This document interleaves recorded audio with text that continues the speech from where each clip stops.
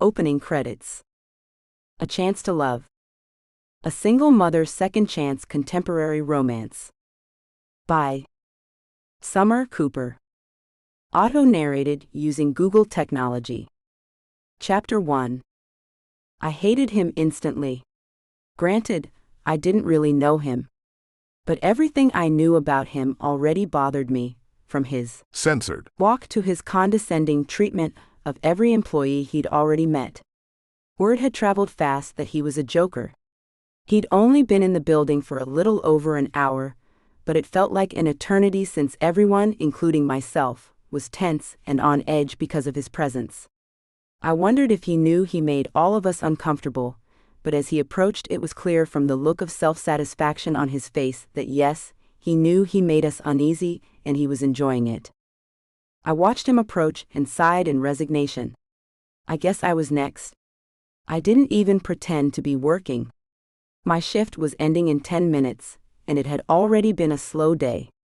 And since I was a customer service representative, that meant I'd already spent hours on end trying to look busy. He had squinty eyes, a bulbous nose, and barely perceptible lips. He looked like he drank heavily and slept rarely.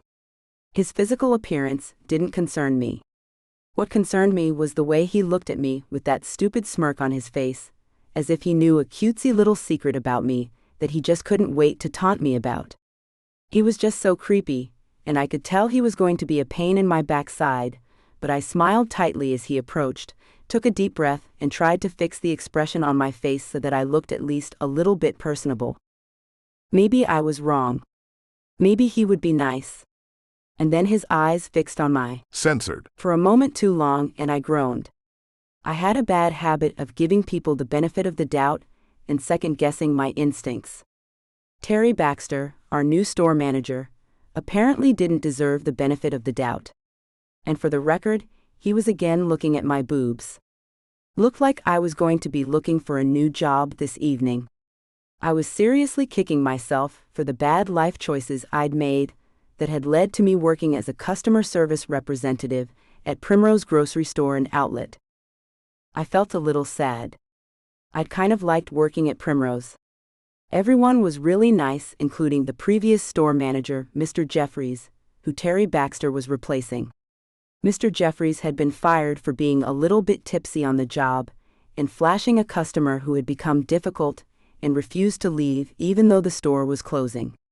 Apparently, the customer had not appreciated seeing our manager's pale, censored cheeks and had contacted our corporate office to complain. The next day, we were all called into the conference room, and as expected, Mr. Jeffries wasn't there. Instead, someone from corporate greeted us and informed us that Mr. Jeffries was no longer employed by the company. Then we'd all been forced to sit through training on appropriate employee relations, before being informed that a new store manager would be visiting us later in the week. We'd all groaned and vocalized our objections, but corporate stooge had said that Primrose Grocery Store didn't have room in its culture for flashers, yet here I was being ogled by Mr. Jeffries' replacement. I was angry. I would miss the old manager. Yeah, he'd mooned someone, but he'd always been kind to me. He'd been flexible and understanding, and had given me, a single mom with little work experience, a way to provide for my daughter. Flasher or not, to me he had been a saint, a godsend. Dana, said my department manager, a handsome Pakistani man in his late 60s, who had worked at Primrose since the store opened nearly 40 years ago. This is Terry Baxter, our new store manager. And Mr. Baxter, this is Dana, our brightest and most punctual customer service representative. I was kind of flattered that Mo had said I was punctual. I busted my censored to get to work on time and prided myself on being a morning person. Granted, I was only a morning person after 2 or 3 cups of coffee. Quickly, I forgot about Mo's compliment as Mr. Baxter's eyes settled on me.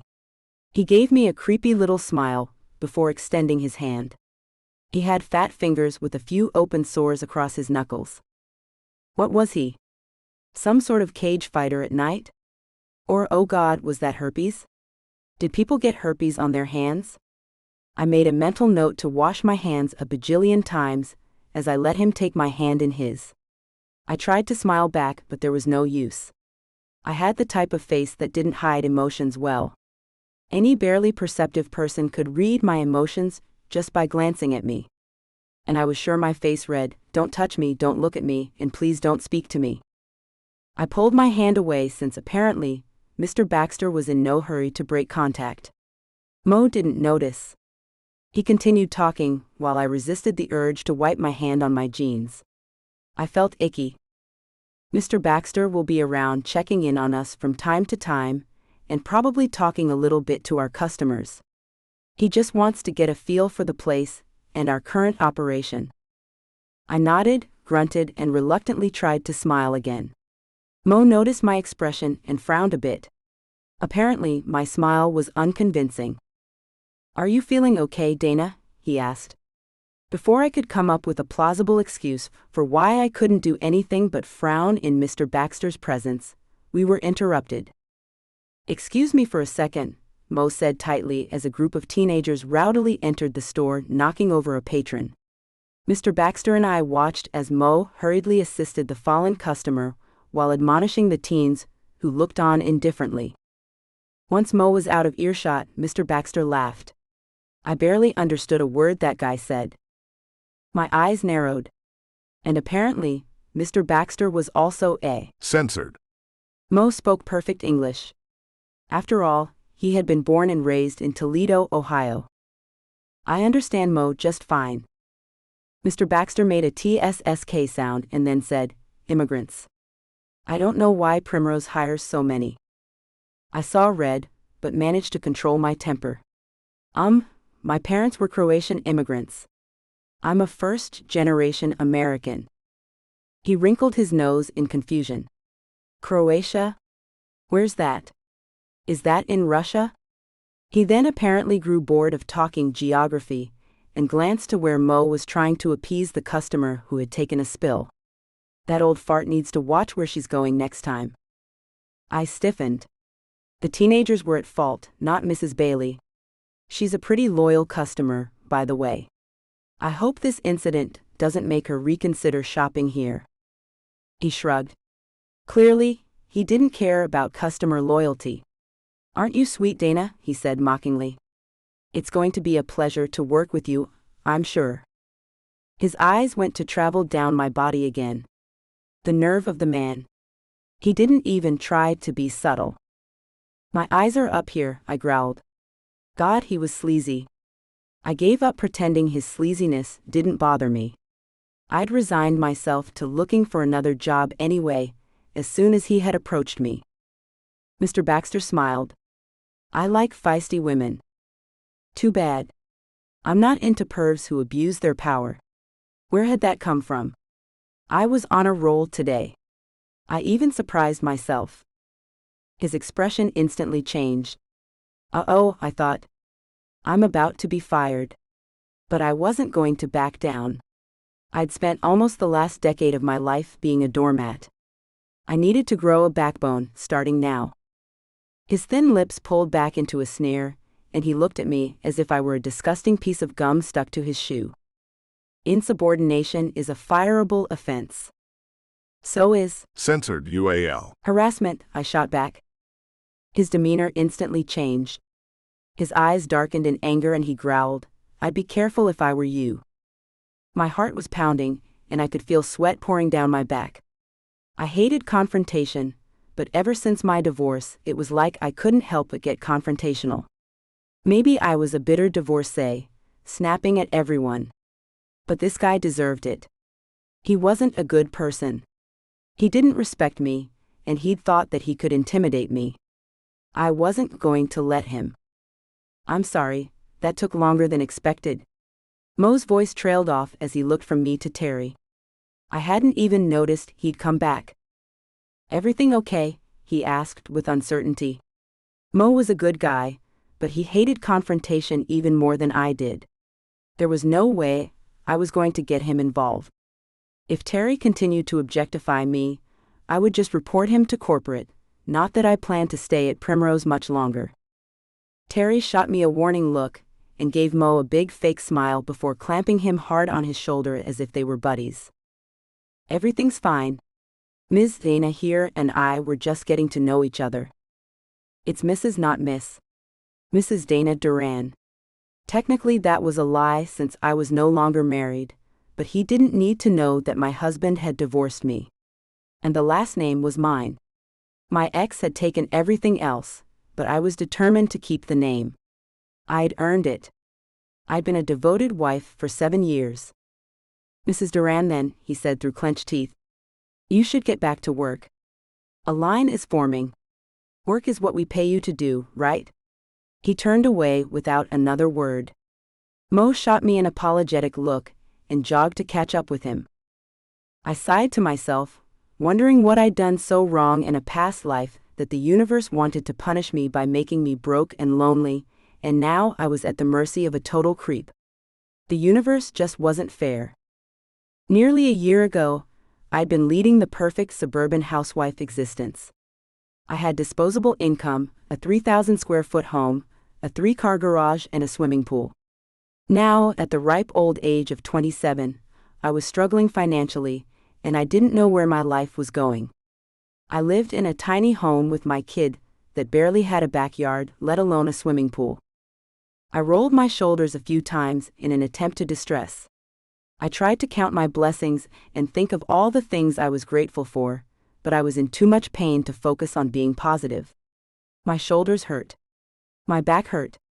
And I was starting to get a headache, courtesy of my encounter with the creepy new manager. It was hard to believe that almost a year ago, I'd been happy.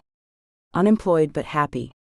I'd only been unemployed because my husband had told me that I didn't need to work, that I could trust him to take care of us, and I trusted him. And at the end of the day, he had taken all the money he'd earned, divorced me and married a 19-year-old. Trust in a marriage was clearly overrated. Hi, how can I help you? I said to the next customer. I was doing my job, but my head was elsewhere. I was in a full-blown pity party because my encounter with Terry Baxter had really rattled me. I probably needed to see a therapist, not that I could afford one, but I felt I spent every moment since Tom had told me he wanted a divorce, expecting the figurative other shoe to drop. But things did seem to have gone from bad to worse over the past 11 months. Life was hard. And maybe I was just a spoiled whiner, but I couldn't help but compare my life then to my life now. I'd been a stay-at-home wife for 7 years, and a stay-at-home mom for 5 of those years. I'd been really happy. And to be honest, I hadn't missed working. Before marrying Tom, my only work experience had been as a cashier anyway. I tried to ignore the irony that 8 years later, post-college degree, I was working pretty much as a cashier again. When I tried to get back into the workforce after I realized that Tom was definitely serious about getting divorced, and there was nothing I could do to stop him, I tried to get a job in marketing. After all, my degree was in marketing. To my surprise, I was vastly underqualified. Even with my fancy degree from a fancy school, I knew nothing about digital marketing, which is what all the firms I applied to wanted. My knowledge of social media marketing strategies was non-existent.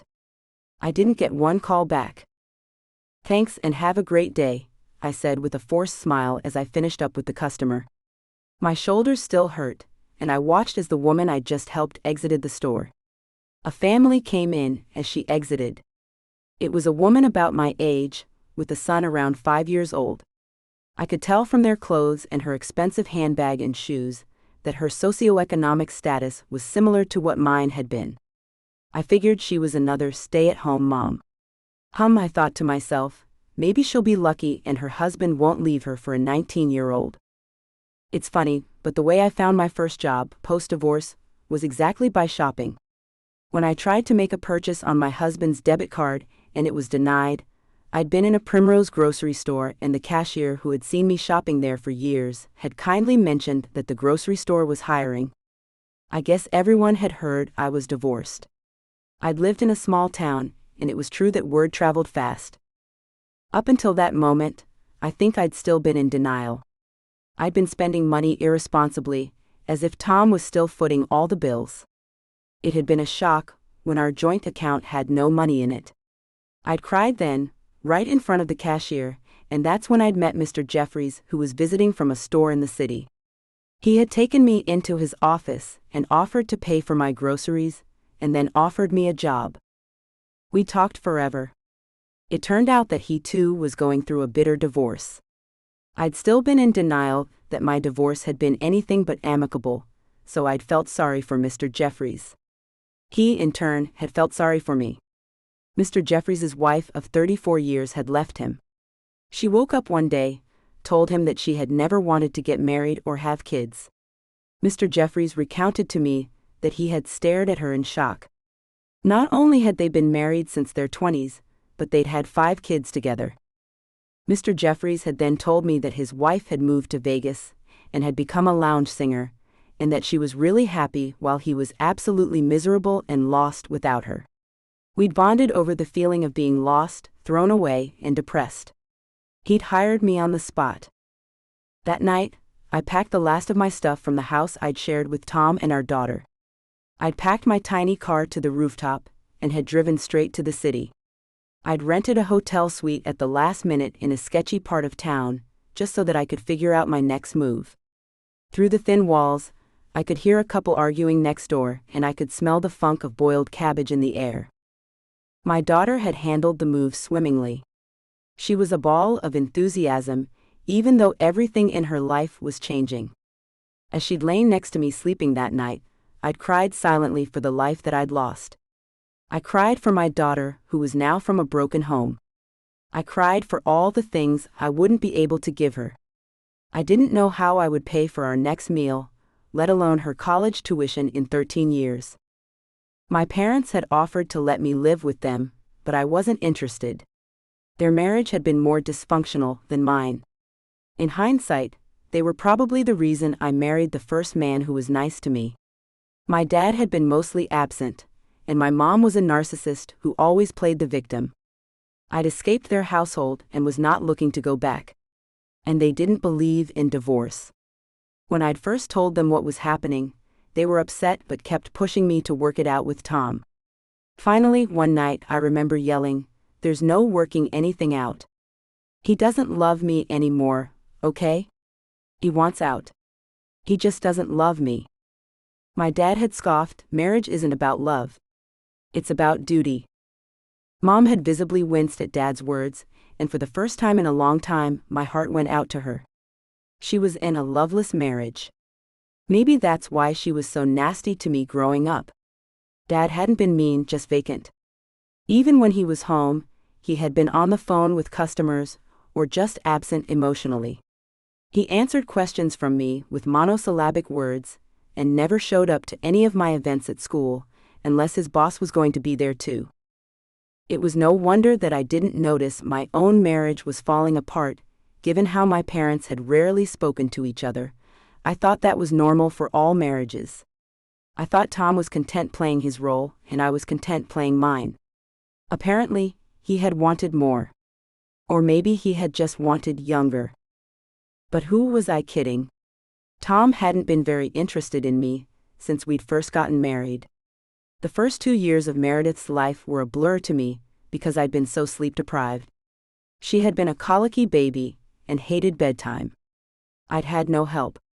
Tom had been like an absentee dad. It wasn't until Meredith was 3 years old that he'd taken an interest in her, and they'd been inseparable ever since. He had more than adequately made sure she was cared for during and after our divorce proceedings. He paid her private school tuition and paid child support, but I was on my own otherwise. Hence his debit card had no funds on it. I guess he didn't think paying for food was necessary. The Primrose grocery store chain that I worked for was local and family-owned. The pay was laughable, but the benefits were great. Mr. Jeffries had been generous enough to let me work 8 hours in split shifts, so I had time to drop Meredith off at school and pick her up. Sometimes her father arranged a transportation service for her, but I still preferred to pick her up whenever I had time. Adjusting to my new life had been hard. And sadly enough, I still missed my ex-husband. Well, actually, I'm not sure if I missed Tom or the life he represented. But what did it matter? He had moved on while I was still dealing with feelings that alternated between anger and bitterness. I'd said a lot of things I regretted, but I'd meant them. But knowing that I was still hung up on our divorce while he had easily replaced me, made me feel sad and worthless. I didn't know what to expect when he eventually moved on, and he had moved on quickly.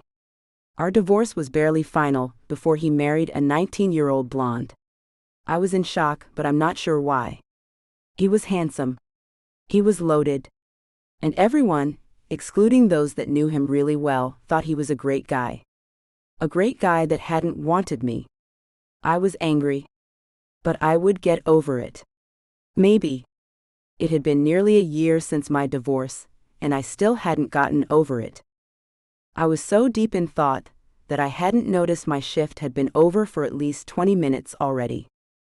"I'll see you later, Lucy," I called to my fellow customer service representative as she moved to take my spot. "Same time, same place," she called back, giving me a wave. I waved back and headed to the area where we kept our lockers and personal effects. I opened my locker, grabbed my purse, and hustled for the exit. I waved to another friend as I did. "I'll see you later, Patrick." Patrick was an older African-American man who worked there greeting customers. I'd heard he'd held that same job for at least 20 years. "See you later, Dana. Try to not have too much fun tonight," he said with a smile. "We definitely don't have to worry about that, Patrick. I'm not doing anything fun." He gave me a teasing smile. "Don't I know it?" I laughed at his quick wit and headed out into the fresh air. It was April in Ohio and colder than usual. I was glad I didn't live too far from work. My parents had given me one of their rental properties as a wedding gift years ago. Tom had wanted me to sell it, but I hadn't. Now I was grateful I'd stuck to my guns. I'd rented it out while I'd been married and had managed to pay the mortgage off. After our divorce, it seemed the most logical thing to do was to live in it. No matter how much I'd wanted to stay in our town, it had made more sense to live in the city where life was kind of crazy but a lot cheaper than the ritzy town where I'd lived before my divorce. It was a ranch-style home, modest and practical. I was thankful it belonged to us. The 70s wallpaper was hideous, and the bathroom had pink tiles, but I was grateful I didn't have to worry about a mortgage. If it hadn't been for that house, I would have probably been still living in a hotel or in a crappy apartment somewhere, just barely surviving on public assistance. I pushed those thoughts out of my head as I pulled up to the school and saw Meredith, my daughter, standing there with a tall man with long hair. As I pulled closer, I realized that I knew the man she was with all too well. His name was Carter Knight, and once upon a time, before I'd made a mistake that I would always regret, he had been my best friend. Chapter 2. "Oh," I said to myself. I hoped she wasn't in trouble. Meredith was a good kid, but she was rambunctious and strong-willed. I joked that she got that from her father, but I was lying. She was totally a little me. I got out the car and smiled at Carter as I approached. It was so good to see him again. How long had it been? 7, 8 years? Too long. Way too long. "Principal Knight," I said formally. "Is my daughter in trouble?" He laughed. Meredith did not inherit her mother's troublemaker genes. That's a relief. We stared at each other, smiling. I'd met Carter in college. He'd lived a few doors down from me in the dorm during our freshman year. We'd instantly become friends. It had been the three of us, me, Piper, and Carter. Piper had been my roommate and was also Tom's little sister. In fact, I'd met Tom through Piper. We'd all gone to the same college, but Tom had been a senior when the rest of us had been sophomores. Tom had never liked Carter. And I'd suspected, even though Carter never said anything, that the feeling had been mutual. Piper, Carter, and I had hung out all the time. We'd been a dynamic trio. At least, that's what we told each other. They had been my best friends. I was able to stay in touch with Piper because I'd married her brother, but unfortunately, I hadn't kept in touch with Carter over the years. I'd heard from Piper that he had done a lot of volunteer work abroad while earning his PhD in some esoteric subject. But he had a teaching degree, and had returned to our city just a few months ago, and had accepted the principal position at the private school where Meredith was enrolled. It was an international private school, so lots of kids there were from other places. From what I understood, it was the perfect position for Carter. I felt sort of bad that my work schedule had prevented me from ever meeting up with him in the 3 months since he'd been at Meredith's school. I only knew he worked there because of the letter that was sent home to all the parents. I studied him as my brain tried to make sense of the man in front of me, who was no longer the boy I knew. He was tall with broad shoulders. He tanned easily, unlike my ex who burned within seconds. I sighed. I was still comparing others to Tom. That wasn't good, I told myself. Carter had an easy smile, and he surprised me by picking me up and spinning me. Carter? Carter? Put me down, I yelled through giggles. He finally did, and then hugged me tight. I'm sorry. I'm a joker. Did I make you sick? He asked, pulling away from me with his hand still on my shoulders. Maybe. I'm not sure yet, I said, feeling a little wobbly but more exhilarated than I'd felt in a very long time. It's so good to see you, I said truthfully. It's been years. You look great, very happy. I wasn't just saying that. He looked like he hadn't aged at all. He had the same cheerful demeanor and easygoing vibe. Clearly, he wasn't a struggling divorcee. Not that he had ever married. I think. Piper would have told me if he had gotten married, right? I subtly tried to look at his hand, to see if he wore a ring. He was still smiling, revealing a cute dimple in one cheek. Thanks. It's easy to maintain a proper diet when all you have around you is pretty much fruit and vegetables. He slowly released my shoulders and held my hands. He couldn't stop smiling at me, and that made me blush even though we'd known each other for such a long time. Carter had grown up. He still had that youthfulness about him, but he looked more mature. When he had once been gangly and kind of scrawny, he'd filled out, becoming much more muscular. His face was the same. He had dark brown hair and arresting green eyes. Women had practically fallen over him in college, and he'd ignored most of them. He'd been all about studying and helping others. Instead of keg parties, he did community service. Instead of studying abroad to get drunk in Paris, he'd studied abroad in developing nations helping with underserved communities. Carter had practically been a saint. He'd been focused, goal-oriented, and as a result had achieved more in his lifetime than most people his age. His success intimidated me, given where I currently was in life. He'd traveled the world and done amazing things. I only could take credit for being a divorced, single mom, cashier. My existence wasn't even good enough to be called mediocre. He'd been in town for at least 3 months, and I hadn't seen him once. Meredith and Piper frequently saw him, but I never seemed to find the time. I added terrible friend to my list of failures. I gave him a big smile and said truthfully, "It's great to see you again." He continued holding my hands and surprised me by saying, "You look great." I was still sexy, thank goodness. I'd let myself go a little while I was married, and had started looking a little frumpy, if I were truthful with myself. I'd lost 40 pounds during the past year because I'd been so stressed about the divorce that I couldn't eat. So now, I was the same size I was senior year in college. And working all the time meant I couldn't just sit around and stuff my face. Admittedly, I'd been guilty of that during my marriage. I was glad Carter hadn't seen me when I was a frumpy housewife. Thanks. I shrugged as if his compliment didn't mean the world to me. Slowly, I pulled my hands from his and wrapped an arm around Meredith's shoulder and pulled her towards me. She smiled broadly up at me. She was normally a happy kid, but her smile seemed kind of secretive, as if she had a secret she was dying to share. "So what's going on? Why are you waiting outside for me?" Today was early dismissal. Teacher's workday, Carter explained. My eyes widened and I pulled Meredith closer. "Oh my God, Carter. I'm so sorry. Why didn't you call me? Why didn't anyone call me? I'm so sorry, I forgot. I have this new manager at work who's a real ass." Relax, he said gently, again touching my shoulder and cutting me off from swearing in front of my kid. I figured there had to be a good reason you weren't here to pick her up, and Meredith told me you were working and what time you got off, so it was no problem.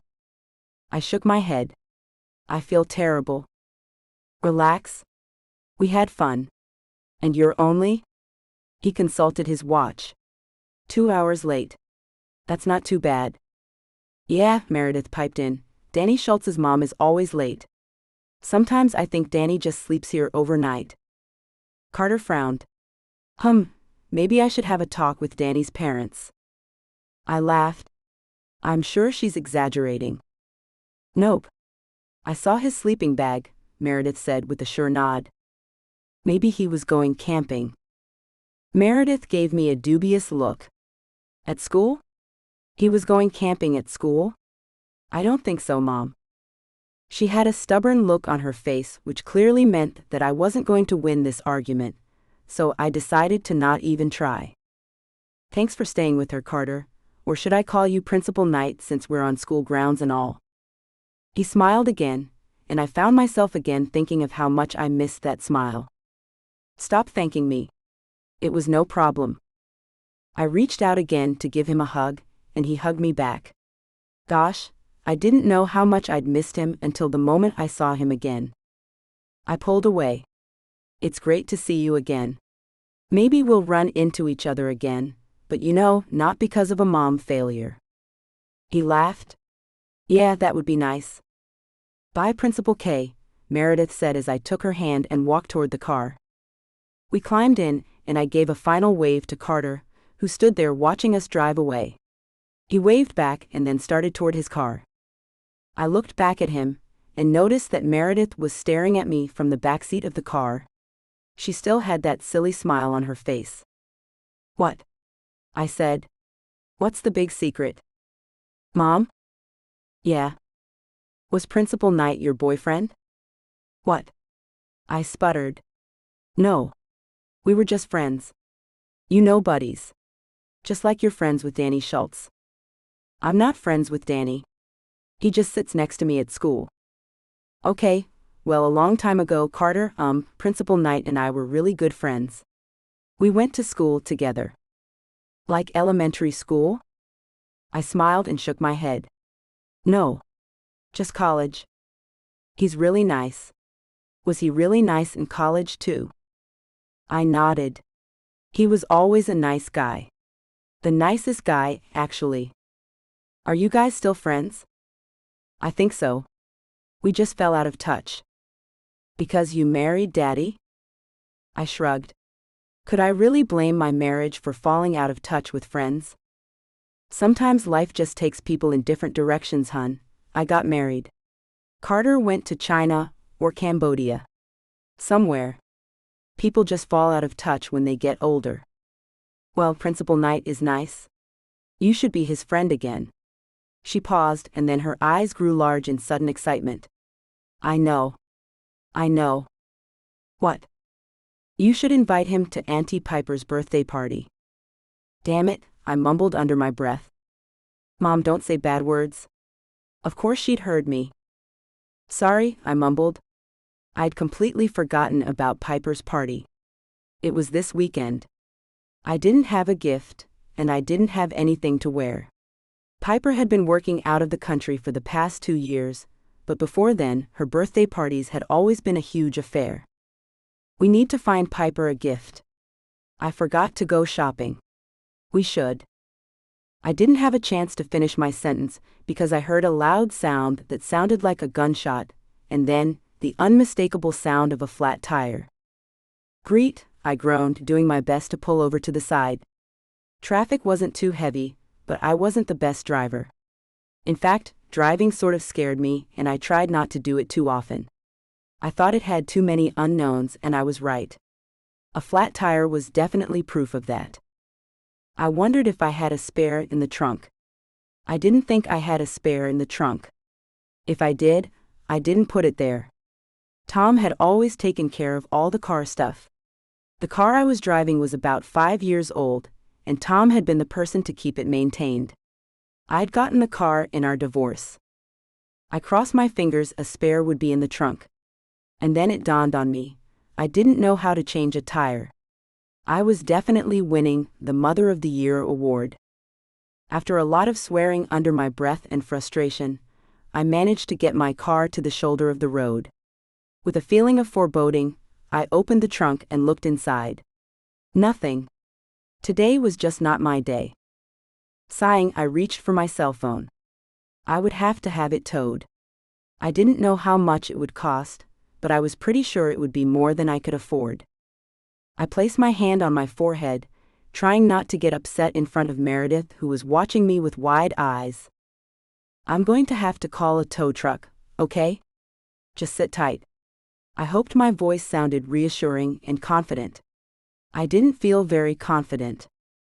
I was dialing the number to a toll service I saw on one of my neighborhood forums, when suddenly a car pulled up behind us. I instantly tensed up. All sorts of scenarios ran through my head. None of them good. I'd heard about people killing people on the highways all the time. Okay, maybe they were just urban legends, but all urban legends had to come from somewhere, right? Even an urban legend had a grain of truth. But then I noticed the person behind the wheel and sighed in relief. Flat tire? Asked Carter, stepping out the car and coming towards me. Yeah. And no spare. Well, that's a problem. No kidding. Hi again, Principal Knight, Meredith shouted, looking at us through the back window. She was having a fun time, apparently. He waved to her and then turned back to me. I have a spare. I shook my head. I'm not taking yours. What if you need it? He looked at me with an incredulous expression. Dana? I think the chances of both of us needing the spare are pretty slim. I don't know. But he was already heading to his trunk. He quickly got the tools he needed and made his way back to my car. Hey you, he called to Meredith. This will only take 5 minutes. Want to time me? Yes. Okay, tell me when to go. I gave Meredith my phone. She set the timer and then shouted, On your mark, get set, ready, go. She cheered him on exuberantly as I watched. Carter pushed his sleeves up his forearm, showcasing some very well-developed biceps. When had Carter gotten into weightlifting? Or maybe he had occupied himself by doing pull-ups in the jungle? I felt ridiculous for the thought, but the image made me giggle. My face must have mirrored my amusement because he looked up at me and said, What's with the goofy smile? I answered honestly, I just thought of you doing pull-ups in the jungle and it made me laugh. What about changing a tire makes you think that I did pull-ups in the jungle? I didn't dare mention that I'd been checking him out. Instead I said, Well, you did live like Tarzan for a few years. At least that's how Piper made it sound. My answer caught him off guard, and he let out a bark of laughter. Time? Meredith yelled out, interrupting whatever Carter was going to say next. No fair. Your mom distracted me. Meredith shrugged. Too bad, so sad. Carter gave me a pointed look. Your child is just like you. I smiled. Thanks. What makes you think that was a compliment? He joked, and I playfully punched him in the shoulder. I gave him some room then so that he could finish, and he was done pretty quickly. I noted how his thighs pressed against his pants. Carter had filled out very nicely. And why couldn't I stop checking out someone who had once been one of my best friends? I chalked it up to loneliness. That had to be it. And I hadn't had Censored. in a year, so there was that. Not that I wanted to have. Censored. With Carter. Censored. With Carter. Censored. With Carter. Now I couldn't stop repeating it in my mind.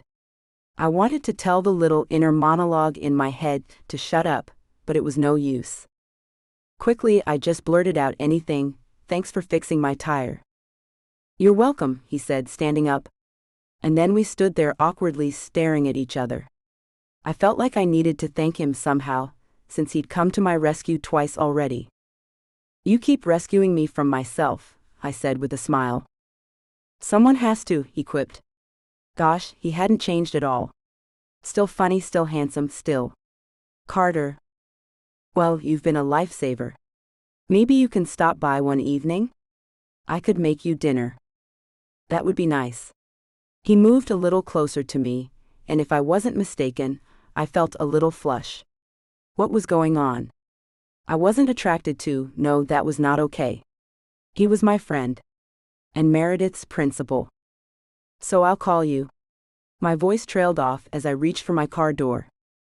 You don't have my number. Put it in her phone. Meredith offered her hands on either side of her face, as she leaned on the window with her head poked out staring at us. I handed Carter my phone, and he entered his details. Aren't you going to invite him to Auntie Piper's birthday party? Meredith asked. I'm already going to be there. You know Auntie Piper? Yep. Your Auntie Piper and your mom were my best friends in college.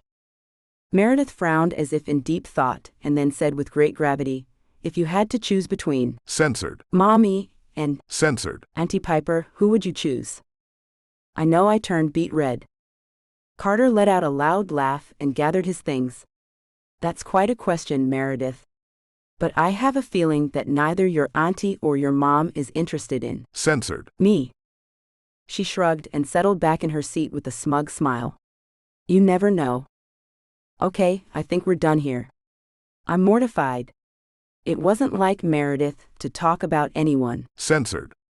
She always said that Censored. was the grossest thing in the world. I guess she changed her mind. Don't be. You should hear some of the things kids share with me at school. That was pretty mild. Glad you think so, I said, lowering myself into my car. I avoided making eye contact with him, and thanked him again profusely. My pleasure, he said, heading back in the direction of his car. Groaning, I looked through my side mirror to ensure no one was coming, and made my way back into traffic. I looked back at Meredith and said, honey. Can we not make comments about me? Censored. Anyone? I guess, she said reluctantly. But Mom, if Daddy can. Censored. Becca, why can't you? Censored. Someone else too? It's a free country. And you better start. Censored. Someone else now before you get too old to. Censored. Anyone. And then you'll just be a sad old lady. Sad old lady? I said in shock. Where do you get this stuff from? She shrugged. I'm just smart like that. Smart would not have been the word I'd use. I probably would have used intrusive, but hey, she was only 5 going on 6. The mention of Becca immediately put me in a bad mood. Becca was the 19-year-old that my ex-husband had married. I didn't want to think about Tom. Censored. Her, but Meredith had a point. I wasn't ready to move on, but at the very least I needed to start thinking about it. I was young and had a whole lot of life to live. It didn't make sense to waste it being bitter about my divorce. The sun was setting in front of us. It was officially the end of the day.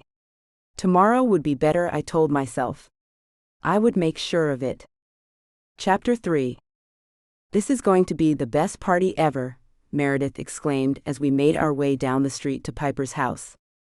I think so too. But no skipping in the street. Back on the sidewalk, little lady. She laughed and crossed back over to the sidewalk. We'd been pretty excited about the party for a while now. Because I worked so much, and Meredith sometimes stayed after school to participate in Glee Club, we rarely got a chance to spend any time together except for the weekends when she wasn't at her dad's. Meredith had insisted on dressing up, even though I told her the party was going to be super casual. She wore a tiara, a ballerina skirt, and a sequin blouse. Even her shoes had sequins across the front. I took her hand as we approached Piper's door. There was a lot of raucous noise on the other side of the door, and I briefly wondered if maybe bringing Meredith hadn't been a good idea. My reservations quickly disappeared when Piper greeted us at the door, wearing a tiara of her own. Nice tiara, she said, high-fiving Meredith, who looked at her gleefully before exclaiming, Happy birthday, Auntie Piper. Piper scooped her up in a big hug, and then grabbed me too, pulling me in tight. Group hug, she said, laughing. Piper hadn't changed since college. She was silly and a complete jokester. Finally, she let us go. "Oh man, did I miss free hugs," said a voice right behind her. It was her cousin, Tabitha. We all called her Tabby. Tabby and Piper looked like twins. They both had short dark brown hair and big blue eyes. I think they even went to the same yoga studio. I hadn't seen Tabby since my divorce. Strangely, during the divorce, none of Tom's family had picked sides. They had remained neutral. I thought it would be weird to show up tonight with all of Tom's family around, but Piper had insisted that I come. She told me if I didn't come, then Tom would think that I was still upset over our divorce. I'd quickly informed Piper that I was still upset over the divorce. Piper had then given me a speech about women's empowerment and the importance of raising resilient girls. Her speech had fallen on deaf ears. I'd only been thinking about how fantastic I looked now, so at least when I happened to see Tom's family there, I wouldn't look like a frumpy sack of sadness. And plus, Tom wasn't going to be there.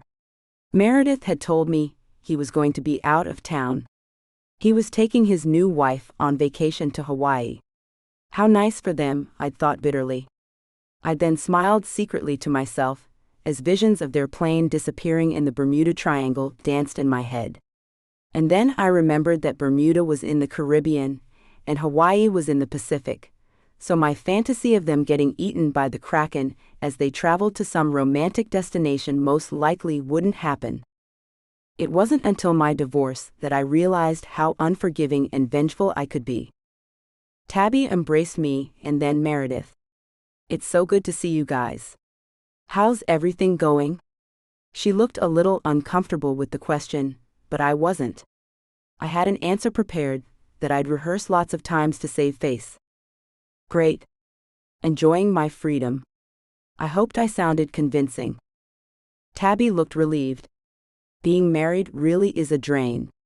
Trust me, that's why I divorced my husband ages ago." I gave Tabby a pointed look and shot my eyes toward Meredith. Tabby looked clueless for a second and then quickly said, "I mean, your Prince Charming is out there, honey. Just don't marry a frog like your father." "Jesus, Tabby," Piper said. "What? What did I say?" And then seeing Meredith's confused expression, Tabby quickly backtracked. "I love frogs. They're just all green and slimy. Good for dissecting." "You know what? I think we're going to get some cake," Piper said, coming to the rescue. "Doesn't cake sound delicious, Meredith?" She nodded, and I took her hand. I shook my head at Tabby as I walked by, and she mouthed, "I'm sorry." Same old Tabby, I thought to myself. She had verbal diarrhea.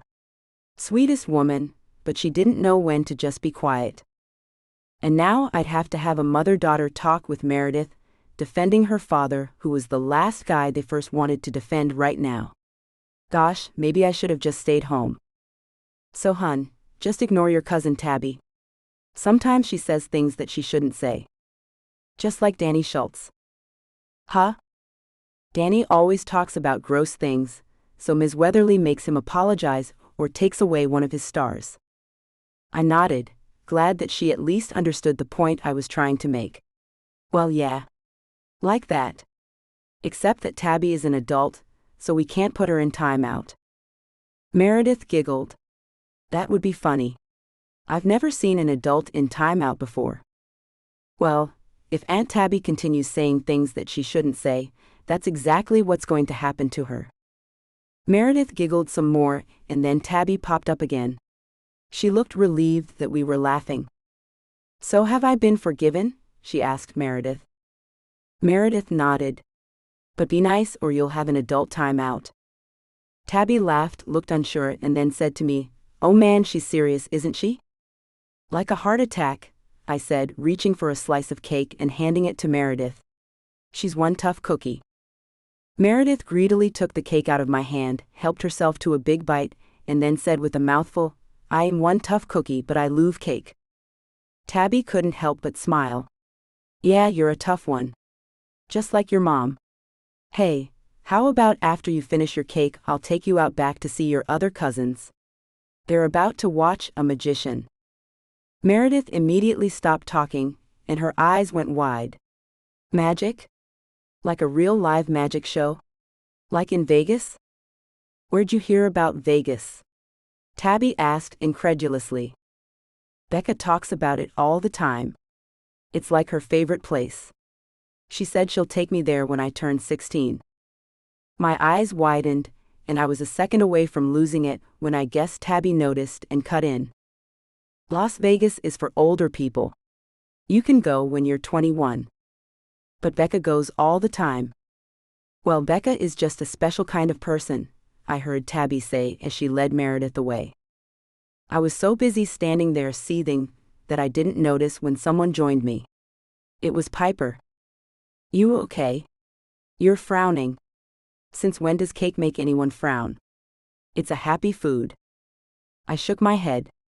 Apparently, Becca told Meredith that she'll take her to Vegas when she's 16. Piper laughed. Are you kidding me? Yes, I'm serious. My voice grew deep as I became even more upset.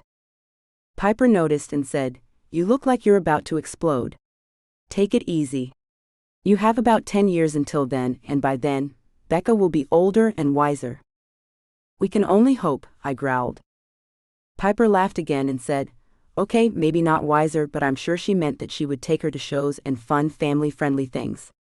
I doubt she planned to take her to a male all-nude review, and then out for nonstop drinks. I don't know Becca, but just from what I hear about her, I sort of feel that's probably something she would definitely do. Piper considered her next words carefully.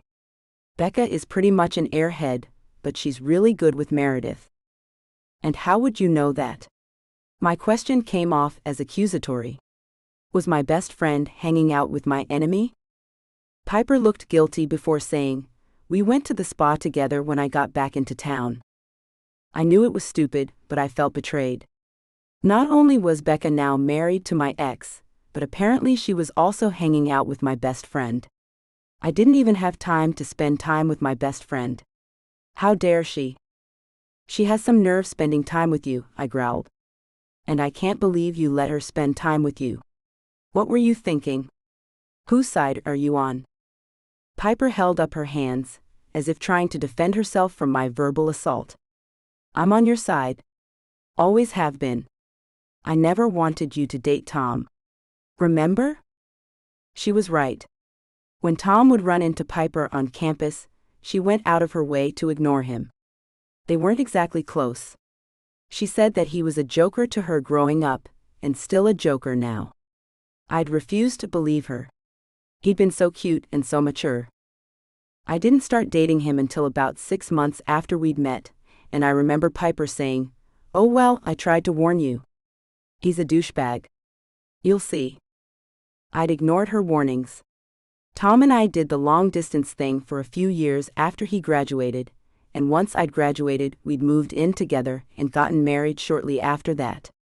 I thought Piper would have been thrilled that we were no longer just best friends, but also sisters. But no. She had said, Oh well, you've done it now, when I'd showed her my engagement ring. I remembered getting upset with her, and not speaking to her for a few days. But then Carter had told me that I was being silly, that Piper had never been a fan of her brother, so it shouldn't be a surprise that she wasn't ecstatic that I was marrying him. Carter had been right, of course, and come to think of it, he had helped resolve every squabble I'd had with Piper over the years. Deep in thought, I see. If you're trying to decide between the chocolate cake and the plain vanilla, just go with the chocolate. Speak of the devil. I smiled as I turned toward Carter. Hi, you look, my voice trailed off. Great. Very clean. Very clean?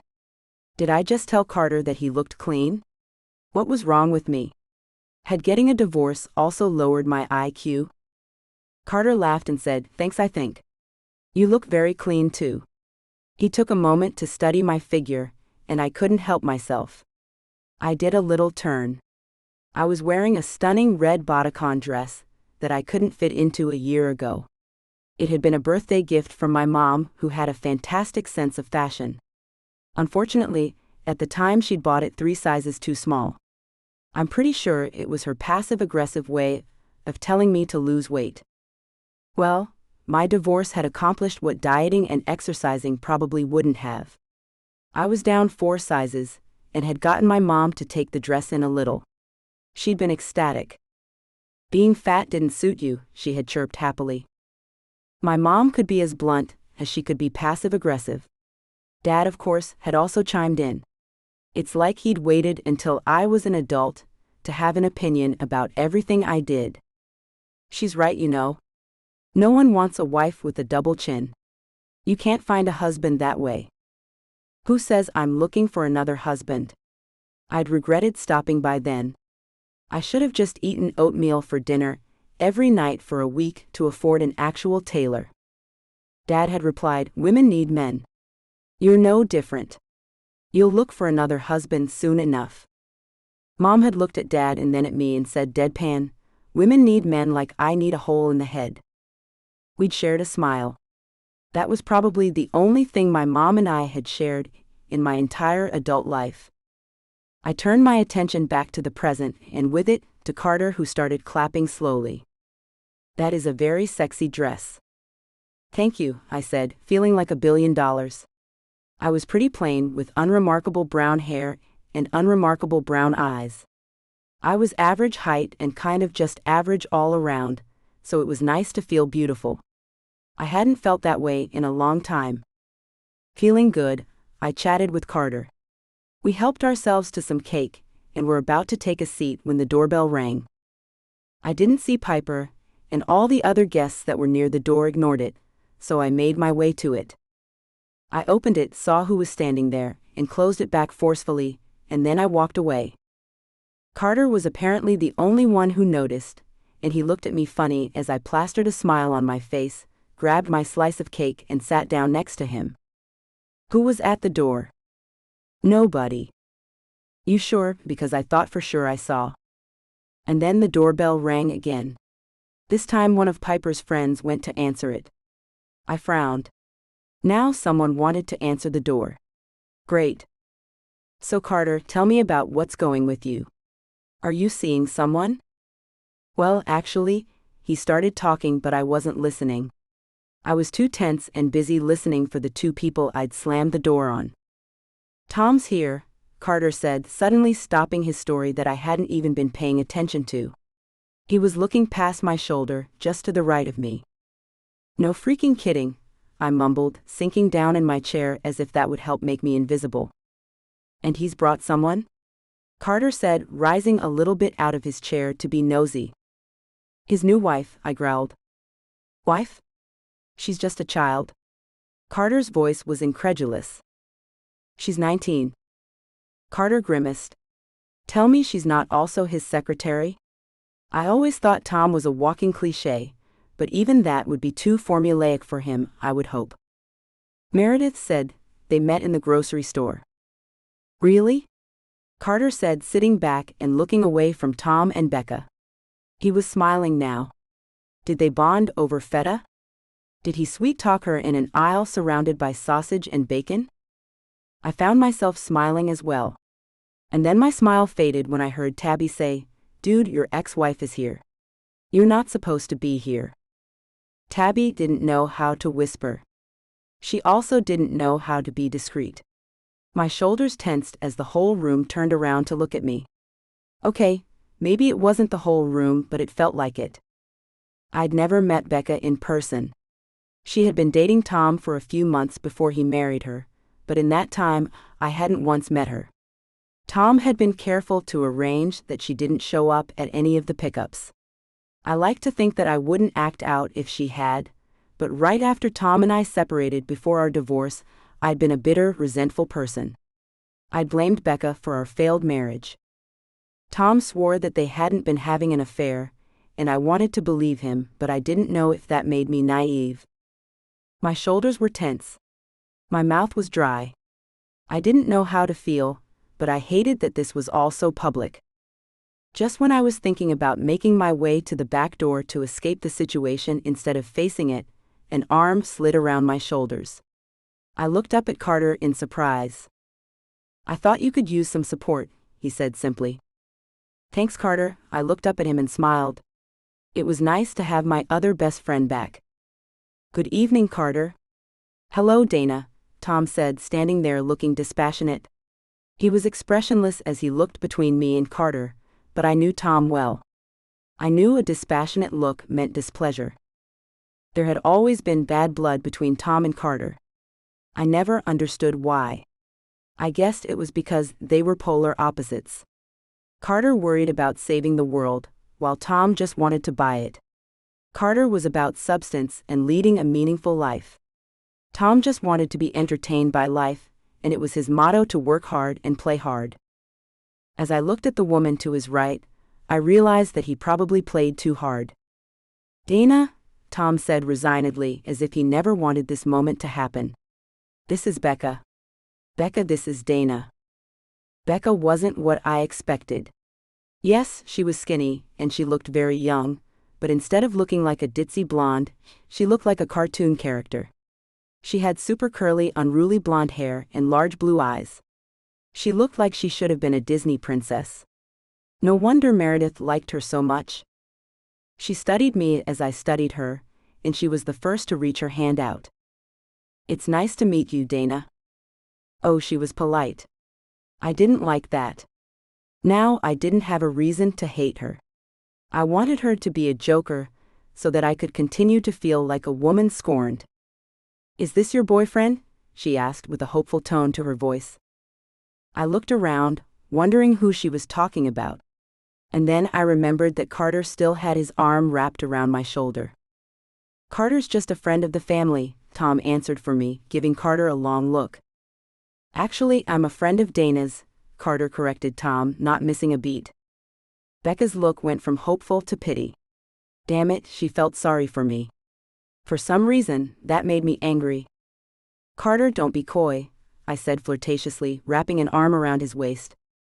He gave me a funny look, but didn't pull away.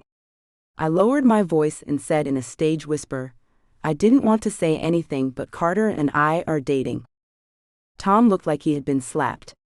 "What?" Carter removed his arm from my shoulder, and instead pulled me close to him around the waist. Without missing a beat, he said, "Now you want to be open about it, hun?" I was sort of enjoying it being just our little secret.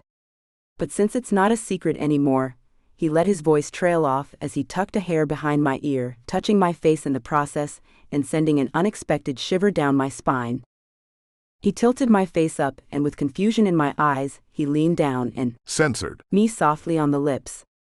I couldn't remember the last time I'd been censored, but I knew I didn't want it to end. I felt suddenly like a heroine in a storybook, a fairy tale where I was winning in life instead of feeling like a loser. Suddenly, Carter was pulling away, and I opened my eyes, having not even realized that I'd closed them. And apparently, I'd also wrapped my arms around his neck. He smiled down at me, his eyes teasing and self-satisfied. I couldn't help but smile back, and then I noticed the audience around us, and I self-consciously pulled away. I turned to meet Tom's eyes. He looked away uncomfortably. Becca, on the other hand, had a completely different reaction. "Oh my gosh, I knew it. I just knew it. You guys were too cute together to not be a couple. And you guys make a cute couple." She gleefully clapped her hands together. No wonder Becca and Meredith got along. It was almost as if they were the same age. Before I could say anything, Tom was pulling Becca away, mumbling something about giving the lovebird some space. I could hear the sarcasm dripping from each word. The audience we had suddenly turned away and pretended to be looking elsewhere. Tom and Becca made their way outside, and I watched them disappear. When they were gone, I looked back at Carter and slowly pulled myself from his embrace. I instantly missed his warmth and shook my head at the thought. Carter was my friend. A friend whose lips had been pressed against mine a minute ago, but my friend nonetheless. "Stop looking so self-satisfied," I said to him softly so that no one would overhear us. He smiled wider. "You should have seen the look on your face after I censored you." Great, he was going to tease me about it. "Shut up, Carter." I tried to break the censored after the first second, but you had your arms wrapped around me like a bear trap. "Shut up, Carter." Your arms were like a vice. I imagined that's what it would feel like to be hugged by a python. "If you don't shut up, I'll strangle you with a python," He laughed then, tossing his head back, and I couldn't help but laugh with him. Suddenly, the tension I felt at our very intimate exchange evaporated. He was clearly just a friend trying to save my Censored. from humiliation. "This is the part where you thank me for coming to your rescue," he said, sitting back and resting his hands behind his head. "What? I'm not thanking you for slobbering on me." "Whatever." He sat up. "Slobbering?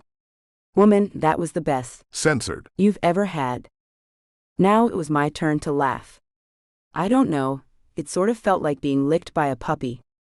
He mockingly grabbed at his heart. "You're so cruel. Just so cruel." I smiled wickedly. "I try my best." Before we could continue teasing each other, Meredith came running over. Mommy, did you see Daddy and Becca?" "Sure did, sweetie," I said with forced cheer. "Isn't Becca nice?" she asked, climbing into my lap and loping an arm around my neck. I swallowed back the not-so-nice things I wanted to say and instead said, "Yep." "And pretty?" "Yep. Just as pretty as you, Mommy," Meredith said, giving me a sweet smile. "My daughter was an angel. I didn't deserve her." "You're the best kid in the whole world, you know that?" I said, giving her a hug. She laughed. "You always say that." "That's because it's true." "I second that," Carter said. Meredith gave him a look that clearly said she didn't believe him. "Mr. Carter, you say that to all the kids." "What can I say? I'm surrounded by amazing children." "Danny Schultz isn't all that amazing," she said with a frown. "What is with you and Danny Schultz?" I asked. She always seemed to find a way to work him into the conversation. She shrugged. "I don't know. He just bugs me." And with that, she hopped off my lap and went looking for cake. I turned back to Carter and said, "Kids. They have a mind of their own." "They sure do." Whatever else Carter was about to say was soon overshadowed by the bass suddenly blasting from the speakers. We'd gone from 80s pop to 90s pop. Fun, but not really, because I couldn't really dance to this type of music. And from what I remembered, neither could Carter. Yet, that didn't stop him from grabbing me by the hand and pulling me towards the dance floor, which was Piper's living room. Piper was already there, shaking it. Meredith was on the dance floor too, chocolate cake on her hands, being spun around and around by Becca, who I hadn't even noticed had reappeared.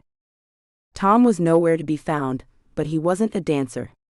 He avoided the dance floor like the plague. I pulled my hand away from Carter and shook my head. He gave me a sad look and mouthed, "Come on." I shook my head no and shouted so that he could hear me, "I can't dance."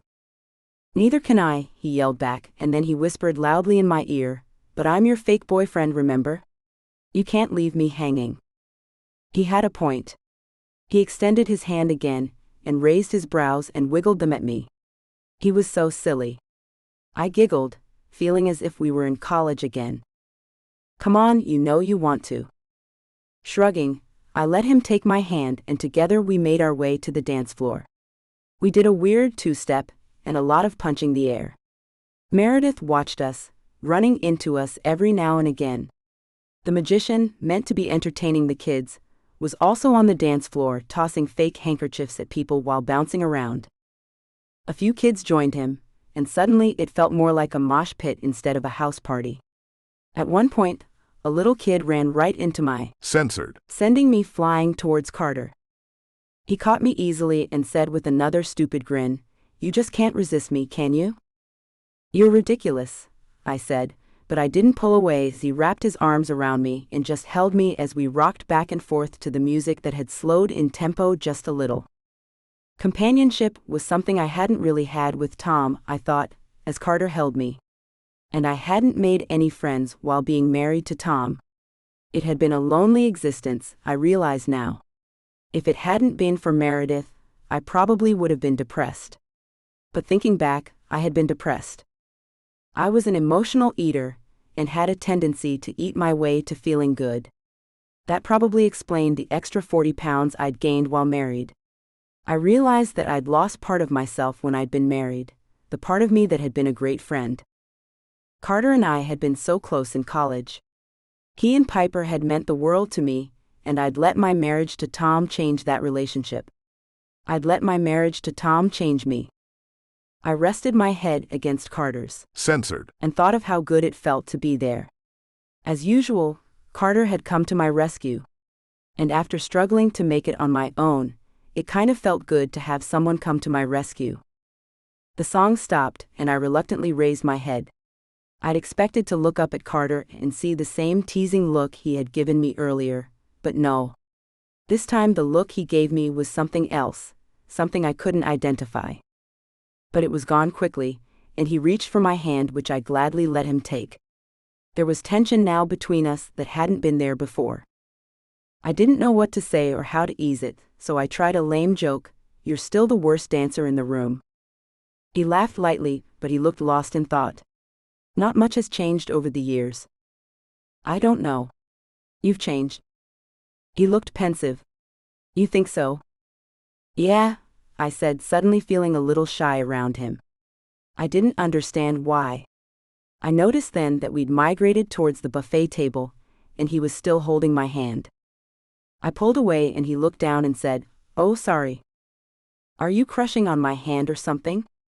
I teased. "Or something," he said softly. His voice was gentle and his words simple but packed with meaning. I didn't know what to say or how to respond, so I said nothing and reached for a cup of punch. I hoped the punch was spiked. My emotions were everywhere, and I didn't know what to do about them besides ignore them or deny that I found myself attracted to one of my best friends. I chugged back the punch and was disappointed that there was no liquor in it at all. I felt Carter's hand on my shoulder and slowly turned back to face him. "Dana, can we talk? What is going on with you guys? I heard you two made out in front of my brother and his new child bride," said Piper, popping up from seemingly nowhere. "What? No, that's not what happened," I quickly started to explain. "Your brother popped up with the new missus, and Carter saved me by sticking his Censored. in your mouth?" Piper asked with a laugh. I blushed and Carter again came to my rescue. "No," Censored. but I was tempted. I covered my eyes with my hands like a little girl and groaned. "You guys are killing me. Please stop." I felt Carter pulling my hands off my face, and he was smiling at me. He gave me a wink and then turned to Piper and said, "Becca asked if Dana and I were an item, so we faked it. Censored. So that Dana wouldn't seem like a bitter divorcee with no prospects for a future." "Wow, thanks for that, Carter," I said, planting my hands on my hips. "Way to make me sound desperate." He shrugged. "You're welcome." "I figured as much," Piper said, and then gave me a regretful look. "I'm sorry Tom showed up." "You don't have to apologize for inviting your brother." "That's just it. I didn't invite him. He invited himself." "Oh, really?" "Really. Ever since he married Becca, he's trying to act like brother of the year." "That's weird." "Tell me about it." "I think it's Becca's influence. She's from a big family, but they live out in Oregon, so she never sees them. I think she's kind of lonely. I think besides Tom, the only family she has here is her dad." "Being married to Tom was a lonely experience," I said, suddenly feeling sorry for her. She hadn't known what she was marrying into apparently. I was determined to hate her, but I guess she's not that bad, and Meredith adores her. She's actually a really sweet girl. Girl being the operative word, Carter said dryly. She is super young. "Well, you married Tom at 21, so it really isn't that big of an age difference," Piper added. "You're right.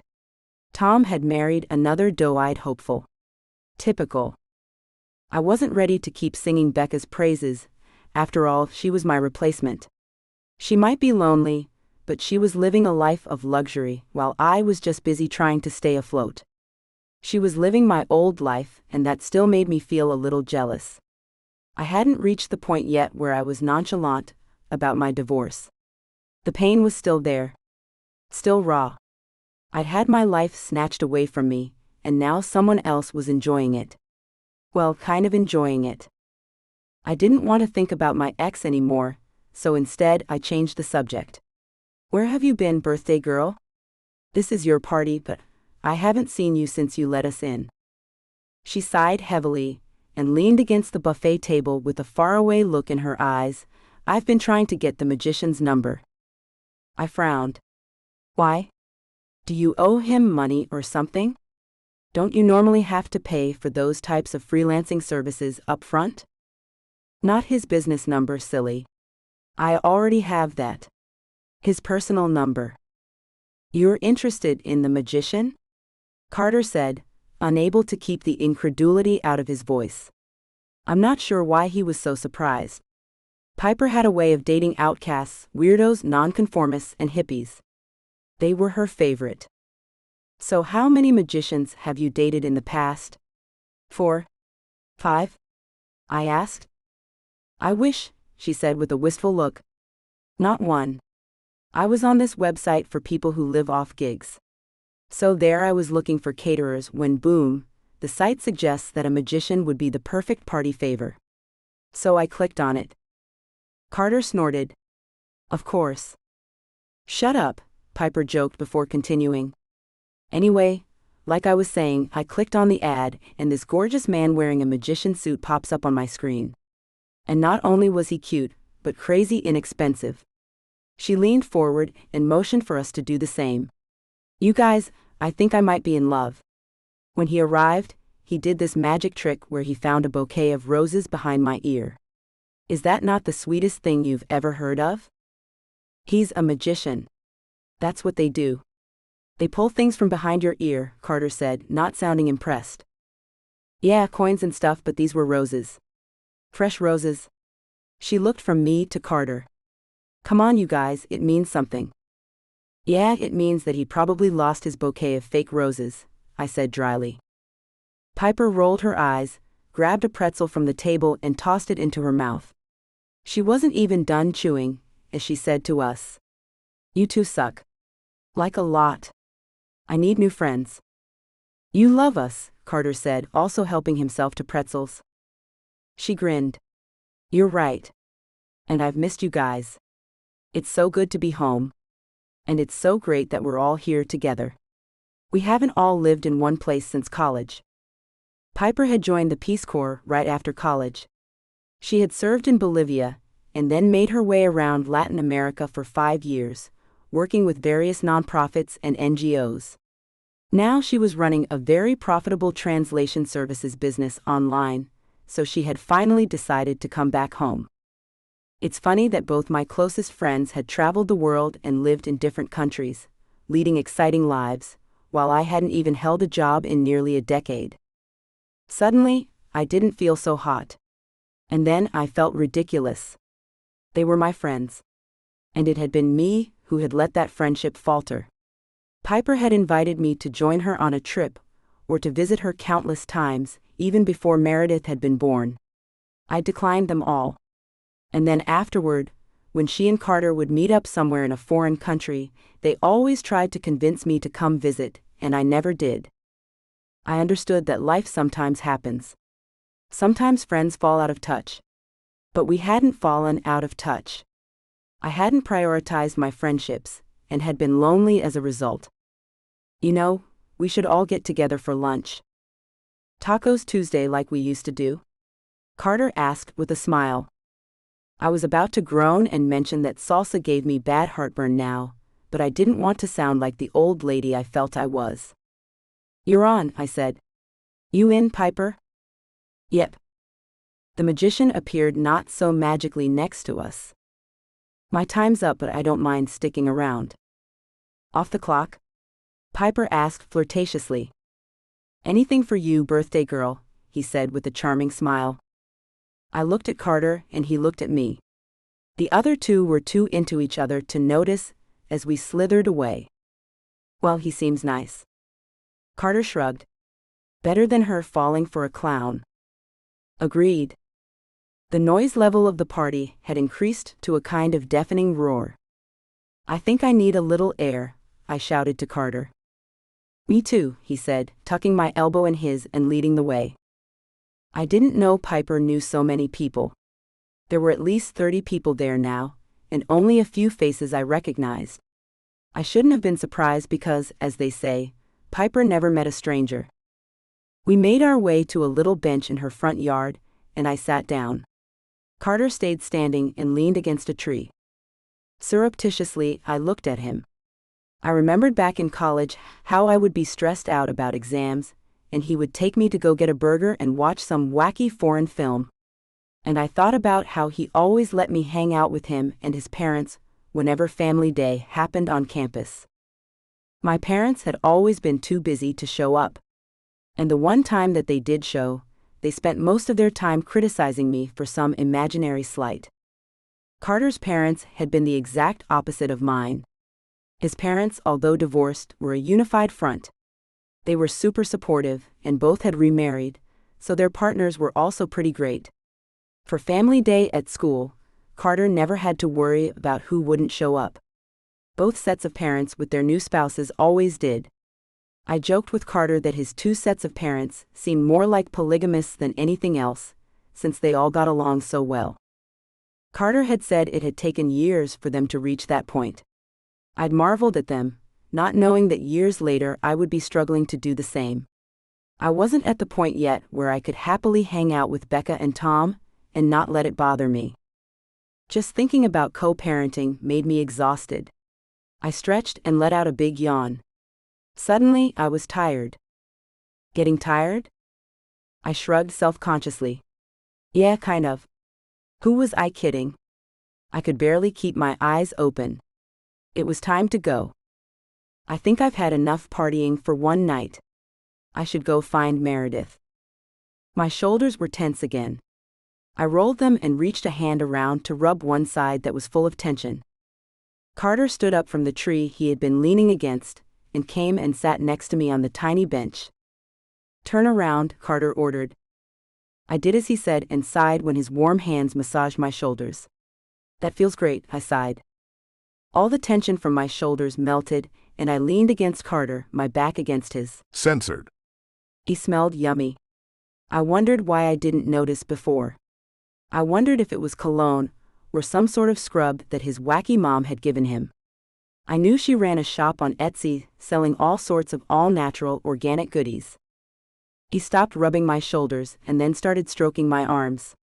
His touch gave me goosebumps and felt kind of familiar, intimate even. What are you doing, Carter?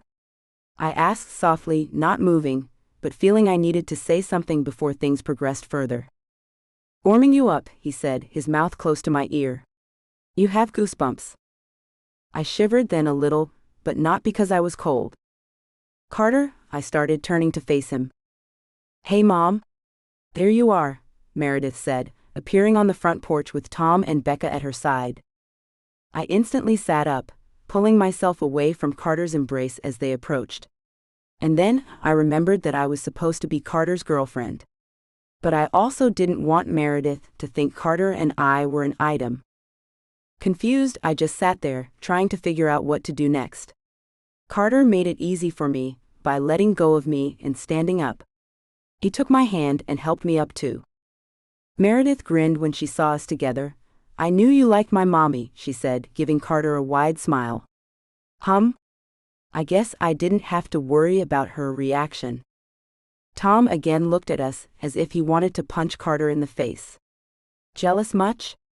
I thought to myself with a self-satisfied inner grin. Do you think it would be okay if Meredith spent the night? Becca said. I know we normally get her on Wednesdays, but since it's spring break and all, do you think maybe I could take her to go pick strawberries with me?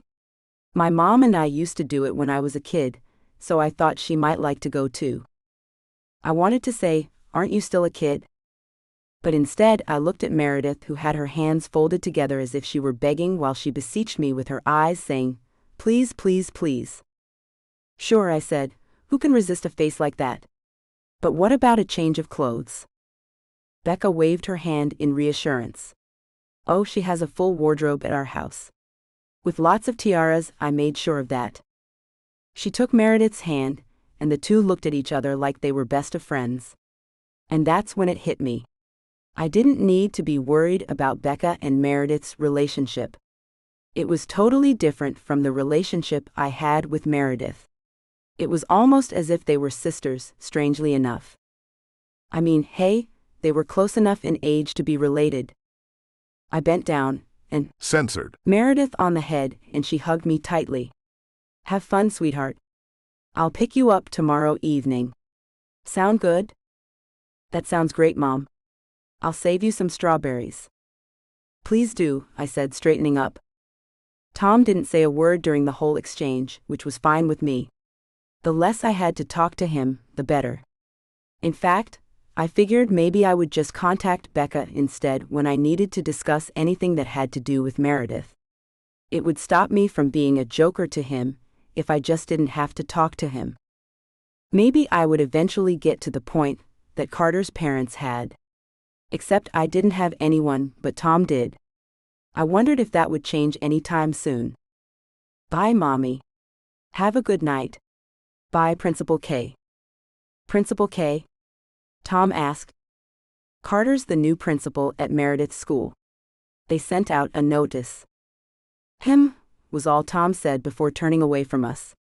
Let's go, hun, he said, and I didn't know which lady he was talking to, but Becca waved goodbye to us happily and took Meredith by the hand. They skipped away together, laughing as if they were best of friends. They're like sisters, Carter said, reading my mind. Yeah. I guess that's a good thing, he said with uncertainty in his voice. I shrugged. I don't know. This whole co-parenting thing is new to me.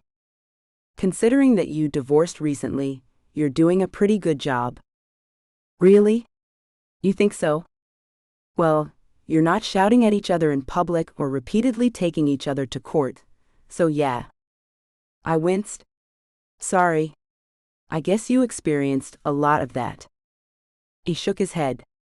Luckily, they stopped being bitter and angry long enough to realize they were doing more harm than good. How are your parents, by the way? Great. They're happy I'm home. Now they get to guilt me into celebrating every major holiday with them. I laughed. You're lucky they love you. He shrugged. I'm glad to have them. It's great being home.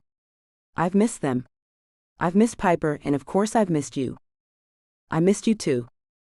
We stared at each other, and I couldn't help but recall a night around 8 years ago that I knew at that very moment he was also thinking about. It was a night that neither of us had apparently forgotten or talked about. I'm going to head in and tell Piper that I'm leaving. My voice sounded breathless, but I couldn't help it. Emotions I'd buried a long time ago were starting to surface, and I needed space to process them. It seemed he did too. He moved out of my way and said, Yeah, I think I'll head home now. Tell Piper I'll catch up with her later. Will do, I said as he turned and walked away without another word. I stood there and just watched him walk away. Watching Carter walk away was something that I was accustomed to doing. I shook my head. Who would have thought that such a fun night would bring up ghosts from our past? With that thought, I opened the door and walked back into Piper's house, determined to not think about the night years ago when I almost lost one of my best friends. Chapter 4. Mom. This one is so funny. What do you call a cow on the ground? I shrugged as I turned the wheel of the car. I don't know. What do you call it? Come on, Mom. Try to guess. Come on. I'd given Meredith a riddle and joke book for her birthday a few months ago, and she thoroughly enjoyed reading a joke or two to me each morning while driving her to school. Okay. A sleeping cow. She laughed hard. Deep belly laughs that shook her whole body. Her laughter was contagious, and I started smiling too. No, she said in between giggles. Ground beef. That's the answer. Ground beef? I said, smiling. Now that's a good one. Yep, she said contently. She had come home with a ton of strawberries after her trip with Becca. I knew we'd be having strawberries covered in whipped cream for dessert. Either that or we'd be having lots of smoothies. I pulled into the drop-off line and she scampered out, running quickly to catch up with friends. I love you, Pumpkin, I called to her. She kept on running and then abruptly turned around, blew me away, Censored. and went running again up the school steps. "That's my angel," I said softly. I was about to pull away when I saw Carter chatting with a group of ladies. They started laughing at something he'd said, and I knew instantly that the new principal was getting some very special attention. I wasn't paying attention and didn't realize the van in front of me wasn't going anywhere. To my chagrin, I went into it as I tried to pull away. There was a loud bang, and then a screeching sound as I attempted to dislodge the license plate from the van's rear. I gave up and prepared to be mortified and yelled at, the story of my life. 10 seconds later, that's exactly what happened. What the hell? What in the holy hell? Did you not see me sitting there? What the hell? The furious mom said as she stared at the damage I'd caused. "It's not too bad," I said once I summoned the courage to get out the car and look at it. Her eyes widened, and I swore she was going to hit me at any moment. "Not too bad? Not too bad. There are scratches all over the back of my car. And look at my license plate. It looks like it was attacked by the Cookie Monster." I let out a nervous giggle. Cookie Monster? From Sesame Street? You could tell she had a young child. "So you think this is funny?" She balled up her fists, and I tried not to run away. "You suck, you know that, right? Thank you for screwing up my day. Now my insurance rates will go up, and then how am I going to afford this fancy private school?" I opened my mouth and then closed it. I didn't know what to say. "Forget it. You don't understand." She looked at my car and then said with derision, "If that vehicle of yours is any indication, you're either the nanny or your kid is here on scholarship, so what do you care about tuition?" Hold on. What was she trying to say? Was she calling me poor? I narrowed my eyes. Just because I don't drive a stupid Range Rover doesn't mean I have to take abuse from you. Abuse? I'll show you abuse. She stepped up and her face was only inches from mine. I'd never been in a fight before. I didn't know how to throw a punch, but I figured I could just tackle her to the ground and bite her. Sort of like what toddlers did at the playground. Before I had the opportunity to try my toddler-style karate, Carter grabbed me by the sweater and pulled me away. He stepped in between us and said, "Ladies, how about we calm it down a little, stop exchanging insults, and not make a scene in front of the children?"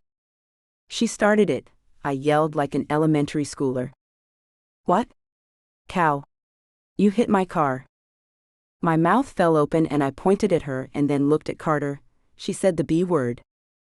"Wow, you're real mature. Ladies, let's go inside. My office. Now." He didn't wait for us to follow. He just turned around and marched toward the office. Feeling terrible, I sheepishly followed behind him. The other parent wasn't sheepish at all. She huffily stalked past me, hitting me in my shoulder as she followed behind Carter. "Hey," I said. "Watch it." "Watch it?" From someone who bumped my car? Bumped exactly. It was just a bump. She growled at me. Literally growled at me, and I jumped back. "Ladies, please. My office, stat," Carter ordered as he opened the door and stood there waiting for us to walk past him. The other mom went past me. And I sheepishly walked past Carter, but not before he shot me a little smile. I guess I wasn't in trouble after all. Carter would protect me, if the other mom didn't find a way to kill me first. 20 minutes later, the other mom left the office in a better mood. Carter had really put on the charms, and the other mom had not only apologized to me for calling me poor, but she had also been really patient while I looked for my insurance information. "You know, you need to stop coming to my rescue. Then stop getting in trouble." I looked around. I'm in the principal's office again. Apparently, I can't stay out of trouble. You've always had a penchant for getting into trouble. Remember that time you and Piper went streaking across campus and got locked out of your dorm? A startled laugh burst from my lips. My nether regions were freezing. He smiled and said, "It was 50 degrees outside. You two were crazy." "Yep. We were." I wanted to stay there reminiscing about the old days, but I knew I had to go. I guess I'll leave. I know you have work to do. He nodded. Plenty. It's weird seeing you look so official. I never pictured you as a principal. He laughed. It isn't what I pictured either, but I don't know. It fits. You look good behind there. Thanks, he said, standing up. Try not to bump into anyone else, okay? I sighed. I'll do my best, but I can't make any promises. His administrative assistant knocked on his door, and then poked her head in. Your meeting with the board is in 5 minutes. Just as quickly as she interrupted, she disappeared. Let me get out of your way. You're never in the way. I looked away, suddenly uncomfortable, and made my way out of the office. Don't forget tonight's play, he called to me. Oh crap, I'd already totally forgotten. I'm a terrible mom. Nope. Just a busy one. I only remembered because Becca called the school this morning to confirm. Like bright and early this morning. I couldn't help it. I was annoyed. I already had to share my daughter with Becca every other weekend courtesy of our custody order. And she spent 1 day a week over at their home as well. And now Becca planned to attend school events? Great. I wish I could be the better person and not be bothered by the fact that my ex had married so quickly, but this time last year I'd been married. It was a whirlwind of events, and my emotions were everywhere. The next day, as I made my way to work, I was still feeling out of sorts. I felt like I was living my life on autopilot. I totally didn't feel like going to work, but I had to do what I had to do. That's what Tom's grandmother used to say. She was a sweet lady, and had come a couple of times to campus to visit Tom and Piper. As soon as I pulled up in front of Primrose, I saw Lucy outside taking a smoke break. Hey you, I said, and she gave me a little smile. Normally, Lucy was a chatterbox. Immediately, I knew something was up. You okay? I asked. She sighed.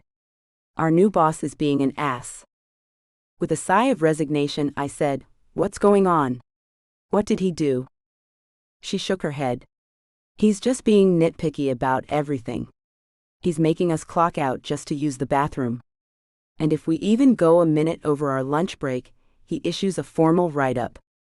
He said something about a point system, and every violation is 1 point. And like after 3 violations, you're on probation, and then most likely fired. What? I hissed. My head was whirling. Point system. That's crazy. What is he even talking about? And what's this about clocking out for bathroom breaks? Patrick has a bladder issue and uses the bathroom every 5 minutes. I know. It's so ridiculous. I'm a nervous wreck now. That's why I'm out here smoking. And he threatened to take away our smoke breaks. And of course, we have to clock out to take one. I shook my head. He's worse than I thought he would be. She nodded. Yep. And then took a long draw on her cigarette. She quickly looked at her watch, said, Oh crap, and tossed the half-finished cigarette on the ground and stomped it out. I'm already a minute over.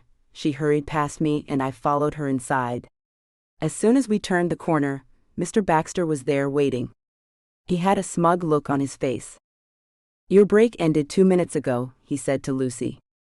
She gulped visibly and said, I'm so sorry. It won't happen again. It was my fault, I piped in. I was talking to Lucy about some company policies, and she took time out of her break to answer my questions. So it's my fault she's late. Lucy's an adult. She's a big girl. She can tell the time. Late is late. No excuses. I have to write you up. I could see that Lucy was about to tear up, and I instantly felt terrible. Again, I just want to mention that it was not her fault, I growled. If you want to write anyone up, then it should be me since it wasn't her fault. I don't like your tone, Mr. Baxter said with a snarl. And don't worry. I'm going to write you both up. How's that sound? Before I could say a word, he turned and strolled away, heading towards his office. Lucy looked ready to cry. I really need this job, she said, her voice barely a whisper. It's just one violation, right? It'll be fine. I tried to sound reassuring, but I understood her plight. We were both single mothers, just trying to live our lives. She teared up then and said with half a sob, I can barely afford to take care of my bills now. If he fires me, I don't know what I'll do. I instantly reached out to her and gave her a reassuring hug briefly before letting her go. It'll be okay. Don't cry. I kept an arm around her shoulder as I led her back to our station in customer service. She quickly reached for a tissue and patted at her eyes while I accessed the sign-in system and signed us both in. She sniffled a little, but was no longer crying. Thanks for being so nice. You don't have to thank me for being a decent human being. Yeah, I do, because apparently this world is full of horrible people. My ex and our current boss, to name a few. Gosh, don't you wish there was a way to divorce your boss? There is, it's called quitting. We both laughed, and then a customer appeared. For the next 4 hours, I didn't see Mr. Baxter, so work wasn't that bad. I was still tense the whole time, because I thought at any moment that he would pop up to accuse us of doing something wrong. Mo wasn't in, which was strange. He never missed a day of work. Hey Lucy, do you know where Mo is today? I think his wife is sick. Or maybe she has relatives coming into town. I can't remember which, but he had to leave almost as soon as he arrived today. I hope everything's okay. Hello, ladies, Mr. Baxter said, suddenly appearing from the hallway that our customer service was near. Ms. O, I'm sorry, Mrs. Duran, can I see you in my office, please? I looked at Lucy and then back at him. Why? I didn't do anything wrong. I was immediately on the defensive. That remains to be seen. My office now, Mrs. Duran. He turned away then, and I looked back at Lucy, who looked at me. What's going on? I mouthed to her. She just shrugged and frowned deeply. I turned around and followed him into his office. He motioned for me to sit down. So what is this all about? Mo has been let go. What? He was no longer needed. He cleared his throat and slid an envelope towards me. I took it and looked at him questioningly. I'm afraid we're going to have to let you go, as well. What? You can't do this. He seemed to be enjoying himself. I can. And I am. We're downsizing your department and no longer have room for you here. You have until the end of the day. My head was spinning. I couldn't believe what he was saying. But I need this job. I have a daughter who relies on me. Save the sob story. You should have thought of that before your insubordination the other day. I went from feeling blindsided to feeling furious. I narrowed my eyes. My insubordination? You mean standing up to you? Well, you know what? Since I'm being fired anyway, I'll show you insubordination. I stood up and he stood up too. I didn't know what I planned to do. Hit him in the head with the stapler on his desk and run? Take off my shoe and throw it at him? Punch him in the face? I figured assault wouldn't look good on my next resume, so I forced myself to not hit him, but boy was I tempted. He must have realized that because he stepped back slightly. Get out of my office. Forget the end of the day. I want you out of here now. You're nothing but a pissant no-balls bully. Okay, so when I said I wouldn't assault him, I meant physically assault him. Verbal assault wouldn't get me arrested. That's it. I'm calling security. Okay? Maybe I was wrong. Maybe verbal assault could potentially get me arrested. But I wasn't going to back down. I spent my whole life backing down and doing what was expected of me. I hadn't even asked for anything in my divorce because I'd fostered hopes that if I played nice, Tom would regret divorcing me and would come back to me. And look where that had gotten me. Call security. I don't care. I'm fired anyway, so I hope you don't mind if I do this, I said, kicking my chair, which knocked his cup of coffee off his desk and straight onto his shoe. Are you crazy? That was fresh coffee. He looked at me as if I'd lost my mind. That felt good, so I started knocking other things off his desk. By the time security showed up, I was in full rampage mode and was kicking, shouting, and tearing his office apart. "Get her out of here," he yelled as security grabbed me by my arm. I knocked their hands off and said, "Let go of me. He's the one you should be dragging out of here." "Come on, Dana," said one of the guards who I'd known since I started working at Primrose. "I don't want to have to call the cops," he whispered. I sighed and let him escort me out. Lucy and Patrick looked on. Lucy looked despondent, and Patrick looked highly amused. "See you, Pat," I called as I left. He gave me a big smile and a thumbs up. Clearly, I'd made Patrick proud. I huffily got into my car, and then all my bravado disappeared as the enormity of the situation weighed on me. Great. Just great. Now I was an unemployed single mom again. I felt that no matter how hard I tried, I just kept failing Meredith in every way that mattered. Not knowing what to do, I wiped at the tears falling down my cheeks and began to drive. Chapter 5. I didn't feel like being alone. But I was grateful Meredith wasn't home to see me in such a disaster state. For once, I was actually glad that she was at her father's house. On a whim, I decided to head over to Piper's place. She worked from home, so I figured she would be around to lend a sympathetic ear. I knocked on her door and sniffled a little, trying not to cry. As the door opened, I arranged my face into a sad smile. My face went from smiling to surprise. Instead of Piper, Carter was standing there. He had on no shoes and no shirt. He was just wearing a pair of low-slung shorts. I'd been right. He had filled out a lot since college. His body was chiseled, all wiry muscle in all the right places. "What are you doing here?" I said as he stood back and gestured for me to come in. "Well, I was working out." "You know what I mean. Where's Piper?" "New York. She said something about meeting up with her translation partner. She's going to be gone all weekend. She asked me to house sit." I pouted. "Why did she ask you and not me?" He shrugged. It was a simple movement but a sexy one that emphasized his beautiful shoulders.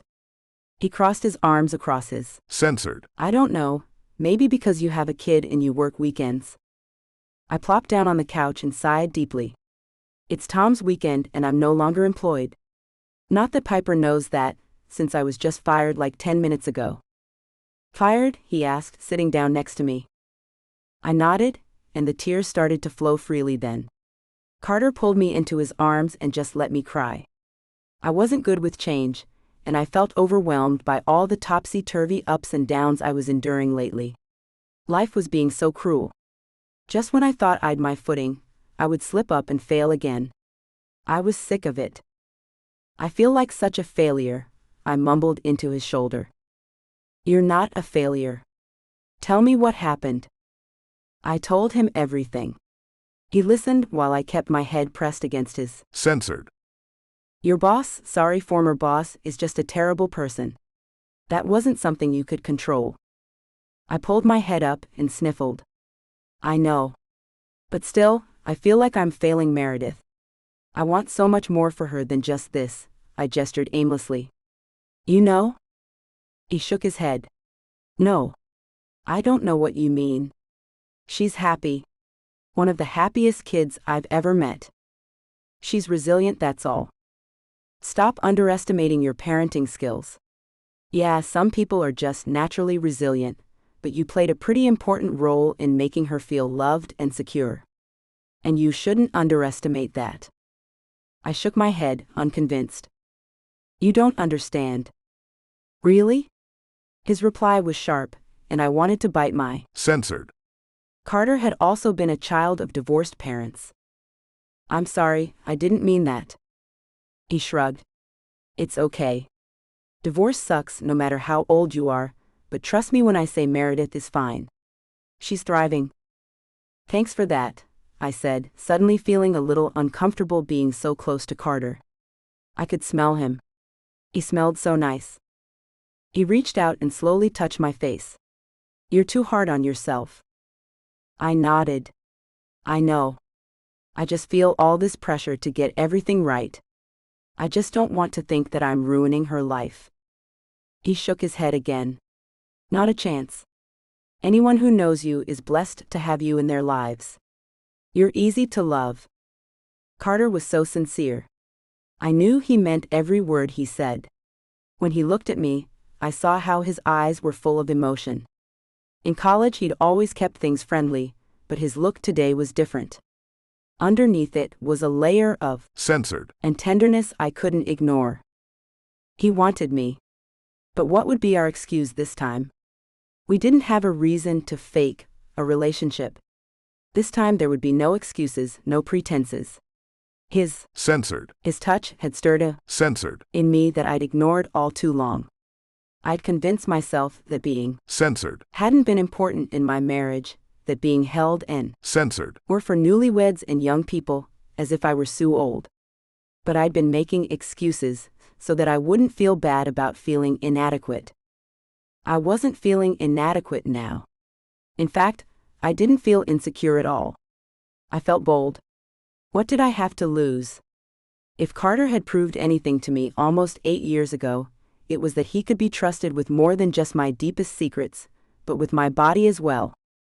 I'm not sure which one of us reached out first, but we were a tangle of limbs soon enough. I couldn't even think clearly as his hands made their way to my freeing them from my bra as he shoved my shirt out of the way. I remembered the feel of those hands. It had been a long time. And I reacted the same way as I did back then. I arched my back as his palms were replaced by his lips. He sucked one at a time, making them hard and firm. I moaned and squirmed a little bit as I felt myself becoming wet between the legs. I was already ready for him, and he had only just started. I'd forgotten what it felt like to feel desirable. And as he pulled me into his lap, I shifted my hips so that I could rub my crotch against his own. I could feel him hardening beneath me.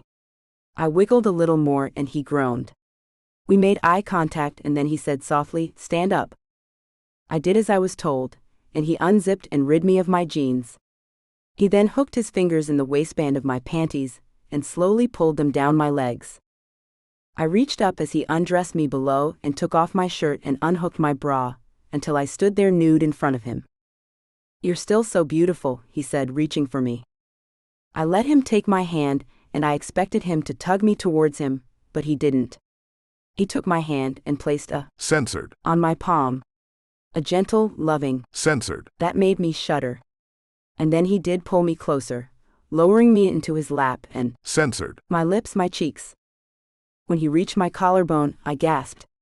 The light he trailed there made me shudder, and for the first time, I realized this wasn't just for Carter. No. This was making love. My body stiffened. I could do but I wasn't ready for emotions. And of course, he noticed. And pulled away. "You okay?" "Yeah," I said. "I just..." "What?" "This is a one-time event, no strings attached, okay?" He looked away from me then, and slid his hands lovingly down my hips, and then settled them around my waist before bringing his eyes up to mine. It was as if he was considering something, and wanted to take his time over it. "Whatever you want, Dana," he finally said. This scene has been censored to provide a safe and enjoyable reading experience for everyone. My eyes were closed, and I could feel Carter's hand rubbing my hip lazily up and down. I don't know if I dozed off, but abruptly I opened my eyes when I heard him give a gruff chuckle. He was sitting right next to me, staring down at me with amusement. "What?" I said, my voice surprising me. I sounded drunk. Drunk with obviously, I thought to myself. "You have a dopey smile on your face." "No, I don't," I said. "Yes, you do." "Whatever," I said, trying to wipe the stupid grin off my face. "Don't be embarrassed. I like that I made you smile." I felt myself blushing. "You did a lot more than make me smile." "Don't I know it," he said, wiggling his brows and making me giggle. I tossed a throw pillow at him that I found tucked under my. Censored. He easily dodged it and pulled me into his arms. He held me in his arms and placed his head on the top of mine. We sat like that silently, me enjoying the feeling of him holding me. But now that we were not having. Censored. I had to deal with the consequences of our actions. I didn't want to. I just wanted to pretend all this was no big deal, but it was a big deal. It was a huge deal. We'd yet again crossed the threshold of being just friends. I tried not to think of that one time years ago when I'd showed up at his dorm room. I tried to forget what had happened between us that night, and what it said about me. About me as a person. And what it said about my morals or lack thereof. "What are you thinking about?" he asked me, thankfully pulling me away from my own thoughts. "Nothing," I lied. "What about you?" After a long pause he said, "I'm thinking that we're terrible people because not only did we destroy Piper's couch, but we have our Bear censored. on it." I hadn't thought of that. "Oh my gosh. Do you think she'll notice?" I said, sitting up and looking around. We'd kind of made a mess of the whole living room, and I hadn't even noticed. The couch wasn't where it had originally been. The rug was crooked. Throw pillows were everywhere, and the cushions of the couch were askew. And then to our horror, the front door opened. I screamed and tried to hide behind Carter. Carter, being the gentleman that he was, tried to hide me behind him, and in the hurry to get out of sight of whoever was coming in through the door, he accidentally hit me in the eye with his elbow, and I accidentally kneed him in the crotch. So that's how Piper found us, Carter grimacing with his hand on his crotch and me holding my eye. Censored. On her couch. She stared at us and dropped her bags. "Oh my God, you freaks. Put on some clothes and get your nasty off my couch." 10 minutes later, I made myself step out of the shower. I grabbed my clothes and sprinted into the bathroom after Piper's shocking arrival. I sheepishly dried off and put on my clothes, and then peeked outside where I could hear Piper laughing. I didn't hear Carter's voice. I wondered about that as I made my way out. "You're ridiculous," she giggled as I entered the living room, and I thought she was talking to me when I saw that she was actually on the phone with someone. She realized I was there and gave me a pointed look, and then pointed at a seat at her dining room table. Uh-oh. I was in trouble, I thought, as I sat down at the table. "I gotta go. I have to take care of some business. Call you later," she said, ending her conversation. I looked around and to distract her from the conversation I knew I couldn't avoid, said, "Where's Carter?" "Gone." He mumbled an apology and then hightailed it out of here. "Smart guy," I joked, even though part of me was irrationally upset that he could just, leave after what we'd just done, several times, on Piper's couch. "Speaking of which, I'll pay to have your couch cleaned." Piper made a face. "Are you kidding me? I'm getting rid of it. There's no way I can look at it now, without thinking of your Censored. on it." "I'm sorry," I squeaked. "Really, really sorry." She sat down heavily across from me, and gave me a disapproving look. "You should be. I really like that couch. You two could have at least played hide the sausage on my bed. That way I could just change my sheets." I turned bright red and said, "Hide the sausage?" She giggled, and then so did I. Our fits of giggles turned into full-on laughter. "Oh my God, you should have seen your face when I walked in," she said, gasping out the words between giggles. "You were holding your eye, and he was holding his crotch. If I hadn't been so startled, I would have laughed. What the hell kind of Censored. were you guys having?" "When I have. Censored. I never end up with a penis in my eye. I hate to say it, but I think you guys are doing it all wrong. You might need to take Censored. Ed again." I almost fell off the chair laughing. When I could finally breathe, I said, "We were trying to hide, but we got tangled in our rush and I ended up kneeing his nether regions, and he ended up elbowing me in my eye." Piper looked unconvinced. "Likely story." I laughed again, and then my mood grew serious. I guess I should explain what was going on. "Explain what?" "You two had Censored. That's pretty obvious. I blushed again. No? I mean, well, yeah, but. Piper looked at me confused. It was bound to happen sometime.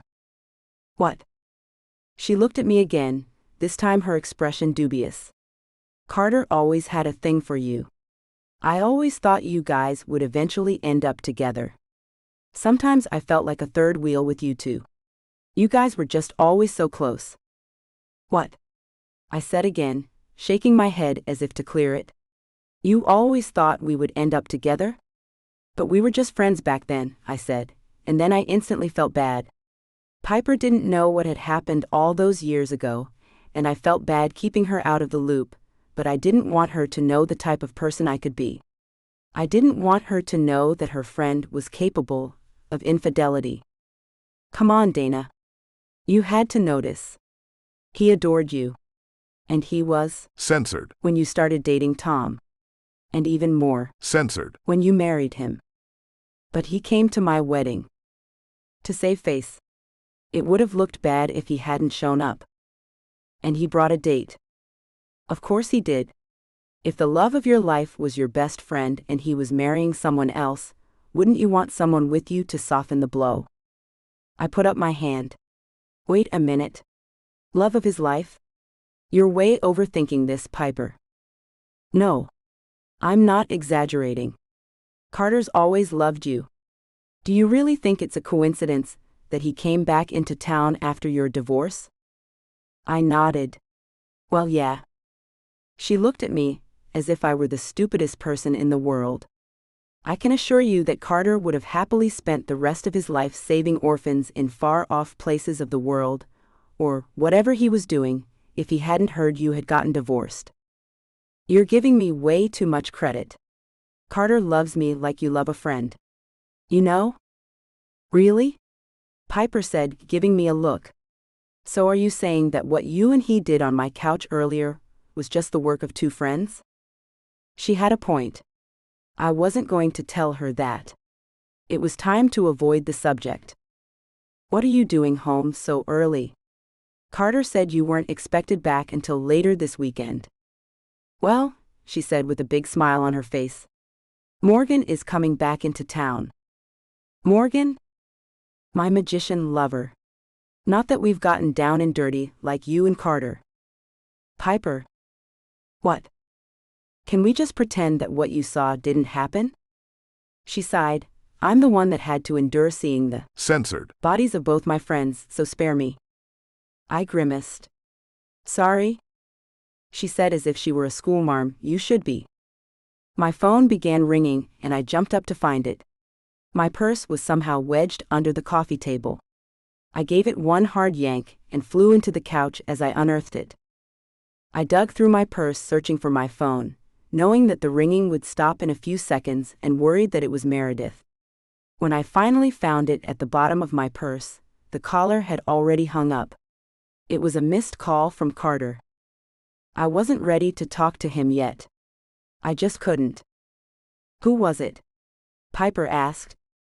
Carter, I said softly. So are you guys an item now, and I'm just the last to know? First you make out at my party and now this, she said, gesturing to her couch which was still a little disheveled. And don't try to tell me you guys were just pretending. That might have been a likely excuse before, but definitely not now. I blushed. We're not an item. We're just friends. We've always been friends. Friends that just happen to have Censored. with each other? It was a one-time lapse in judgment, I lied. Carter and I are just friends. I'm not ready to be in a relationship with anyone.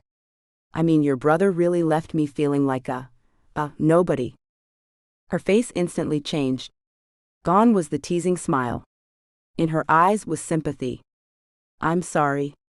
My brother's Censored. I wish you'd never had dated him, let alone married him. It wasn't all bad, I said pitifully. I got Meredith. And Meredith is an amazing little girl, but there's nothing wrong with wanting more for yourself. You deserve to move on too, Dana. I know that. I just can't. Well, it seems like you're off to a good start, she said, teasing again. I sighed. What happened between me and Carter was just a spur-of-the-moment thing. A mistake. I was feeling emotional. He was really comforting. One thing led to another. And you guys found yourself Censored. on my couch. Yeah, I get Censored. on my couch with Carter all the time when I feel emotional, she mocked. I narrowed my eyes at her, and she sighed. Fine. If you want to pretend nothing is going on between you and him, but hey, as his friend, could you not call it a mistake around him? I gulped. But it was. Her face tightened, and she had a look on her face that I wasn't familiar with. Was she angry with me? Are you angry with me? She shrugged. I'm trying not to be. But Carter loves you, Dana. He's my friend. He's our friend, but you broke his heart when you chose Tom over him. I felt my world fall out of focus. So, you know what happened all those years ago? She nodded.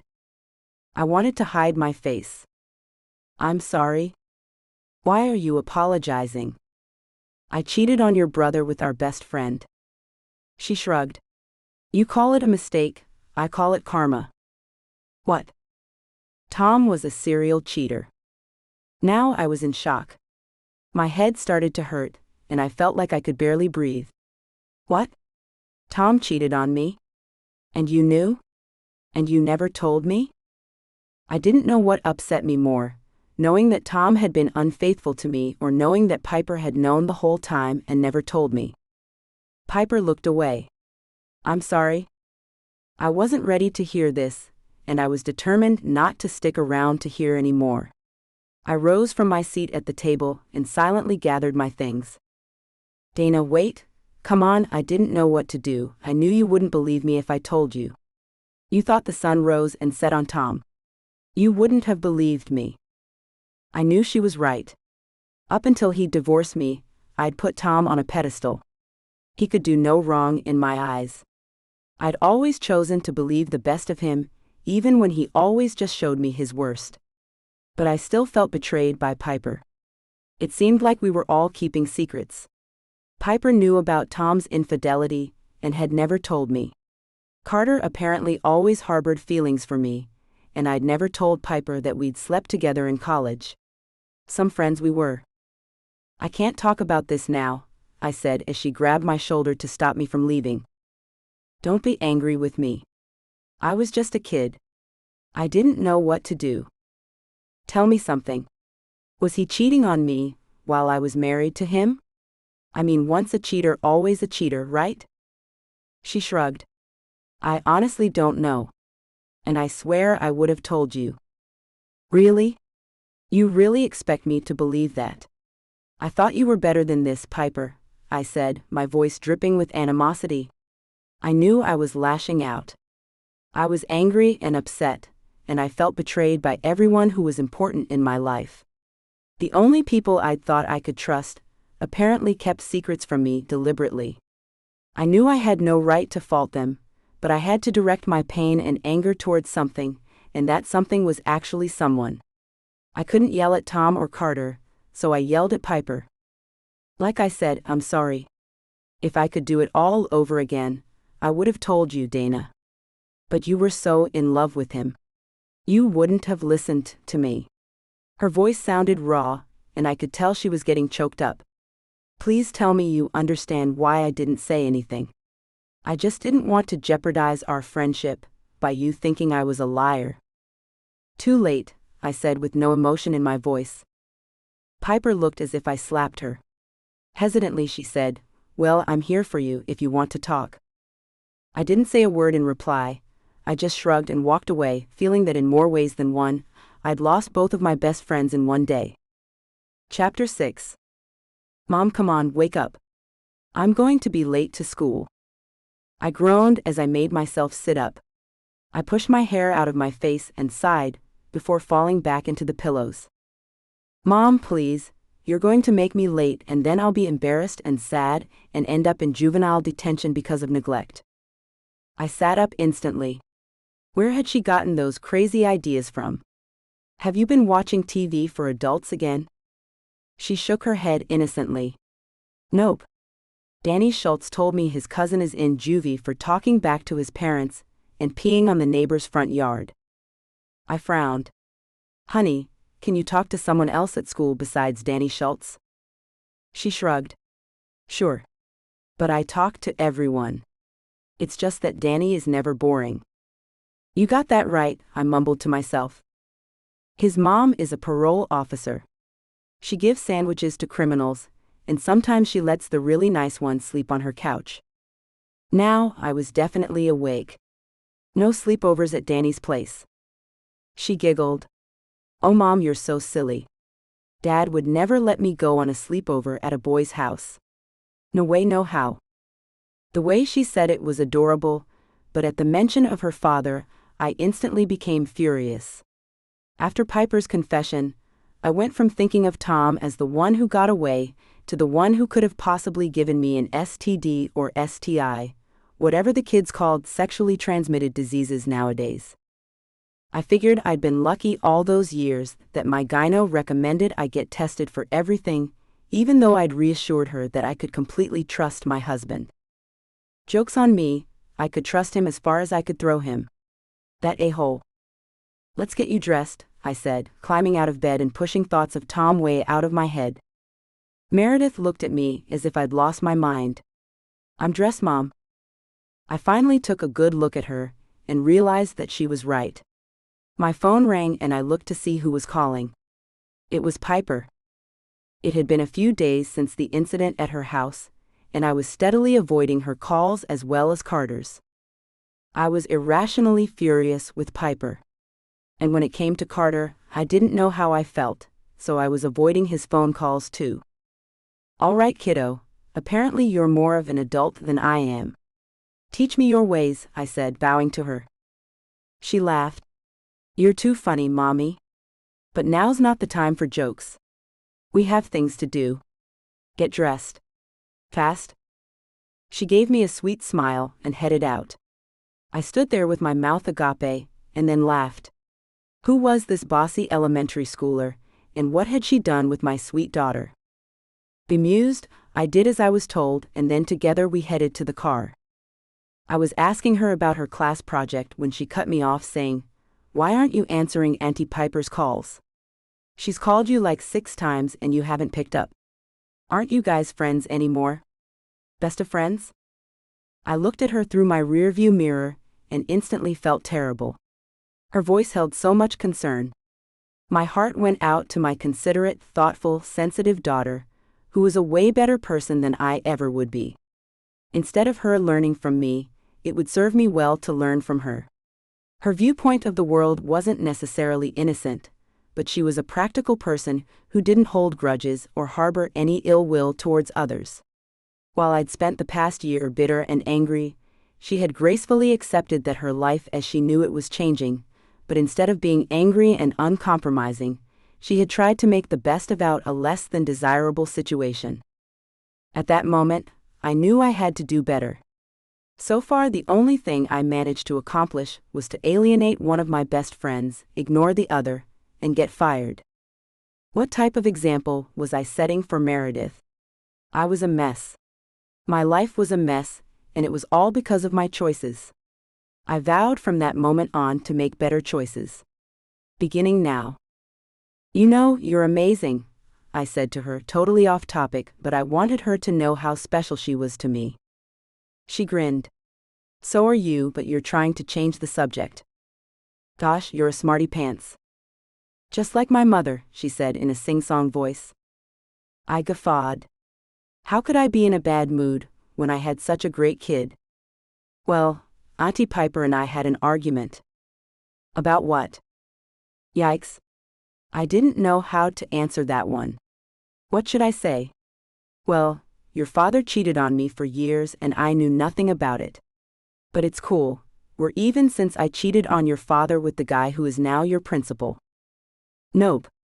I wasn't going to say that. That was even too much daytime talk show-like drama for me to take. Sometimes adults have disagreements. Oh, she said sadly. You guys had a fight?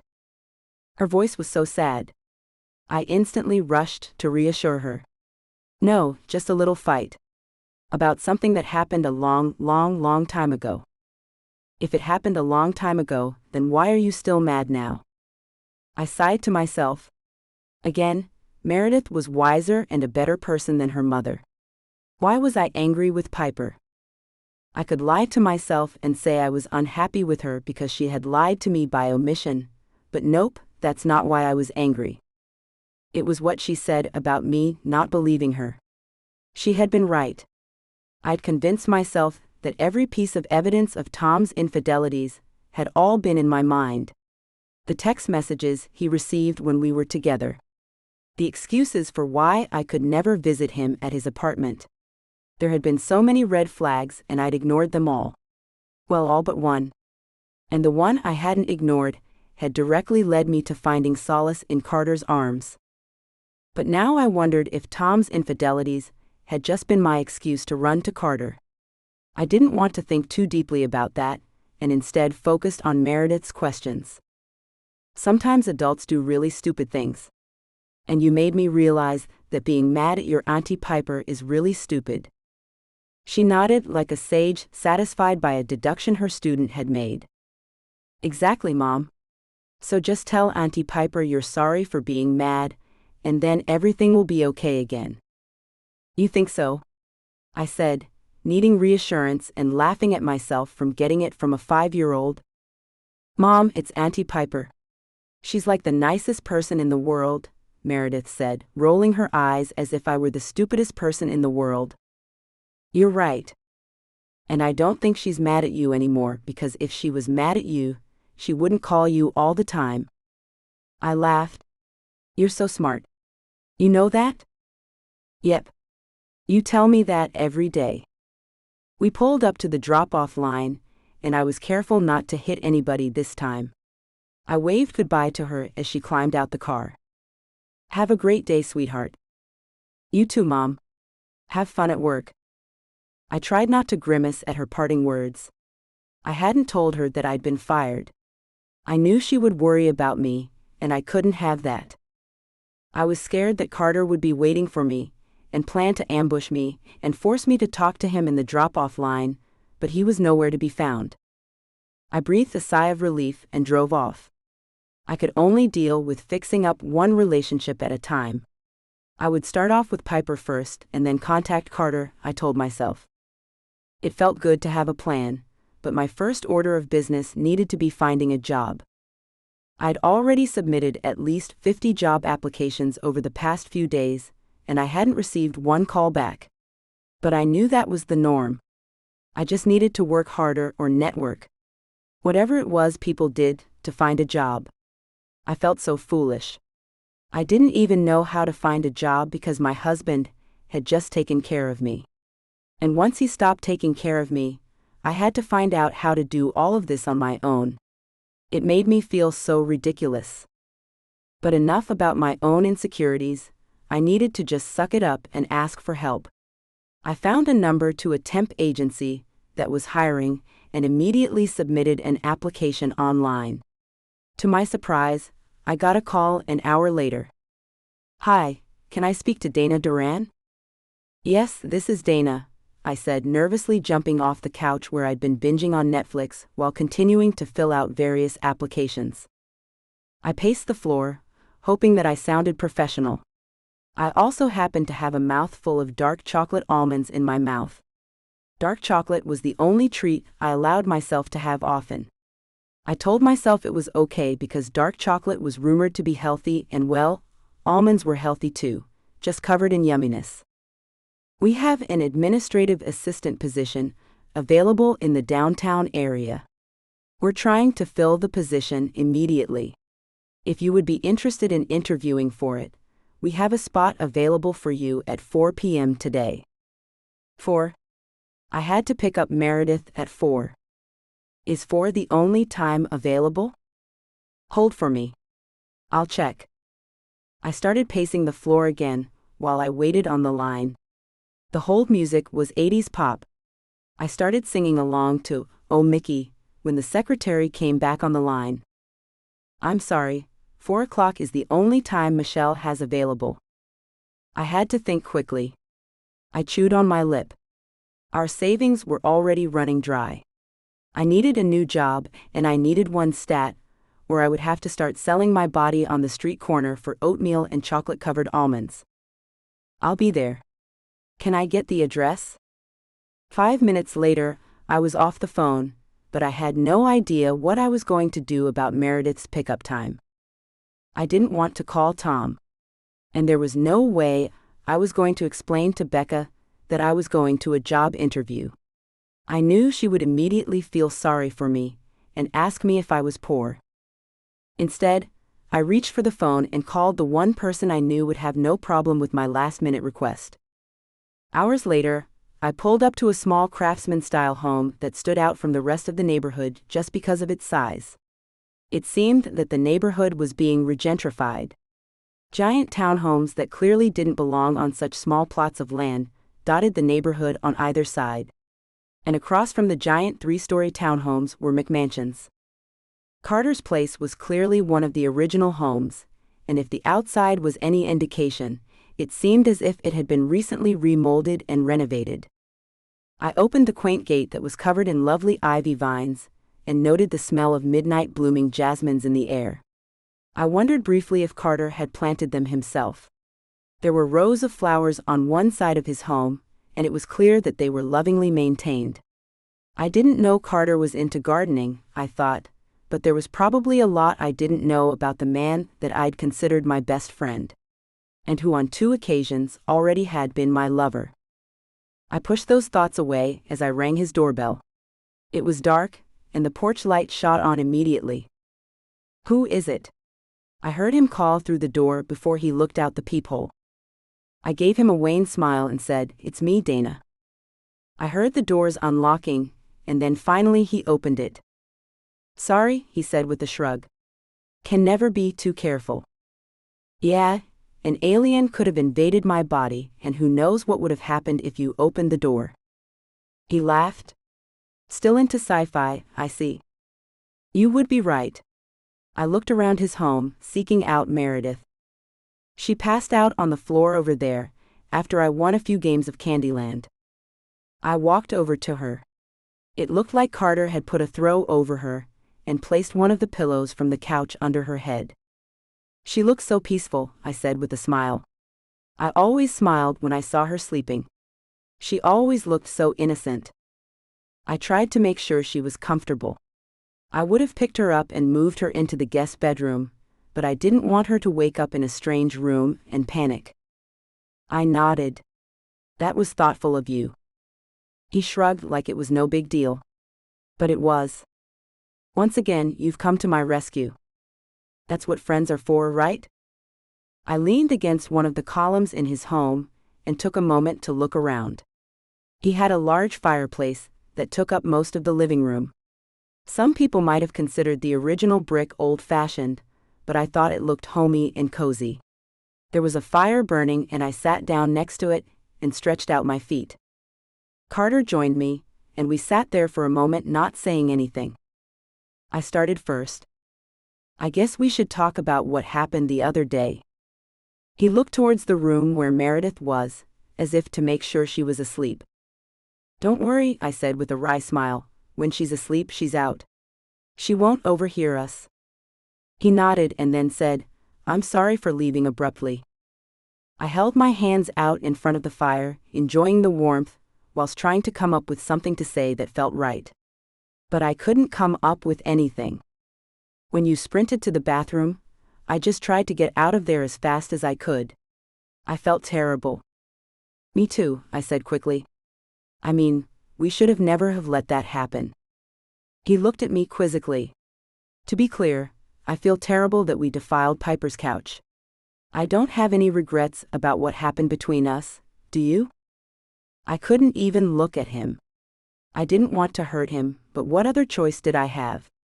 I guess my silence stretched too long because he began speaking again.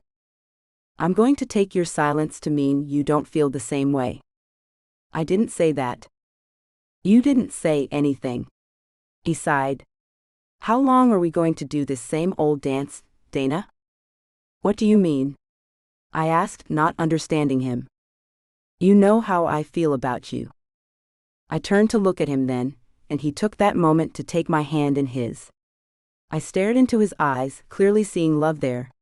He looked at me in a way that Tom never did. It's not that easy for me, Carter, I said nervously, licking my lips. His eyes followed the movement. He didn't say anything. He just reached for my face and cupped my chin in his hand. He gently stroked my face. I have no interest in complicating your life. I just want to be a part of it. You are a part of it. I don't want to just be your old buddy from college. Our relationship was never that simple.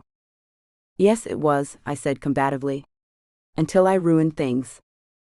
Ruined things? Being with you that night didn't ruin anything for me. Sorry if you feel differently. His words weren't angry, just matter of fact. I don't know how I feel. I just know what we did back then was wrong. He didn't look convinced. Is it wrong to be with the person you love? My heart skipped a beat, and I could no longer meet his eyes. I knew. I always knew. But our timing had always been off. I would never forget when I met Carter. I'd instantly said to myself that he was the type of guy that I wanted to marry. But he hadn't seemed interested in me, and he had had plenty of girls vying for his attention. I'd settled with just being his friend. And he had been a great friend, and I'd made myself not want anything with him more than friendship. And then I'd met Tom, and figured my infatuation with Carter would just disappear if I dated Tom more, until eventually Tom and I were an item. I just stuck with the script I thought my life had written me. Up until that night that I'd found a pair of panties that weren't mine in Tom's car. I could remember that night as if it were yesterday. I'd borrowed Tom's car to pick up something to eat. I dropped my wallet on the passenger seat, and of course, since I was a reckless driver back then, I'd taken a corner too fast, and my wallet had disappeared under the seat. While looking for it, my hand had closed over something that felt like paper, but it was cold. Upon further investigation, I found out that it was an empty condom wrapper, and lying right next to it had been a pair of panties.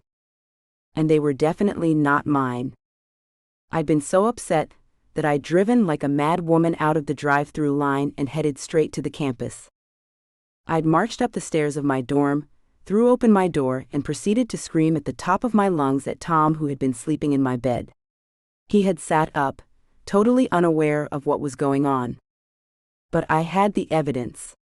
I pulled the panties and condom wrapper out of my pocket and tossed them at him. He easily dodged them and then picked them up. You're a freaking cheater. How could you do this to me? I'd yelled, slamming the door behind me. I'd heard murmurs in the hall, but I wasn't done yet. If I was going to get kicked out of the dorm for going crazy on my boyfriend, so be it. He hadn't responded immediately. Instead, he had had the audacity to yawn and stretch, taking his time to answer me. I'd been livid. Livid. Answer me, I shouted, slamming my hand down on my dresser so hard that pain radiated up my arm. Calm down, he said with a sigh, as if I was some disobedient child that he just happened to tolerate.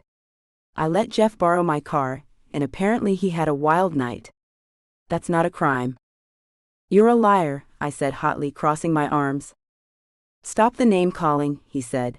I told you what happened, so you can either accept the truth or continue acting like a petulant child. Your choice. And then like that, he had tossed the two items on the floor and laid back down in my bed, facing away from me. That's it, that's all you have to say? I said, my voice cracking. You're being emotional and childish right now, he said, finally flipping over and arrogantly placing his arms behind his head. Emotional and childish? I sobbed, my anger disappearing and easily replaced by hurt. Look what I found in your car. I yelled, pointing at where he'd discarded the items. I'm done discussing this, he said, yet again flipping over. Wake me up when you grow up. At that moment, a knock sounded on my room door. I snatched the door open, and my resident advisor stood there looking concerned. There was a crowd of onlookers around, openly gawking, not even bothering to look discreet. Are you okay? The resident advisor asked me. Her name was Susan, and she was a sweetheart. I looked behind me toward Tom, who hadn't even bothered to face us, and tried to keep additional tears from falling as I turned back to Susan. I'm fine. I just need some air. I stepped across the threshold and slammed my door shut, startling Susan and everyone else who looked on. But I didn't care, as I headed to the other side of campus. I cried the whole time as I walked. I'd had my suspicions. I just never had any concrete evidence. It felt like such a slap in the face. I wiped at my tears and stopped in the middle of the green to compose myself when someone called out to me. It was Carter. "Hey you," he said, walking towards with me with a friend of his that I didn't know well. I instantly felt self-conscious. I must have looked a mess because his face darkened in concern. "What's wrong, Dana? Tell me what happened." "Who do I need to kill?" he said, waving for his friend to go on without him. "I can't, Tom, oh God." And then I slumped forward and began to sob on Carter's Censored. as he held me. "Come on," he said to me. "I can't have you crying in the middle of the night on the green. What type of monster would that make me?" Not a monster at all in comparison to Tom.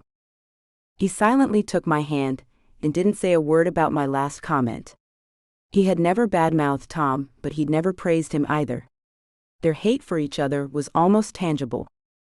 I understood Carter now, because suddenly I hated Tom with a passion too.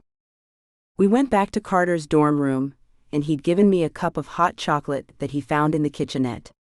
He also handed me a washcloth and helped me clean my face while I warmed my hands on the cup of chocolate. I'd smiled up at him with a wobbly grin, trying to keep it together, telling myself not to cry. "You don't have to put on a brave front for me," he'd said. "If you want to cry, then feel free to cry." I took in a shaky breath. "I don't think Tom is right for me," was all I could say. It humiliated me to admit that he was cheating on me.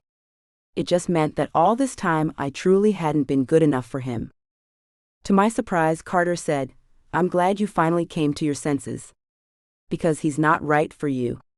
He never was, and he never will be." "I think he's cheating on me," I said, feeling safe suddenly with sharing my secret. Carter growled, "If he's too stupid to be faithful to you, what's the point of even being with him?" I looked down at my hands and sighed. Maybe there's more to the story. Maybe I should go back and talk to him. Actually, listen to his side. I stood up, and Carter reached out his hand to stop me. "Wait, he doesn't deserve you, Dana. He doesn't. Even if he isn't a cheat, he's all wrong for you. You always hated him." "I don't hate him. I hate that he has you." I was stunned. I didn't know Carter felt that way. "If Tom isn't right for me, Carter, then who is?"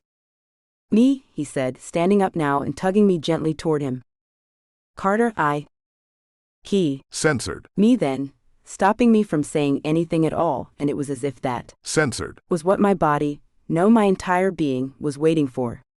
I Censored. him back, not caring about the consequences.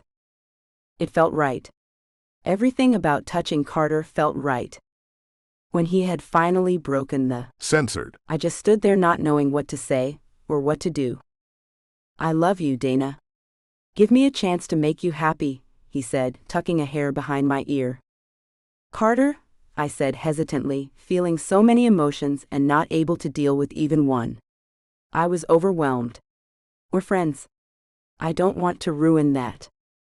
"I love you too much to let that happen," he said before. Censored. Me again. This time he ran his hands down my arms and pulled me up against him so that his crotch was pressing against my thigh. Against my better judgment, I moved against it. I wanted him. I wanted him more than I'd ever wanted a man. Slowly, we undressed each other, and I'd welcomed Carter inside me that night again and again. My mind snapped back to the present, and I realized Carter was staring at me. I think he was also recalling that night, and he slowly stroked my hand. The soft, innocent touch sent goosebumps up my hands. "I can't talk about this now," I said softly, avoiding his last question about love. "When are you going to stop running from me, Dana?" I took my hand away. "I'm not running, I just want to be sure." I'm tired of making the same mistakes, of choosing wrong. I need to make better decisions, not just for me, but for Meredith too. He was silent for a long time, and he just studied me. His eyes were hard to read. I couldn't tell what he was thinking now. He was closed off. I respect that, he finally said. Here, let me carry Meredith to your car for you. I hadn't expected that change of subject. A lot had been left unsaid, but I was glad for a minor reprieve. He effortlessly carried Meredith to my car and buckled her in. She slept through the entire process like I knew she would. I stood outside of my car, and Carter stood in front of me. Thanks for helping me out tonight. No problem. I'll do anything for you. Did you get the job? He asked. I knew he was attempting to keep things light, and I appreciated that. I nodded. I'd aced the interview. I'd completely knocked it out the park. It's just temporary, I said. With the possibility of going full-time eventually. That's great, he said, genuinely looking happy for me. What will you be doing? I'm going to be an administrative assistant for a local government office. Cool, he said, looking surprised. Maybe they'll let you put that marketing degree to some use. I smiled because he remembered my major. What didn't he remember about me? It turns out that they need someone to work on their social media presence, so that's going to be part of my new job, so I'll get to learn a little bit about maybe digital marketing. I don't know, at least I'll learn how to use Twitter. I don't even have a Twitter account. Nor do I confessed, and we both laughed. Meredith stirred, and I looked at Carter apologetically. Let's continue this conversation later, okay? I should get her home so she can eat and binge-watch Netflix with me. Good parenting right there. I'm the best, I said facetiously, and he laughed. He then leaned forward and placed a chaste Censored on my forehead. Be safe. He walked back in then, not even waiting for my response, and I climbed into the car wondering if I'd done the right thing all those years back. I couldn't undo the past, but God did I have regrets. I drove home deep in my own thoughts when I heard a little voice say, "He likes you, you know." "Hey you, what are you doing awake?" I said, caught off guard and not ready to have that conversation with her. Principal K really likes you, or he wouldn't have censored you. I blushed. You saw that? Yep. And he always asks about you. He asks every day how you're doing. Well, he's my friend. He wants to be your boyfriend, she said with a deep sigh. And I think you should let him. If my mom dates the principal, then I can do whatever I want. I laughed. Hush up, you little stinker. She shrugged playfully. I'm just saying. We pulled up into the driveway shortly after, and my phone beeped as I parked. I reached for it and checked my text messages. How about dinner next week? Was the short and simple text from Carter.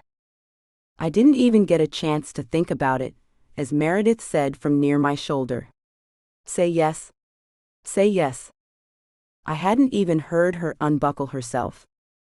I turned to argue with her when she snatched the phone from me, typed something, and then jumped out the car and ran. Get back here, you little troublemaker. What did you send? I yelled, reaching for my phone, which she had flung in the back seat. I snatched it up and saw that she had typed yes. I narrowed my eyes, and she looked at me innocently from the front door as I gathered her bags and made my way to our porch. I should ground you for like 1,000,000 years. But you won't, she said. I'm just helping you. Trust me, she said, sounding older than her age. You'll thank me later. I ruffled her hair and sighed. What had Meredith gotten me into? Chapter 6. Mom, come on, wake up. I'm going to be late to school. I groaned as I made myself sit up. I pushed my hair out of my face and sighed, before falling back into the pillows. Mom, please, you're going to make me late and then I'll be embarrassed and sad and end up in juvenile detention because of neglect. I sat up instantly. Where had she gotten those crazy ideas from? Have you been watching TV for adults again? She shook her head innocently. Nope. Danny Schultz told me his cousin is in juvie for talking back to his parents, and peeing on the neighbor's front yard. I frowned. Honey, can you talk to someone else at school besides Danny Schultz? She shrugged. Sure. But I talk to everyone. It's just that Danny is never boring. You got that right, I mumbled to myself. His mom is a parole officer. She gives sandwiches to criminals, and sometimes she lets the really nice ones sleep on her couch. Now I was definitely awake. No sleepovers at Danny's place. She giggled. Oh Mom, you're so silly. Dad would never let me go on a sleepover at a boy's house. No way, no how.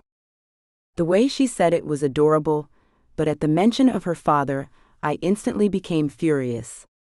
After Piper's confession, I went from thinking of Tom as the one who got away to the one who could have possibly given me an STD or STI, whatever the kids called sexually transmitted diseases nowadays.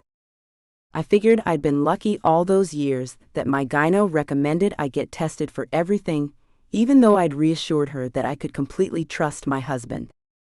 Joke's on me, I could trust him as far as I could throw him. That a-hole.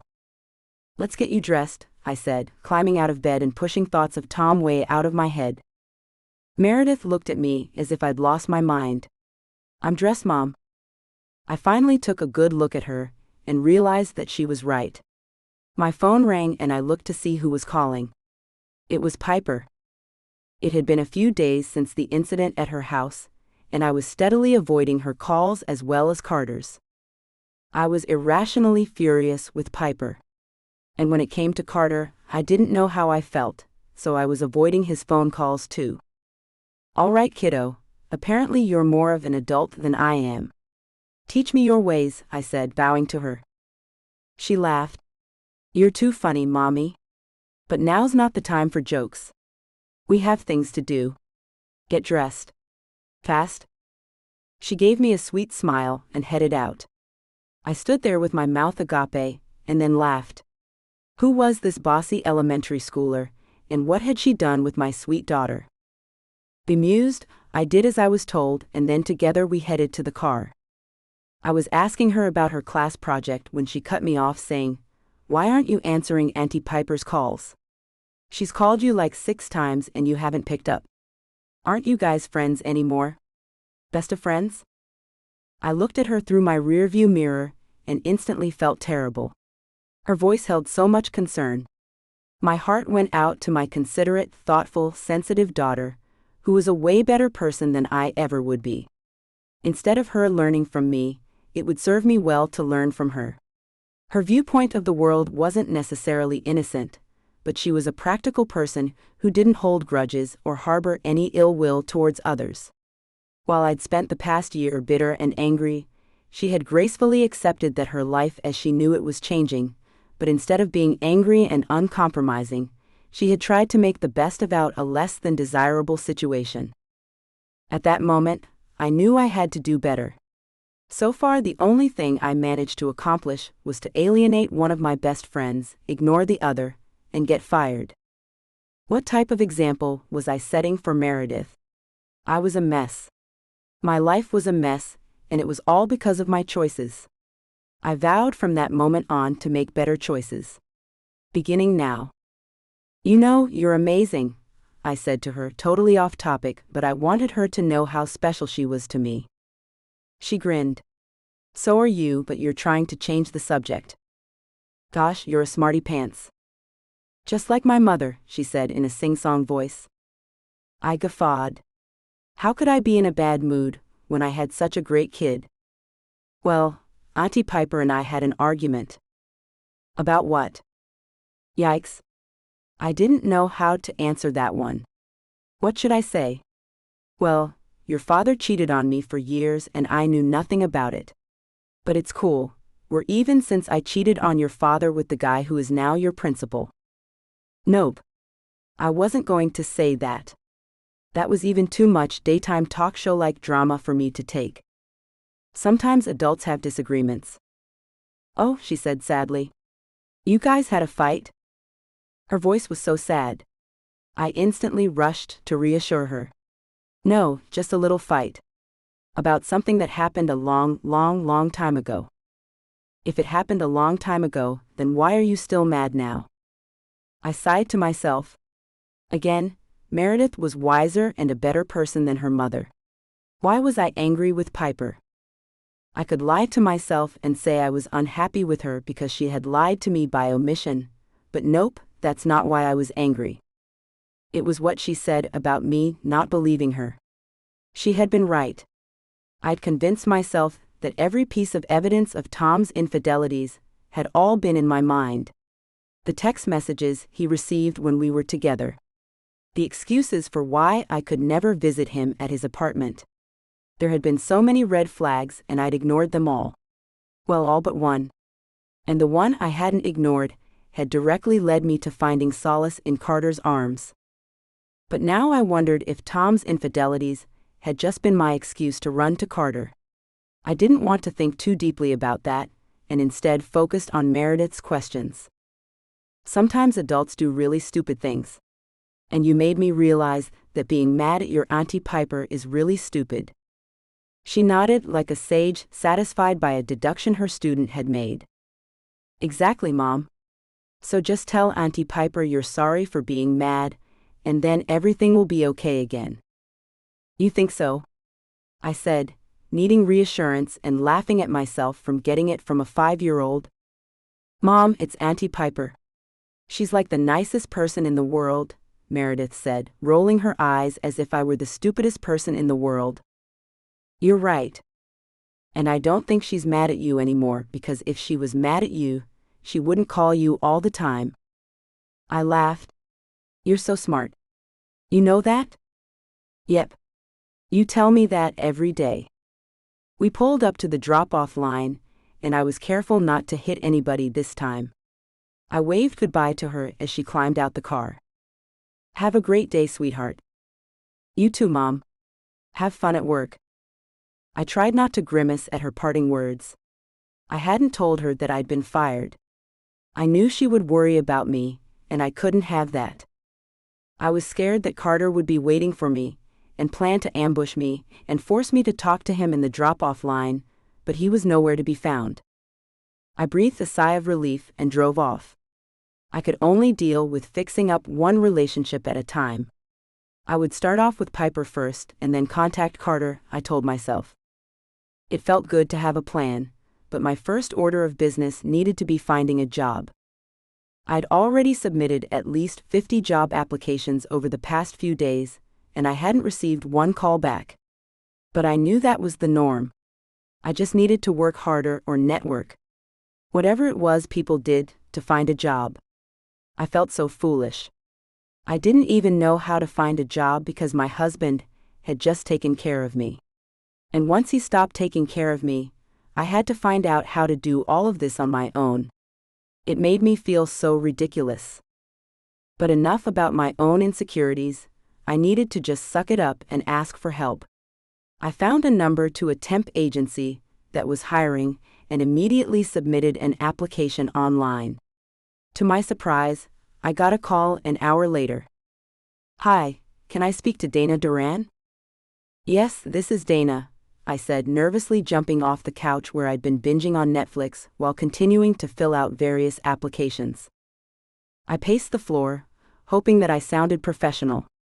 I also happened to have a mouthful of dark chocolate almonds in my mouth. Dark chocolate was the only treat I allowed myself to have often. I told myself it was okay because dark chocolate was rumored to be healthy and, well, almonds were healthy too, just covered in yumminess.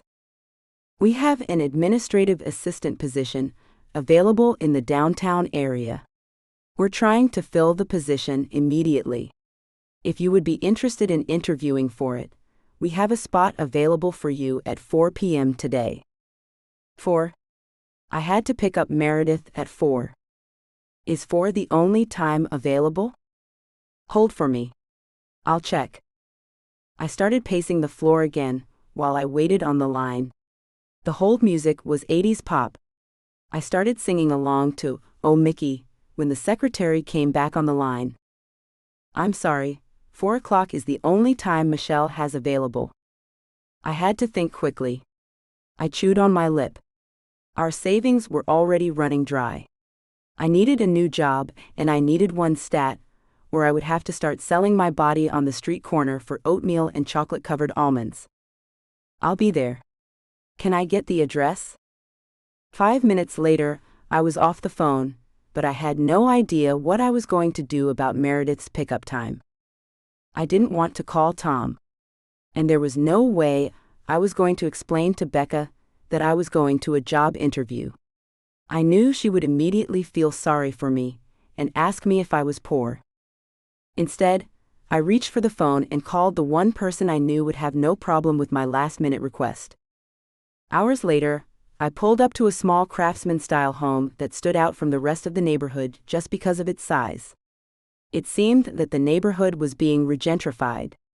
Giant townhomes that clearly didn't belong on such small plots of land dotted the neighborhood on either side. And across from the giant 3-story townhomes were McMansions.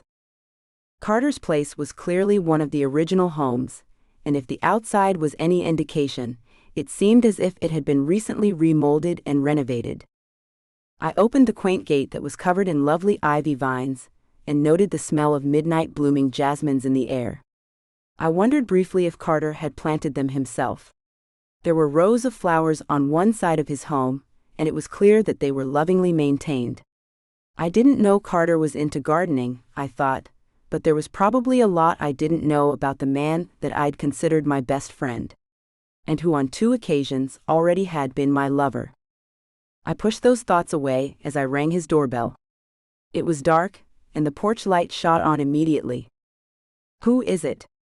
I heard him call through the door before he looked out the peephole.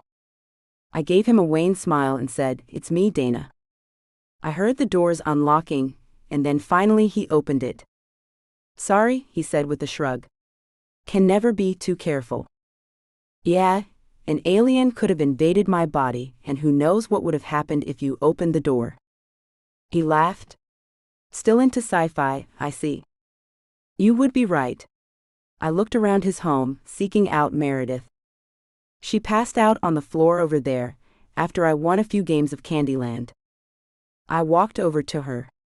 It looked like Carter had put a throw over her, and placed one of the pillows from the couch under her head. "She looks so peaceful," I said with a smile. I always smiled when I saw her sleeping. She always looked so innocent. I tried to make sure she was comfortable. I would have picked her up and moved her into the guest bedroom, but I didn't want her to wake up in a strange room and panic. I nodded. "That was thoughtful of you." He shrugged like it was no big deal. But it was. "Once again, you've come to my rescue. That's what friends are for, right?" I leaned against one of the columns in his home and took a moment to look around. He had a large fireplace that took up most of the living room. Some people might have considered the original brick old-fashioned, but I thought it looked homey and cozy. There was a fire burning, and I sat down next to it and stretched out my feet. Carter joined me, and we sat there for a moment not saying anything. I started first. "I guess we should talk about what happened the other day." He looked towards the room where Meredith was, as if to make sure she was asleep. "Don't worry," I said with a wry smile. "When she's asleep, she's out. She won't overhear us." He nodded and then said, "I'm sorry for leaving abruptly."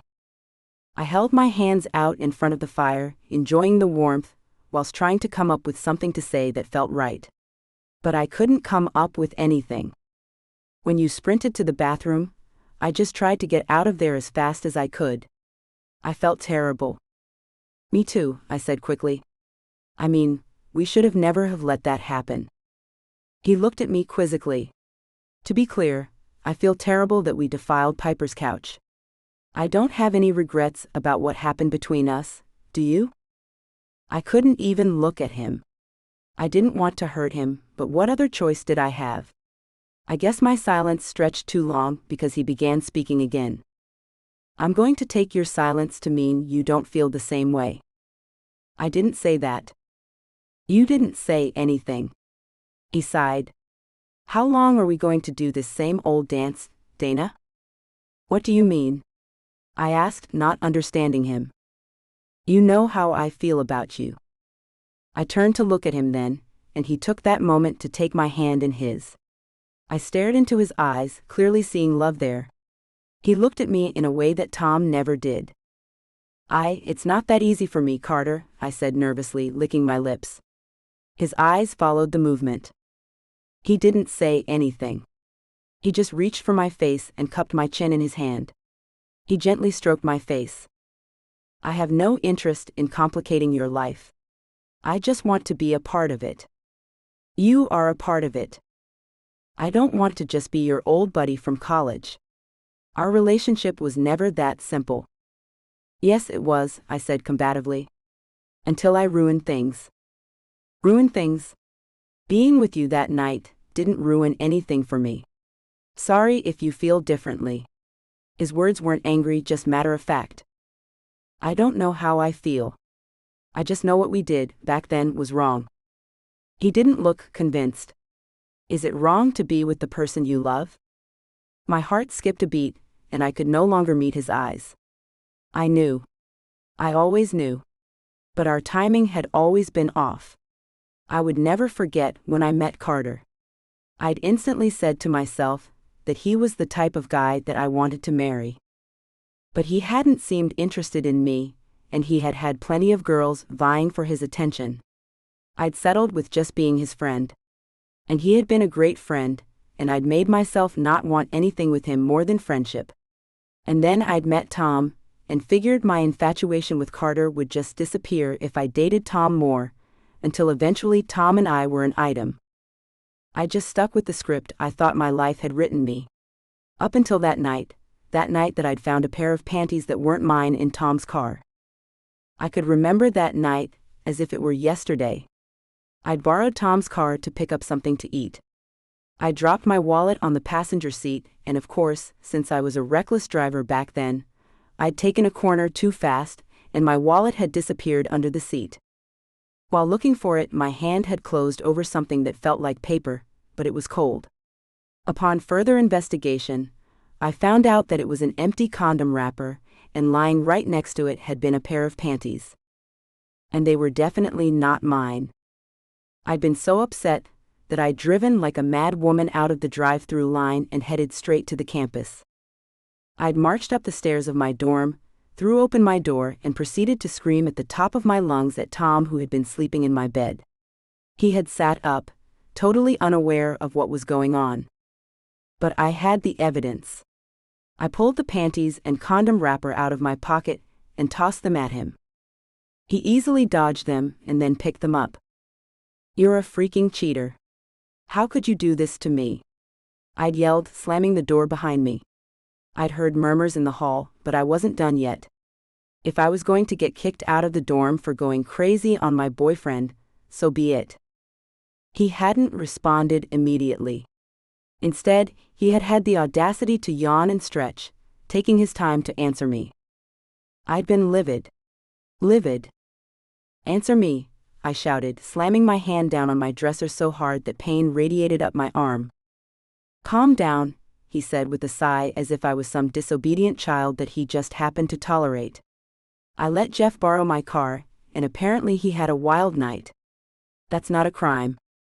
You're a liar, I said hotly, crossing my arms. Stop the name-calling, he said. I told you what happened, so you can either accept the truth or continue acting like a petulant child. Your choice. And then like that, he had tossed the two items on the floor and laid back down in my bed, facing away from me. That's it, that's all you have to say? I said, my voice cracking.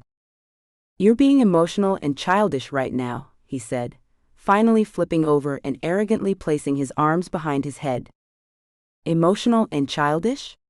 I sobbed, my anger disappearing and easily replaced by hurt.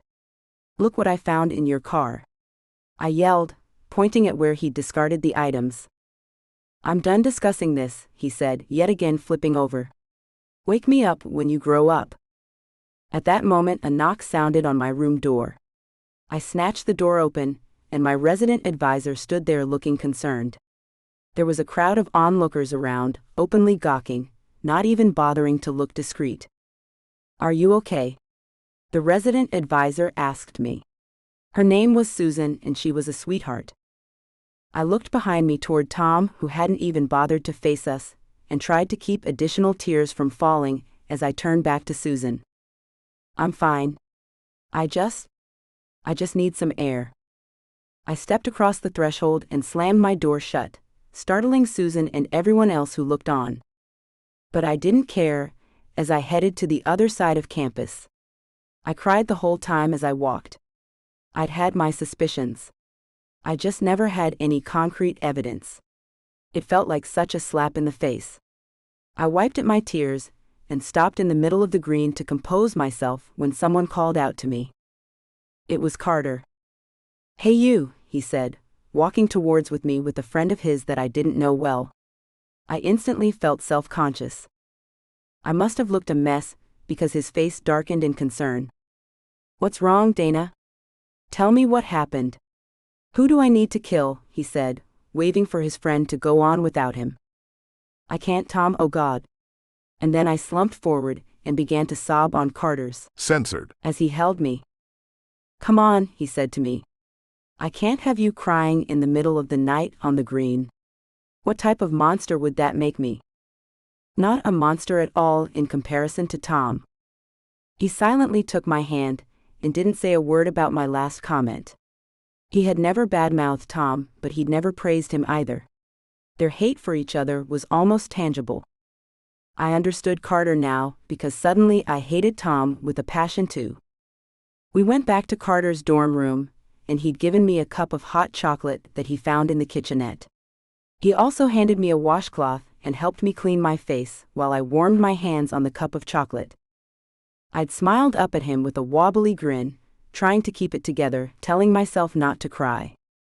"You don't have to put on a brave front for me," he'd said. "If you want to cry, then feel free to cry." I took in a shaky breath. "I don't think Tom is right for me," was all I could say. It humiliated me to admit that he was cheating on me. It just meant that all this time I truly hadn't been good enough for him. To my surprise, Carter said, "I'm glad you finally came to your senses. Because he's not right for you. He never was, and he never will be." "I think he's cheating on me," I said, feeling safe suddenly with sharing my secret. Carter growled, "If he's too stupid to be faithful to you, what's the point of even being with him?" I looked down at my hands and sighed. Maybe there's more to the story. Maybe I should go back and talk to him. Actually, listen to his side. I stood up, and Carter reached out his hand to stop me. "Wait, he doesn't deserve you, Dana. He doesn't. Even if he isn't a cheat, he's all wrong for you. You always hated him." "I don't hate him.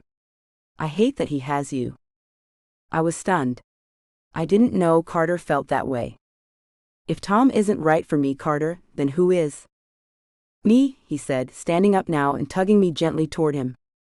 "Carter, he Censored. me then," stopping me from saying anything at all, and it was as if that Censored. was what my body, no, my entire being, was waiting for. I Censored. him back, not caring about the consequences. It felt right. Everything about touching Carter felt right. When he had finally broken the Censored. I just stood there not knowing what to say, or what to do. "I love you, Dana. Give me a chance to make you happy," he said, tucking a hair behind my ear. "Carter," I said hesitantly, feeling so many emotions and not able to deal with even one.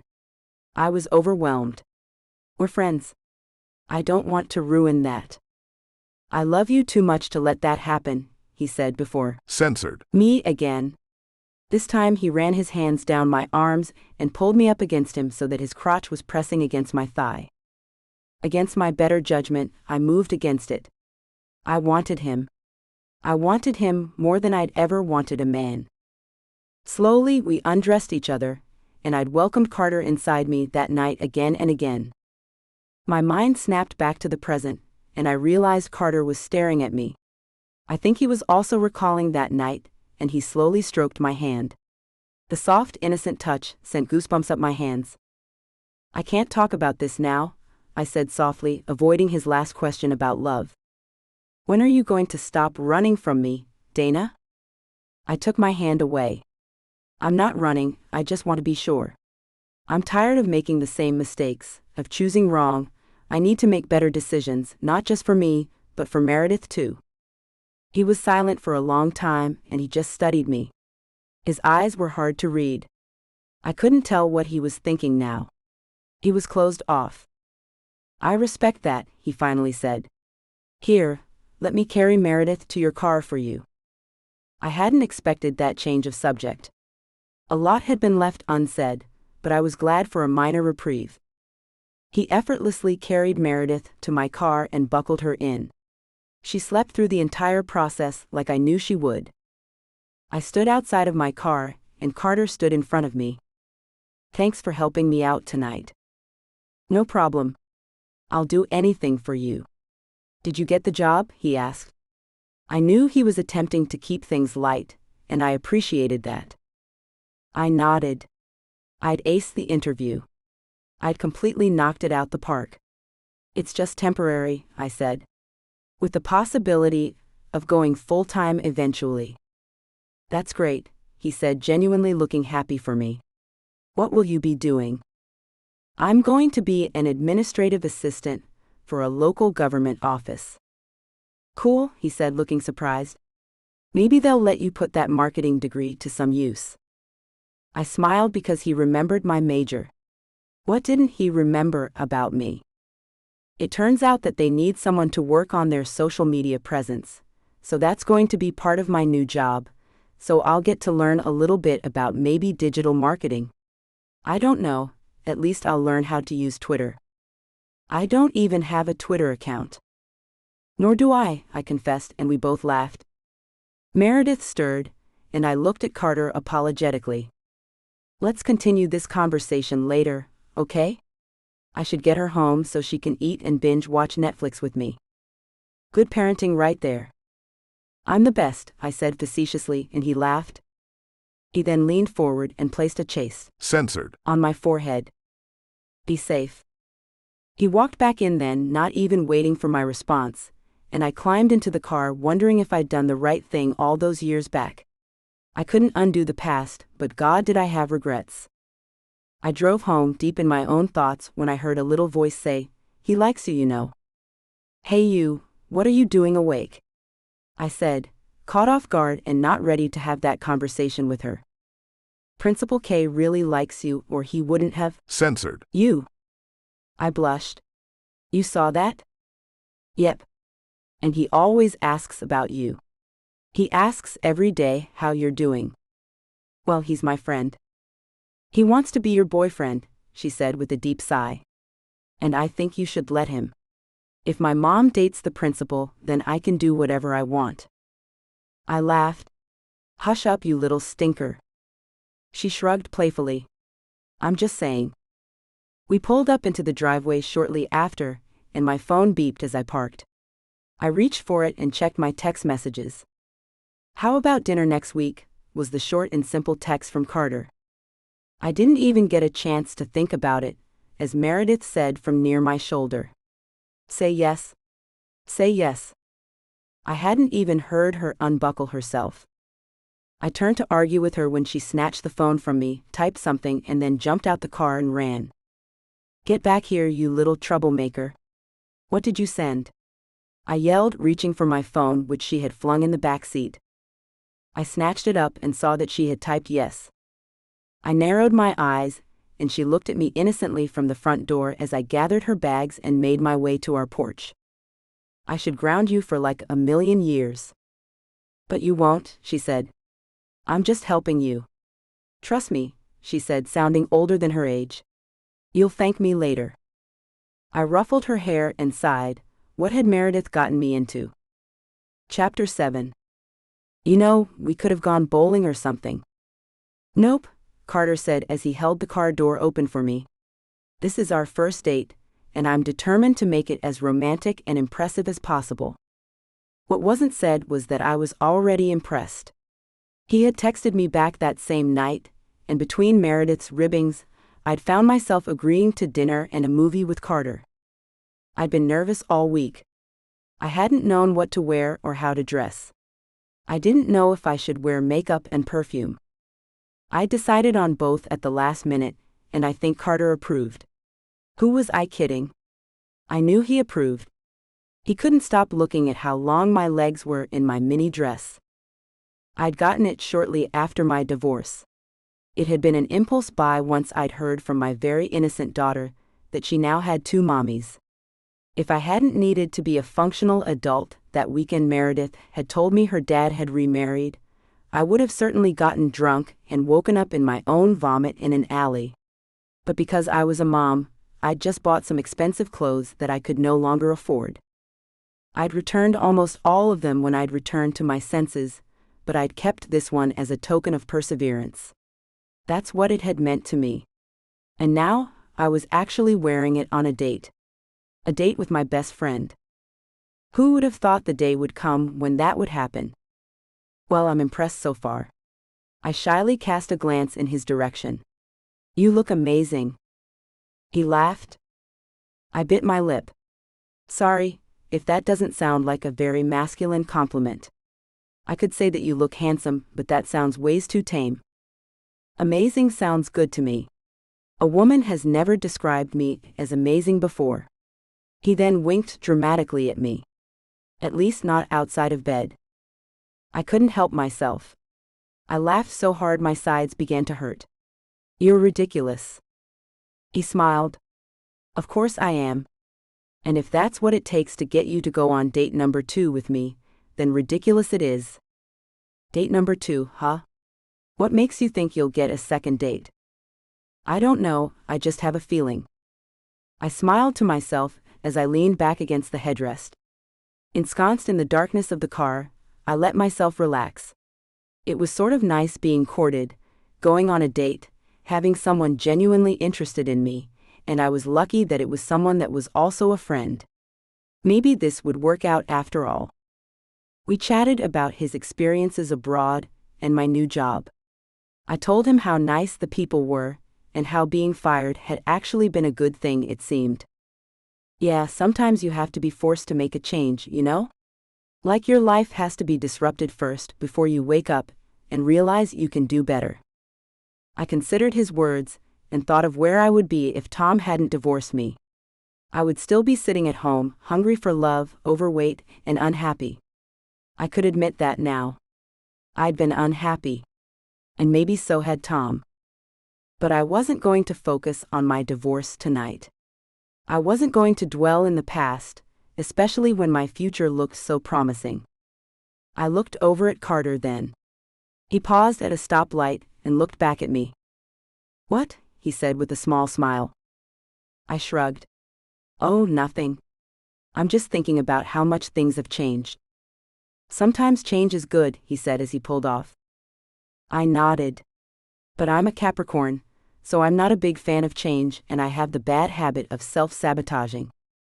Oh, I just admitted more to him in the last few seconds than I'd admitted to myself in the last 10 years. I think most people more or less are afraid to embrace change, he said kindly. If you think about it, the familiar is safe. Change is scary. Sometimes it's important to be a little scared, though. Not everything in life should be easy. Ha! I wholeheartedly disagree, I said as we pulled up to a funky-looking restaurant. I could hear music already, and it sounded like reggae. He stopped the car and said, I hope you like Jamaican food. Never tried it. You're going to love it. He quickly got out the car and made his way around to open the door for me. As I stepped out, I felt a little out of my element. Almost everyone else was dressed casually, while I looked like I was dressed to go to a club. I tugged at my hemline self-consciously. Carter noticed and hooked an arm around my waist. Stop. You look great. Everyone else is dressed so casually. They're probably going to the outdoor or bar section. He led me inside, and I could see that the building was deceptively large. We walked past an area with a bar and a live band, and headed up a flight of stairs. It was then that I saw other people dressed a lot like me. The top floor had a hostess who greeted us warmly. She had caramel-colored skin and dreadlocks that extended down her back. I see you have a date tonight, Carter. Who's the lucky girl? Her accented English held a slightly British hint. He smiled down at me as we followed behind her. This is Dana. Her eyebrows shot up. The Dana? Dana from college? One and only. I didn't know what to say as we settled down at our table and she handed us a menu, giving us a big smile. Enjoy yourselves. So the hostess at this restaurant knows me by name? He tried to look nonchalant, but I knew him too well. Come on, spill it. She's the bartender on Friday nights, and I might have mentioned you a time or two. Oh, really? I mean briefly in passing. I don't sit at the bar every night and sob into my beer pining after you. I tried to hold back a smile. So, is crying into your beer and sobbing over me just your Saturday activity? Yeah, weekends and holidays. And maybe every other Monday, he joked. I couldn't wipe the smile off my face as I looked at him. It felt good to be around him. It felt good to be wanted. More than that, it felt good to be loved. But that's how he felt about me. How did I feel about him? I'd always loved Carter as a friend. And I'd thought my crush on him had faded after I began to date Tom, but maybe it hadn't faded. Maybe I'd just buried it, and what happened between us back in college had been a result of all those emotions bubbling up and spilling over the surface. I'd thought that Carter had been making love to me, while I'd only been having censored with him, but maybe for both of us that act had been an act of love. It was too much to consider thinking that or rather, we'd wasted so much time that we could have had together. But we had the present. And he was sitting across from me now, so it was time to do something different. Maybe the divorce had been the push I'd needed to find myself. And maybe I would find myself much in love with Carter. I didn't believe in happily ever after. With Tom, I'd thought just content ever after was good enough, but with Carter, I felt anything was possible, even a fairy tale where things worked out in my favor. Maybe tonight I would stop feeling broken, useless, and sad. My morose thoughts didn't last long as Carter reached for my hand and said, "What do you think of the restaurant?" It had a Caribbean vibe to it, but it was subtle. The lighting was low, and soft sounds of reggae filtered through the air. It feels sort of magical, like one of those high-class restaurants at those Caribbean resorts. I'd only been to one, and that had been during spring break my senior year in college. I wondered if Carter remembered it as fondly as I did. Do you remember our senior class trip during spring break? He nodded. Now that was a good time. It was my first taste of the Caribbean, and it was how I became addicted to reggae. Addicted to reggae? He nodded. I even joined a band. You did not. I did, he said with a sigh and then shook his head. Now, to be honest, we weren't very good. I muffled a laugh. Who else was in the band? Well, there was me, and well, just me. I couldn't hold back any longer. A one-man band? My sides hurt as I tried to contain my laughter. I had high aspirations for myself. More like delusions. He reached for his phone and started looking for something. I thought my teasing had offended him, and I rushed to apologize when he handed me his phone. It was a web link, and on it was a picture of a reggae album for sale. What is this? I made an album. The cover of the album was so cheesy. There were palm trees, a beach, and a silhouette of a man looking towards the setting sun. Holding back a grin was becoming impossible. I looked at the number of stars. Hey, you have 4 stars. That's impressive. He laughed, not really. As soon as I released it, I had my mom, dad, stepdad, and stepmom review it under different accounts. I chuckled. Hey, maybe they're honest reviews. Carter patted my hand. You're sweet. I know it sucked, but I was young and dumb. Well, at least you wasted your youth creating bad music. The only thing I have to show for myself is a failed marriage. You're too hard on yourself. No. I think it's the opposite. I haven't been hard enough. I sat back and took a sip of my water that had appeared without me noticing. I feel like I've been asleep at the wheel for years, just crashing and burning, never opening my eyes to actually figure out what I was doing or where I was going. Being here with you tonight, I don't know. Makes me feel like I used to feel, like I was able to do anything, be anybody, more than just a failed housewife. Hey, don't. No, seriously, I was a terrible housewife. I could barely keep anything clean, and my cooking skills are scary. Raising Meredith was the only thing I could get right. At least, I hope I haven't scarred her for life. Stop beating yourself up. Meredith is amazing, and come on, a marriage takes two to make things work. And I sincerely doubt Tom is sitting around berating himself for the role he played. He had a point. Tom never admitted when he was wrong. I wasn't the only one that made my marriage suck. Tom had been absent, emotionless, and distant. At the end of the day, I think we both knew we shouldn't have gone down the road of matrimony, but we'd both done what was expected of us, and look how that had turned out. So no more negative talk, Carter said. You need to be more positive. I'm like the Grouch from Sesame Street. I don't know how to be happy. You're not the Grouch, you're more like Elmo or Big Bird. Thanks, Carter. I appreciate that. Such a sweet compliment to be compared to a giant yellow bird. Well, you are sort of on the tall side, he said, and I swatted him with my menu. He caught my hand and held it.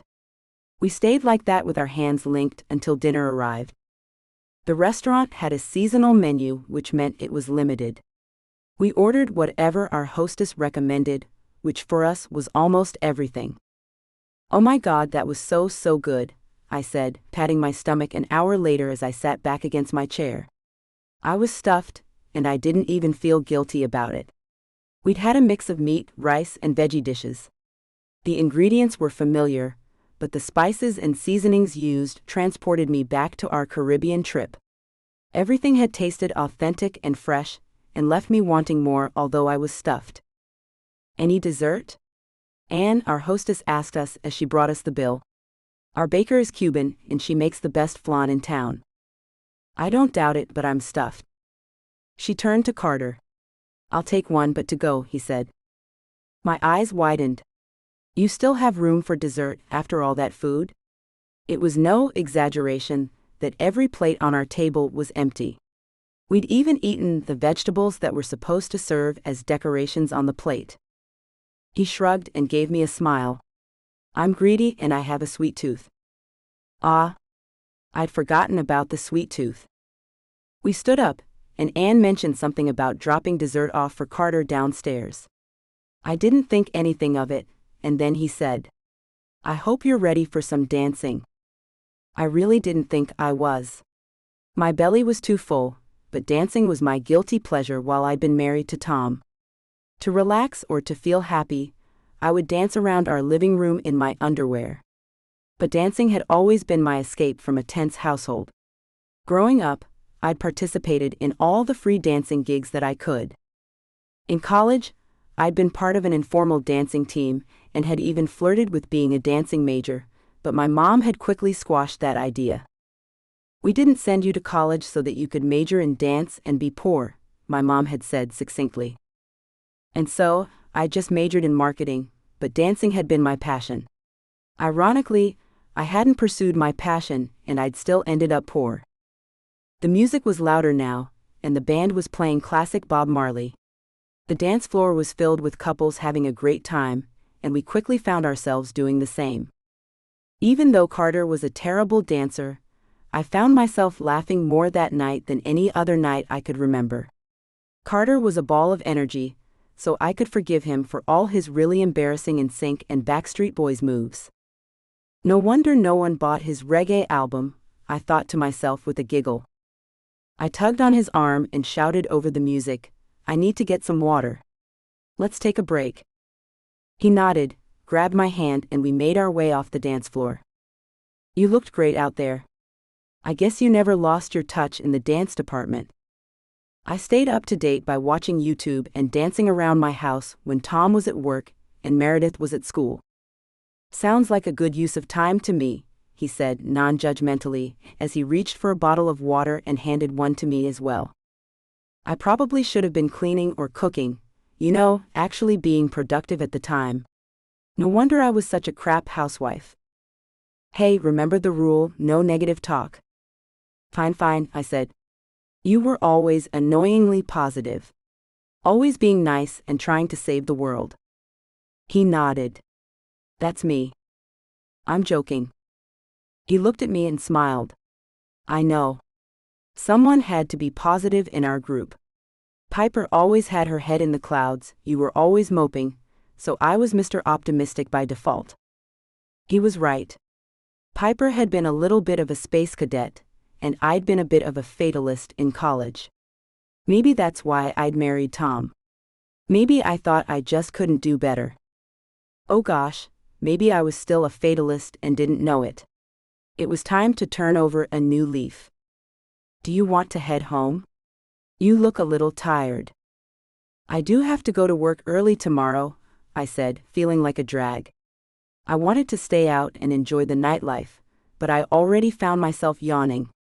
Clearly, I wasn't as young as I used to be. Come on, let's get you home. You're tired. No, I protested and then immediately yawned again. I want to stay. One more dance and then I'm getting you home. Okay, I said as he again took my hand. The evening was ending as the band switched from upbeat dance music to slow rhythms. I wrapped my arms loosely around Carter's neck, and he wrapped his around my waist and pulled me close. He was a great slow dancer. I felt heat radiating between us. I was getting turned on, feeling my censored pressed against his body, and so I snuggled up closer to him. He felt warm and inviting, and I just wanted to stay in his arms forever. This is nice, I mumbled against his censored. He grunted in reply, pulled me even closer and rested his chin on top of my head. He began to stroke my back, and the motion was hypnotic as he rocked me to the beat of the music around the dance floor. His censored was growing firm against me, and I couldn't help but rub against it. But he was the perfect gentleman, and pulled away just enough so that the evidence of his didn't press against me. I wasn't a gentleman, and I leaned forward again, deliberately rubbing myself against his censored. He pulled his head back just enough to look down at me and said, "Keep doing that, and I won't be able to control myself." I arranged my smile into what I hoped was a contrite expression, and then naughtily pushed my hips against his.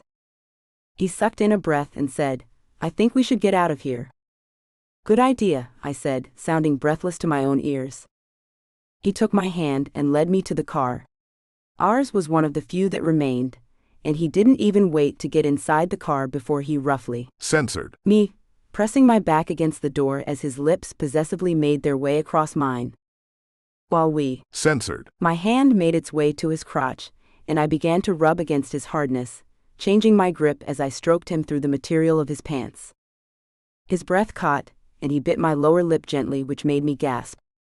He took advantage of that gasp to put his censored in my mouth, and I sucked on it gently, remembering the feel of his censored between my legs, knowing how it felt to be penetrated by it. I shivered at the memory, knowing I was growing wet. "I want you," I murmured as he pulled his lips away and planted hot censored near my ear and down my neck. I couldn't help myself as I fumbled with his zipper to release his censored. He pulled away from my neck with a groan and stilled my hand with his own. "Not here," he said breathlessly. This scene has been censored to provide a safe and enjoyable reading experience for everyone. Being with Carter was like being home. Carter was my home. I slowly slid off him, immediately missing the feel of him inside me and the warmth of his arms. I would love to stay, but I have to get to work early tomorrow. "What time?" he asked, stroking a hair out of my face. 7. "How about you spend the night, and I'll wake you up at 6. You promise?" He held up a hand as if he were a Boy Scout and said, "I promise." I straightened my dress and he zipped up his pants. He then got out the car, walked to my side and opened the door for me. He treated me like a lady when I certainly hadn't behaved like one, and I adored him for it. He closed my door, held my hand and looked at me and smiled. I returned his smile. We didn't say anything, but there wasn't anything to be said. Our bodies had done all the talking for us. Feeling happier than I had in a long time, I let Carter lead me into his house, happily anticipating falling asleep in his arms. Chapter 8. I stretched gingerly and ignored the censored between my legs. Carter and I had made love most of the night, and then again in the shower before I'd finally force myself to go to work. He had been a loving, sweet, and caring lover, taking his time with me once I told him that I was a little sore from our shenanigans in his car. Just thinking about our evening together gave me goosebumps, and I could feel myself growing wet again as I lay in my cold bed alone, waiting for my alarm clock to go off. I hadn't seen Carter in a week, since he'd gone out of town to some sort of conference. I missed him so much. I reached for my phone and texted him that. Almost instantaneously, I received a text in response that said, "Missing you too." It made me smile, and I had a feeling that if it could, my heart would be smiling too. Humming, I made my way to the kitchen. Meredith surprised me. She was already up, and when she saw me, she gave me a big grin. "Do you know what today is?" I looked at her quizzically. Let me think. "I don't know, is today something special?" "MOMMMMMM," she said, giving me a disappointed look. "It's a week before my birthday." She smiled up at me and said, "So what do you have planned?" I couldn't help but laugh. "If I tell you, then it wouldn't be a surprise." Her eyes widened, and she clapped her hands excitedly. "I knew it. A surprise party." She hugged me around my waist and squeezed tightly. Thank you. It's going to be the best surprise party ever." I realized then that maybe she didn't get the whole concept of what a surprise party was meant to be, but she was only 5, and I didn't want to burst her bubble. "Get ready for school, we don't want you to be late." She skipped off humming, but then she turned around quickly and said, "Mom, you did invite Daddy and Becca to my party, right?" I nodded. "Of course, sweetheart. Daddy, and I love you very much. Of course he'll be there. And Becca too." I wanted to sigh, but repressed it. Becca, for all her sweetness, was still not my favorite person. I knew that I was just jealous of her because she was 19, skinny, and beautiful. I felt petty, but she was Miss Perfect while I was Miss Kind of Good Enough. "I'm sure Becca wouldn't miss your party. She loves you too much to miss it. You're like her #1 person." Meredith beamed, and then suddenly ran to me and gave me another big hug. "You're the best, Mom. Danny Schultz's mom won't even let him see his dad. She's crazy." I shook my head. Danny Schultz had lots of stories to tell. I was glad Meredith wasn't exchanging crazy mom stories with him. Yikes. Well, that's too bad. I'm sure Danny misses his dad. I think he's in prison. I think he robbed a bank. Well, that explains why she drives that fancy car and can afford private school, I said to myself, and then instantly remembered that kids repeated everything. "Honey, please don't repeat what Mommy just said. It wasn't nice." She looked confused but just shrugged it off. "Okay. I don't know what you're talking about, anyway." The conversation already forgotten, she skipped to her room and shut the door behind her. I dropped Meredith off at school and was pleased to see Carter there. He was in a deep discussion with the woman whose car I'd hit. When she saw me, she gave me a little wave. I guess she was done hating me. Carter excused himself and made his way to the drop-off line and stopped at my car. "You have plans for this weekend?" he asked. I smiled and shrugged flirtatiously. "Maybe, depends on who's asking." And then I immediately stiffened up. I did have plans for the weekend. I was such a dope. I actually do have plans. It's Meredith's birthday this weekend. We're throwing her a surprise party at Piper's house. Piper and I had patched things up pretty easily. We both hated to be mad at each other, so after a few "I'm sorries" and a few tears, we were right back to being tight friends. She had offered to host Meredith's party at her house months ago. At the time, I'd been barely speaking to Tom, so Piper's house had been considered neutral territory. "Oh, she'll love that." I nodded, she's excited about it already, so it won't be much of a surprise. I brushed my bangs away from my face. You should come. I'm sure Meredith would love to see you there. He nodded. It's a deal. I'll see you then. He made his way back up the front steps and into the school, and I found myself thinking about how sexy he walked. I was caught off guard by my thought process. It seemed now every time I thought of Carter, the word sexy popped up in my head. Like lovesick teenagers, we called each other every day. We talked about nothing important, but I frequently fell asleep with my phone next to my ear, drifting off after we'd talked for hours on end. Sometimes it was almost daybreak before we got off the phone. I learned a lot about his life over the years. It turns out that his stepmother had opened a thriving family law practice not too long ago. I remember her being a no-nonsense woman who freely spoke her mind. I hadn't known that she was a lawyer.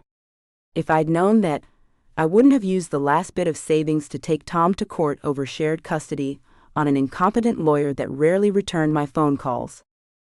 Besides that, I also realized that Carter was probably the most giving person I'd met in my life. I already knew that in college, but he hadn't changed one bit.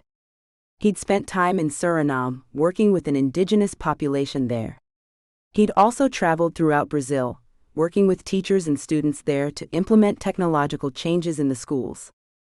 And most recently, he'd been a principal of a small international school in Guatemala.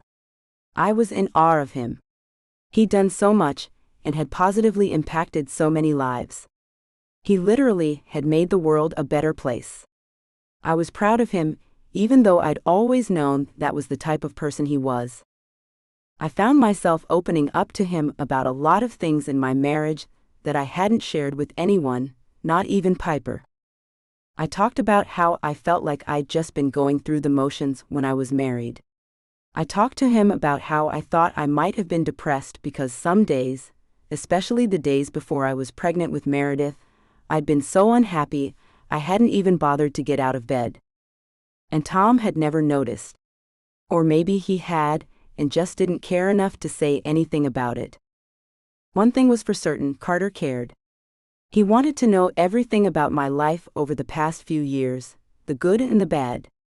He asked me about my relationship with my parents, and if they were still the same. Sadly, I'd informed him that they hadn't changed a bit, and their example of parenting informed mine. I knew exactly how not to raise Meredith. We covered so many topics, from our disappointments to our proud moments over the years, and it was nice to have someone to reflect with. Carter was a great listener. A great lover. A great friend. He was everything my ex hadn't been. And so I was glad that Carter had chosen to fall in love with me. I'm sure he'd met plenty of women over the years that he could have built a life with, but he hadn't. And part of me wanted to believe he'd been waiting for me. I knew that was a fairy tale ideal, but the romantic in me, who I rarely let surface, loved to believe in the impossible. Speaking of love, we hadn't said the L word to each other. I thought maybe it would be premature to do so, but honestly it would be late. Carter had been more than just my college crush. I just hadn't admitted it. I'd loved him from afar all throughout college. I just thought that love and happiness were a thing of fairy tales. At least, that was what my parents had always led me to believe. I realized now that I'd been modeling their relationship. My mom had married an emotionless, absent man, and I'd done the same. I'd repeated her mistake. I figured now was the time to stop making the mistakes of others and learn to make mistakes of my own. That way, at least I could own up to it and accept that I'd made a choice, even if that choice was wrong. The week passed by faster than I expected, and the next thing I knew, it was the day of the party. I'd solicited Piper's help, and to my surprise, Becca also joined us. I was determined to be nice to her.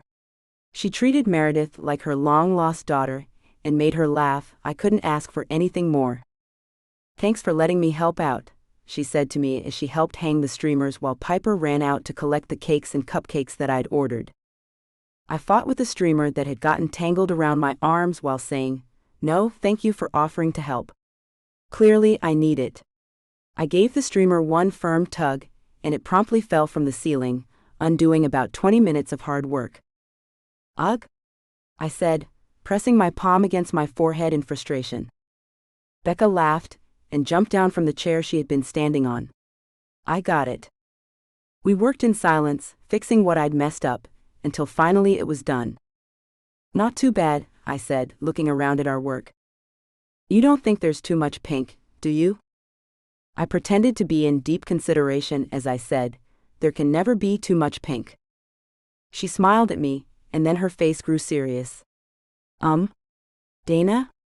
I just want to clear the air, she cleared her throat nervously. I looked at her in concern. Clear the air? What was she talking about?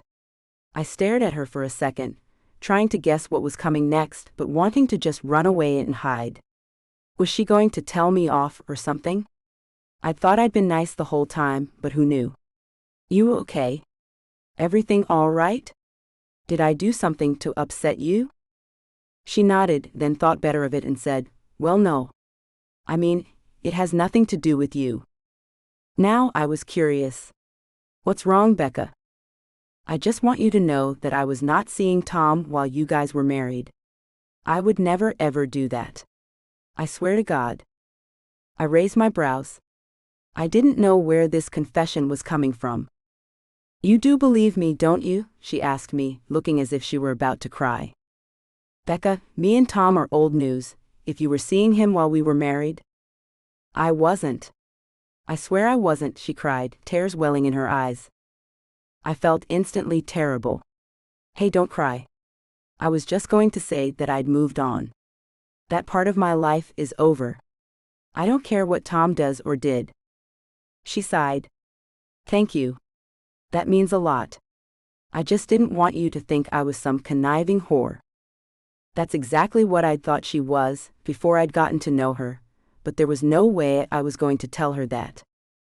I don't think ill of you, Becca. I really don't. She stared at me and narrowed her eyes. Are you sure? Very. Good. Because I'm leaving Tom. And I wanted you to be the first to know. I stared at her in shock and said the first thing that popped into my head. But you guys have only been married for like a minute. 1 minute too long, she said, swiping at tears. I just don't think I love him. And I don't think he loves me. Call me silly, but I'm only 19. I don't want to be tied down the rest of my life to someone who doesn't love me, only to wake up 7 years later and watch him divorce me and marry someone half my age. That's exactly what he did to me. I know, she said. I can't let that be my future. I'm not stupid. I know you think I am. I don't think you're stupid, Becca, I said fiercely. Now I felt terrible for thinking anything bad about her. Clearly she was hurting. Well, I'm not stupid. A little naive, but not stupid. The only reason I even stuck around past a month was because Meredith is such a sweetheart, and I know what it feels like to grow up in a home shuttled between parents. I just wanted to be her friend, you know? And now, I feel terrible that I'm leaving her and her father. She started sobbing then, and I reached out to put my arms around her. She was smarter than I'd given her credit for. She was also clearly a beautiful person. Listen to me, don't you feel bad for an instant about leaving Tom. And don't stay with him a minute longer, out of a sense of guilt. Meredith is a trooper. She'll adjust. Trust me. That's why I stayed so long and stayed so miserable. I thought I was doing what was right, but I wasn't. What was right would have been showing Meredith what a functional relationship looks like. And Tom and I were anything but functional. Becca continued to cry, and I awkwardly tried to soothe her. It's fine, you'll be fine. Stop crying, I pleaded. But, she said, trying to compose herself as she pulled away and reached for her bag. She started to fix her makeup. Will you still let me see Meredith after Tom and I divorce? I know he won't, but I thought that maybe you would. I don't want to stop being a part of her life. And I know Meredith would have felt the same way. She went on and on about all the fun things she and Becca would do together. She loved Becca, and there was no way I was going to hurt the special relationship they had. Becca, I promise you can see Meredith whenever you want. She loves you, and I wouldn't do anything to jeopardize your relationship with her. I paused then and asked, you said I was the first to know. Does that mean Tom doesn't even know yet? She shook her head.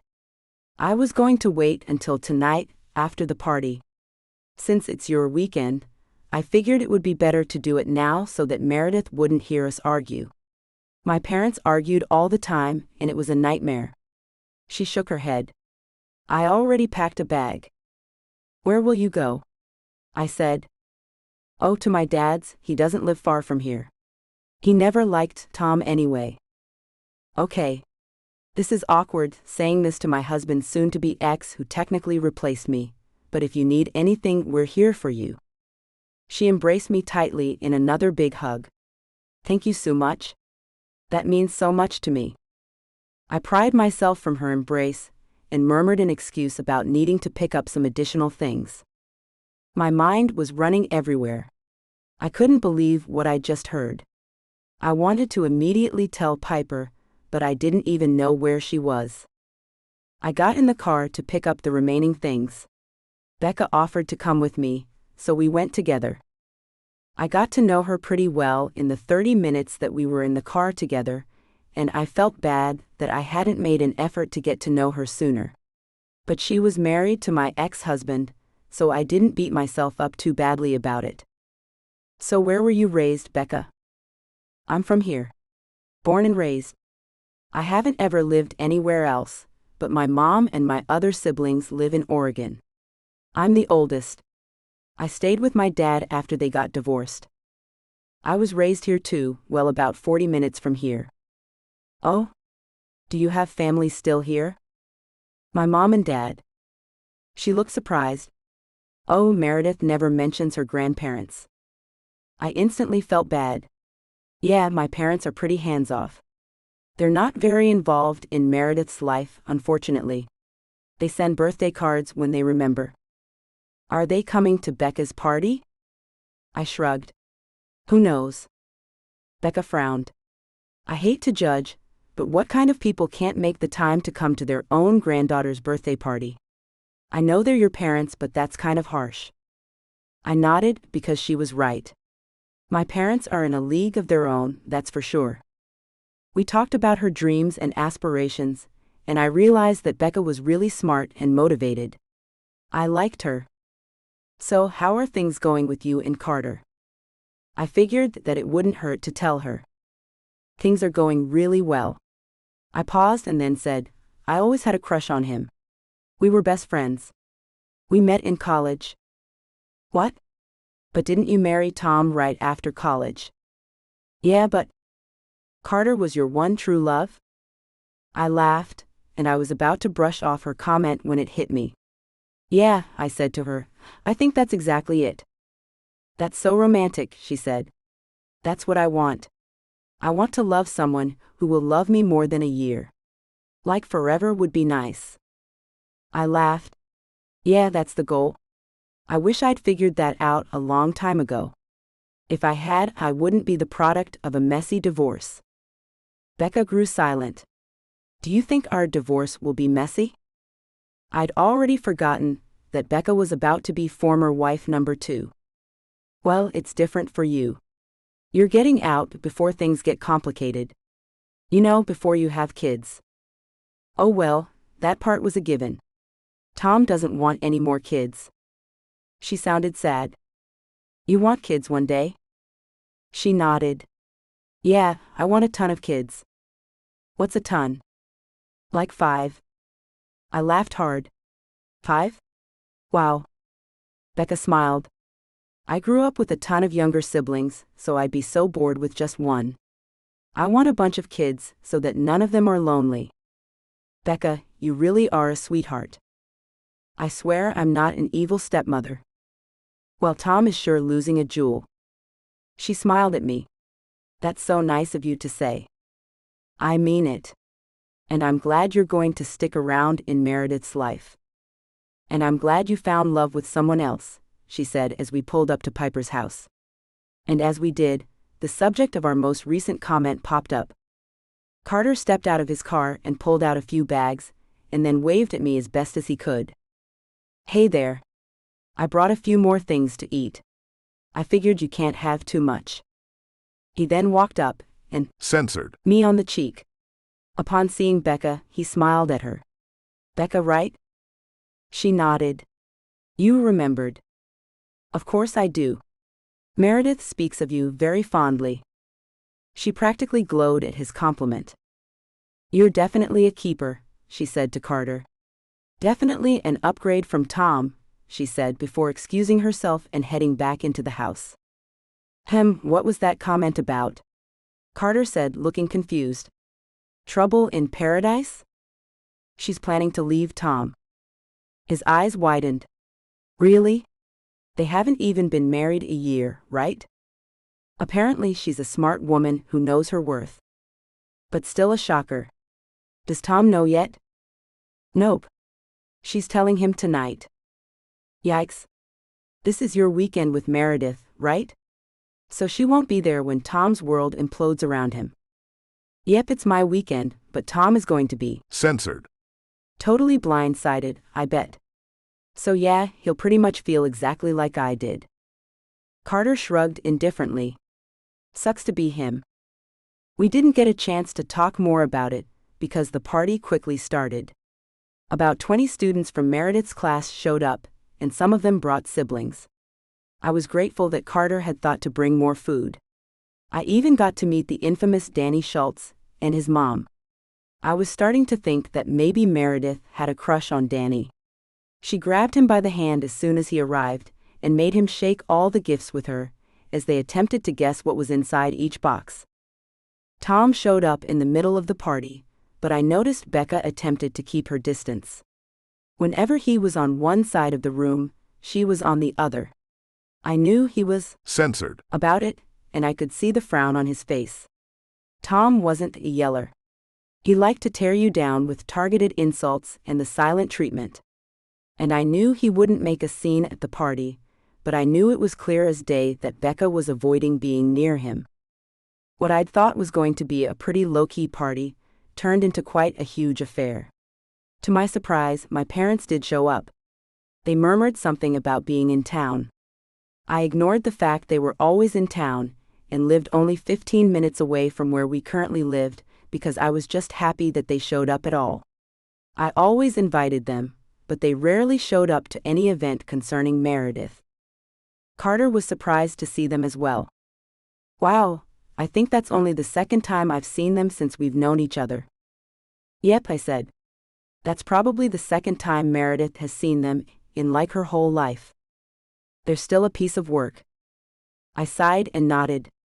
I don't miss being married to Tom, but I do miss his mom. She had been really kind and motherly. I wish Meredith had gotten the chance to meet her. Carter nodded. She was a sweet lady. Piper took her death pretty hard. Between you and me, I think that was the reason Piper stayed away from home so long. I think she just didn't want to deal with the pain of losing her. That's something I understand all too well. He wrapped an arm around my shoulder, and I reached for his hand. I felt that he was talking about me. But I didn't want to be presumptuous. I missed him, though. I realized that now. I'd been unhappy because I'd been so alone. Tom had worked all the time and emotionally checked out of our marriage early.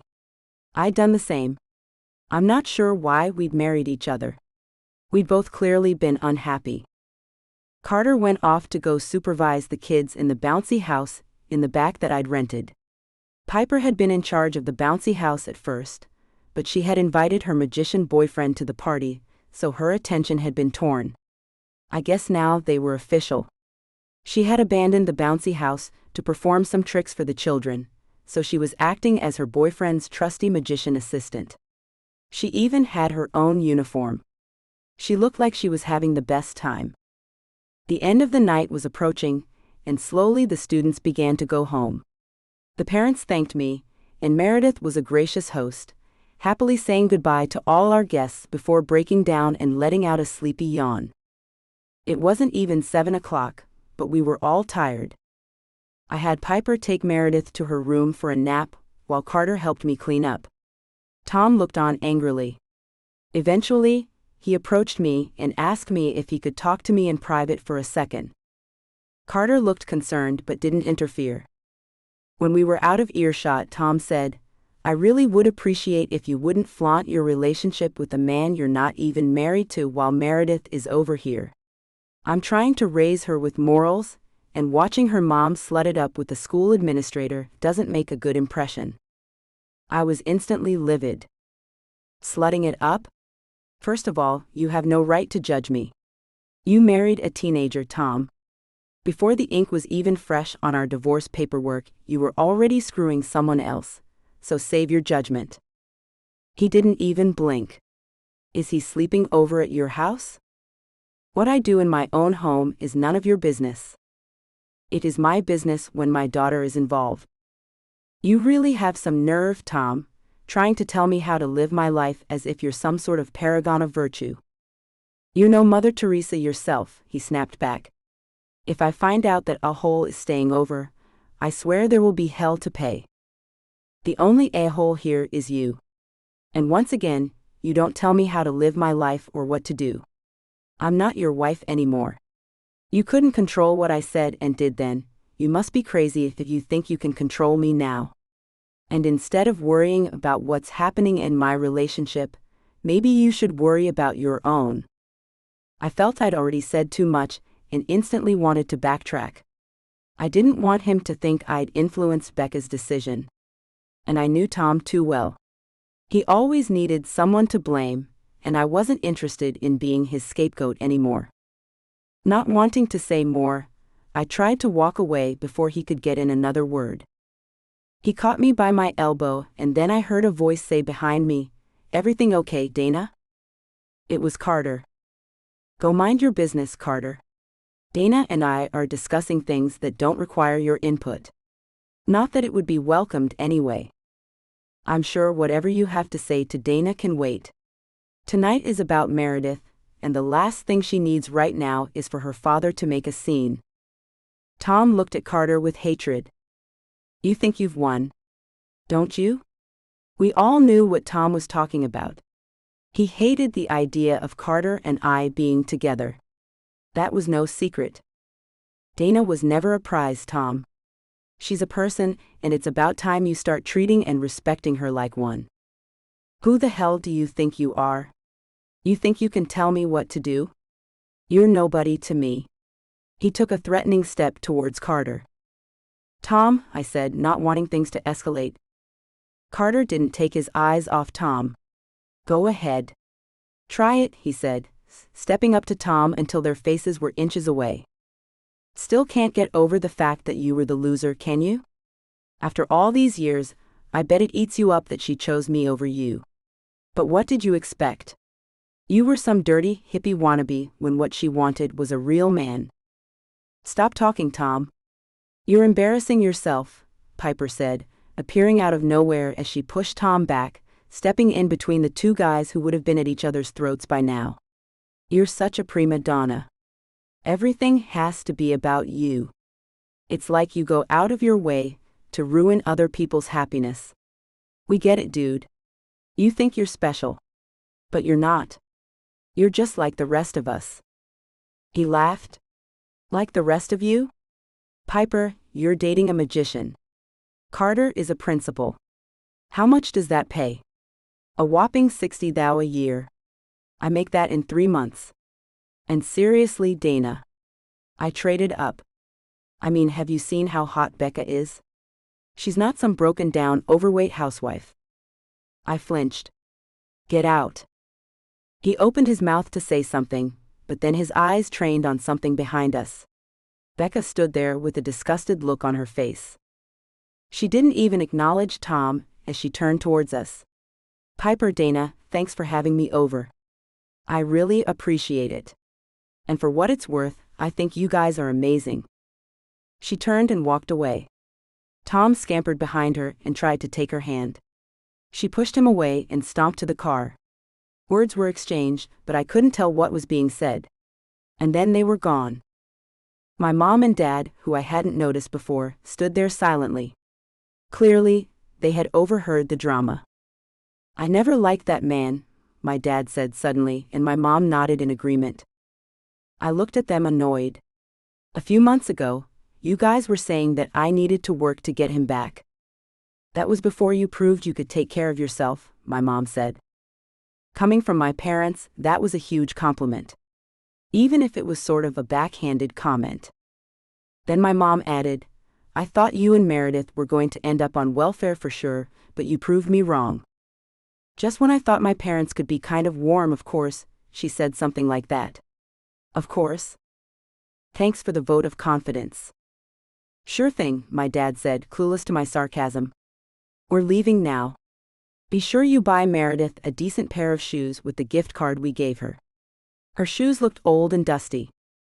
"It makes you look poor, dear," my mom said for good measure. Well, I definitely wouldn't want to look poor, even though technically I am, but thanks for that, Mom. She gave me a tight smile and said, "If you keep a job, you'll be out of poverty in no time. In the meantime, at least try not to get into public fights with your ex-husband. It's kind of unbecoming." She turned to my dad. "I want to be home before my show." He nodded, gave everyone a cold wave, and disappeared with my mom through the door. Piper and Carter looked at me with a mixture of shock and pity on their faces. I'm not sure what was worse, Tom's tirade or my parents' crazy backhanded compliments. Piper shook her head. "I think it's a tie." We went back to cleaning up the house. Piper chatted happily, but Carter and I barely said a word. It seemed both of us were deep in thought. When Piper walked away to take a call from a client, I finally opened up. "Thanks for sticking up for me." Carter shrugged it off. "Tom has always been an idiot. I don't know what I ever saw in him." "Well, it doesn't matter now. He's old news." "And you're my present," I said, reaching out for his hand. He took it and brought it to his lips. "And maybe your future?" he asked, pulling me into his arms. "I think I could get used to that," I said as he lowered his lips to mine.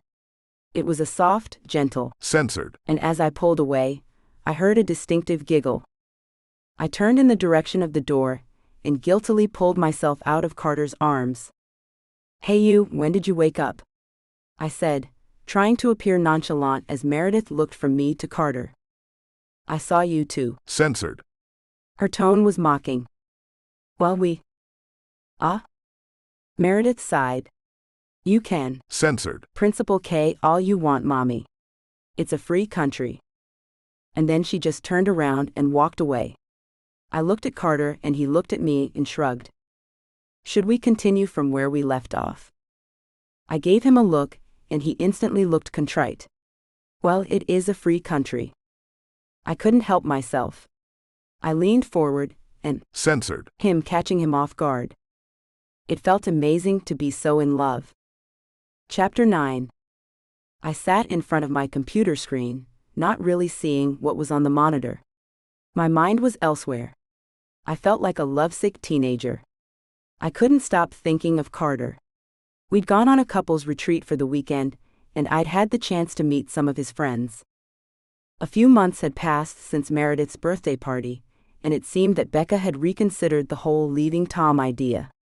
I hadn't gotten a chance to talk to her because she no longer answered her phone, and Meredith told me she'd gotten a job. I had a sneaky suspicion that maybe Becca was just trying to get her ducks in a row before she decided to up and leave Tom. At least, I hope that's what her plan was. She definitely deserved more than Tom, just like I deserved more. The few short months Carter and I had been together really contrasted with the type of relationship I'd had with Tom. Tom and I had never been laid back or fun. I'd spent most of my time just trying to prove that I deserved to be with him. I'd been devoted and stupid. Even when I was miserable, I'd still blamed myself. I told myself that I should have been happy, that a million women would love to have my life. I'd been fooling myself. I'd been miserable married to Tom, but too stubborn and pitiful to just quit living a lie. My boss walked by at that moment and touched my shoulder. She was the nicest person. She was the opposite of Mr. Baxter, and I was happy that I was finally full-time with the company. Not only that, I'd technically been promoted, and I was now their social media strategist. I guess all I'd needed was a little exposure, and now all of a sudden, I was an expert. And my paycheck reflected it. It was exciting to be able to buy things for Meredith. We'd probably gone on a bit too many impromptu shopping trips, since my income increased. Isn't it time for you to pick up your daughter? I looked at the time and swore softly. It was an early drop-off today. Becca had insisted on it, which was unusual. Normally, she always asked for more time. I waved goodbye to my colleagues and walked quickly to my car. I planned to meet Becca at the grocery store near my home. I arrived just in time to see her arrive.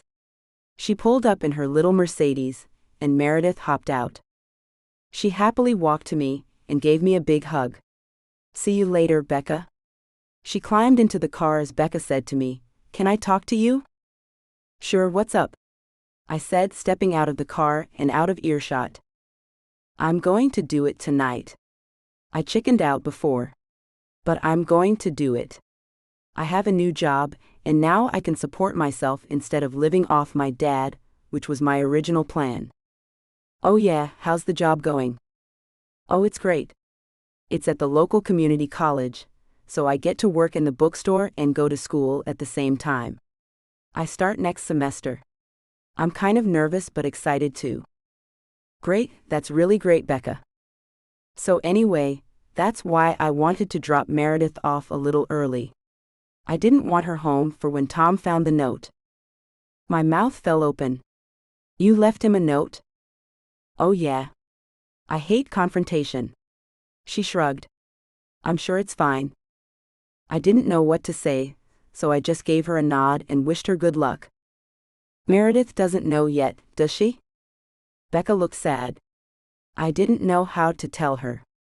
So I kind of just wrote her a note too. "What?" I shrieked. "You didn't give it to her yet, did you?" "No," Becca said as if I were stupid. She reached into her pocket and said, "I hoped that you would."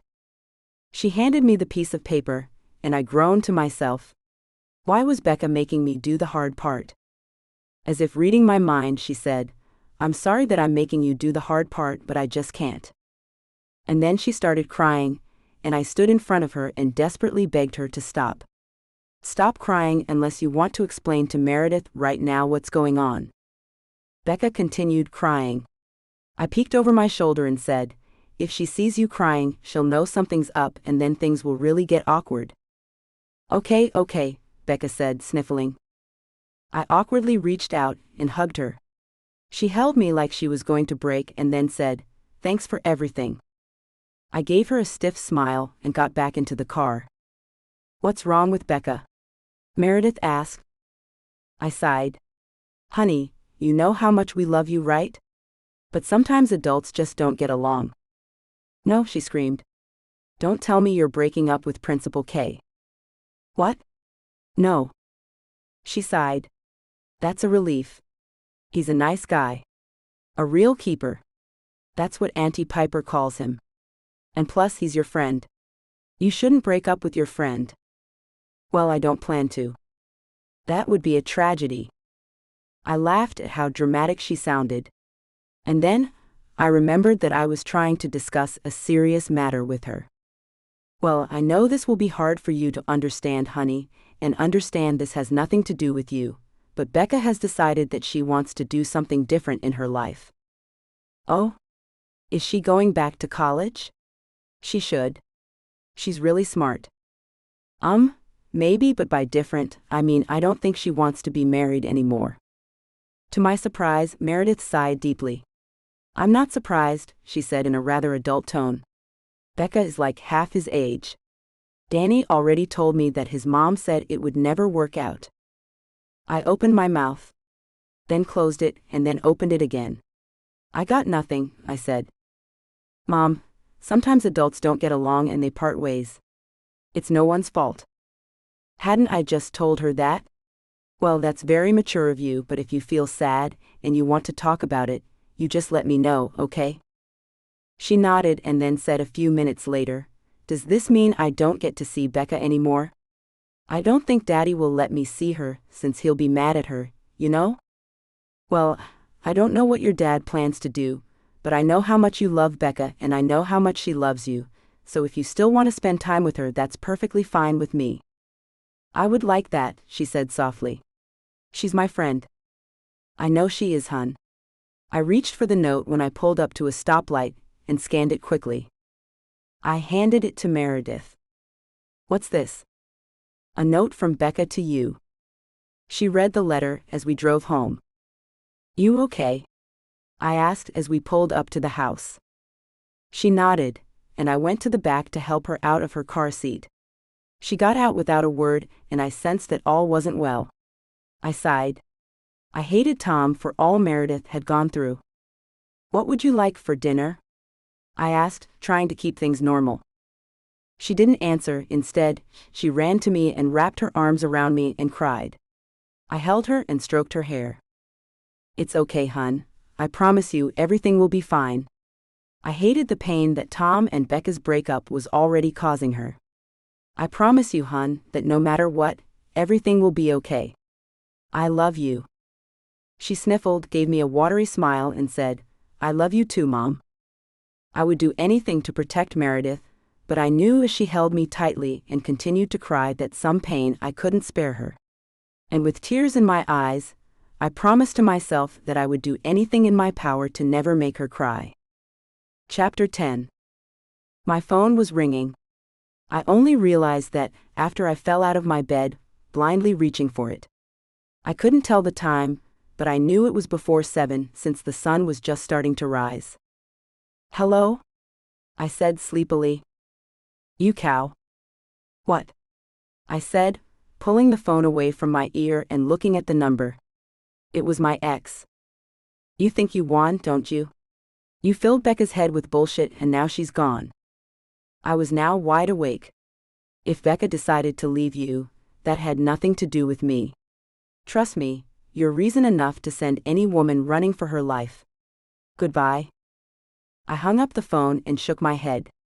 I guess he'd read her note. I was in a deep sleep when I heard the banging on my door. I jumped up to answer it when a sleepy Meredith appeared in the hallway. Who's that, Mom? I pushed her back towards her room and said, You go lie back down. I'll check it out. Who's there? I called, tightening my robe that I'd grabbed at the last minute since I preferred to only wear a t-shirt to bed. No one responded, so I looked through the peephole and saw Tom standing there. He didn't look so good. He looked like he'd barely slept. I opened the door a little and immediately went on the offensive. What are you doing here, Tom? What do you want? I'm here for my daughter. What? You heard me. This is my weekend, not yours. Per our custody agreement, you'll get her when it's your time. I tried to close the door when he grabbed the side of it, keeping me from shutting it firmly in his face. Is that a hole, Carter, here? That's none of your business. He shook his head. None of my business? You convinced my wife to leave me, yet you're messing around with Carter is none of my business? I looked behind me and could see no sign of Meredith peeking around the corner, but that didn't mean that she wasn't somewhere eavesdropping. My relationship with Carter is not up for discussion. The hell it isn't. Get off my property. Now. Not without my daughter. She's not leaving this house until I say so. You can threaten, scream at me, insult me. I don't care. But unless you have a court order or police escort, my daughter will not leave this house unless I say so. He was so angry, his face started to turn red. Who do you think you are? Censored. Off, Mom, who is about to slam your hand in this door. You wouldn't. Try me. My voice was cold, my eyes were too. I guess he saw the look on my face, because he instantly removed his hand. I'm going to take you to court. And you know what, Dana? I'm going to win. Look at you and look at me. I was being nice to you, giving you 50-50 custody, but no more Mr. Nice Guy. You don't deserve it. I'm not going to have you filling my daughter's head with lies like you filled my wife's. For the last time, I had nothing to do with Becca leaving you. My voice was shaky. But I don't blame her. I wish I'd come to my senses and done the same. I wish you had too. If it weren't for Meredith, I would easily chalk our marriage up to be the worst decision of my life.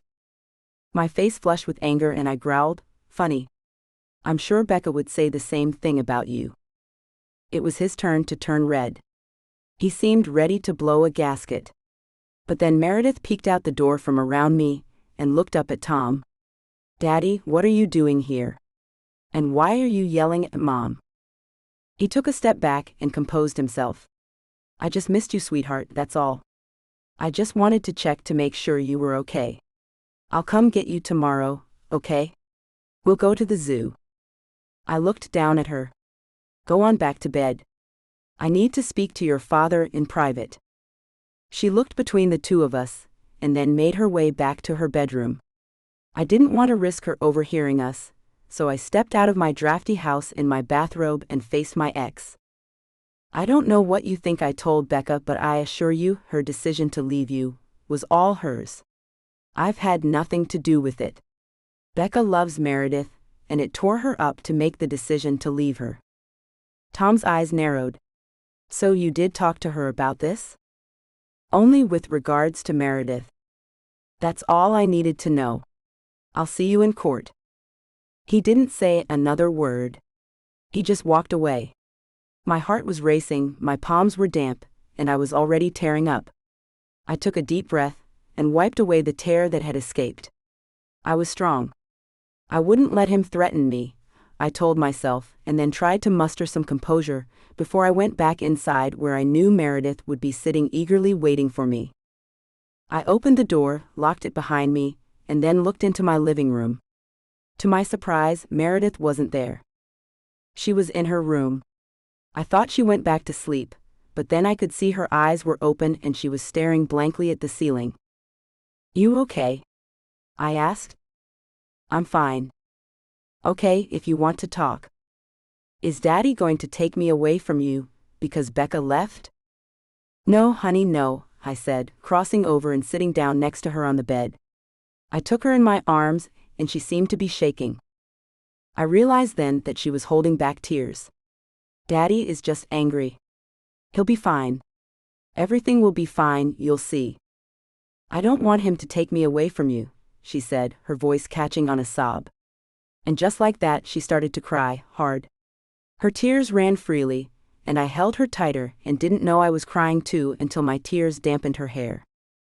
I swiped at my tears and made her turn around and face me. "That's not going to happen. Do you hear me?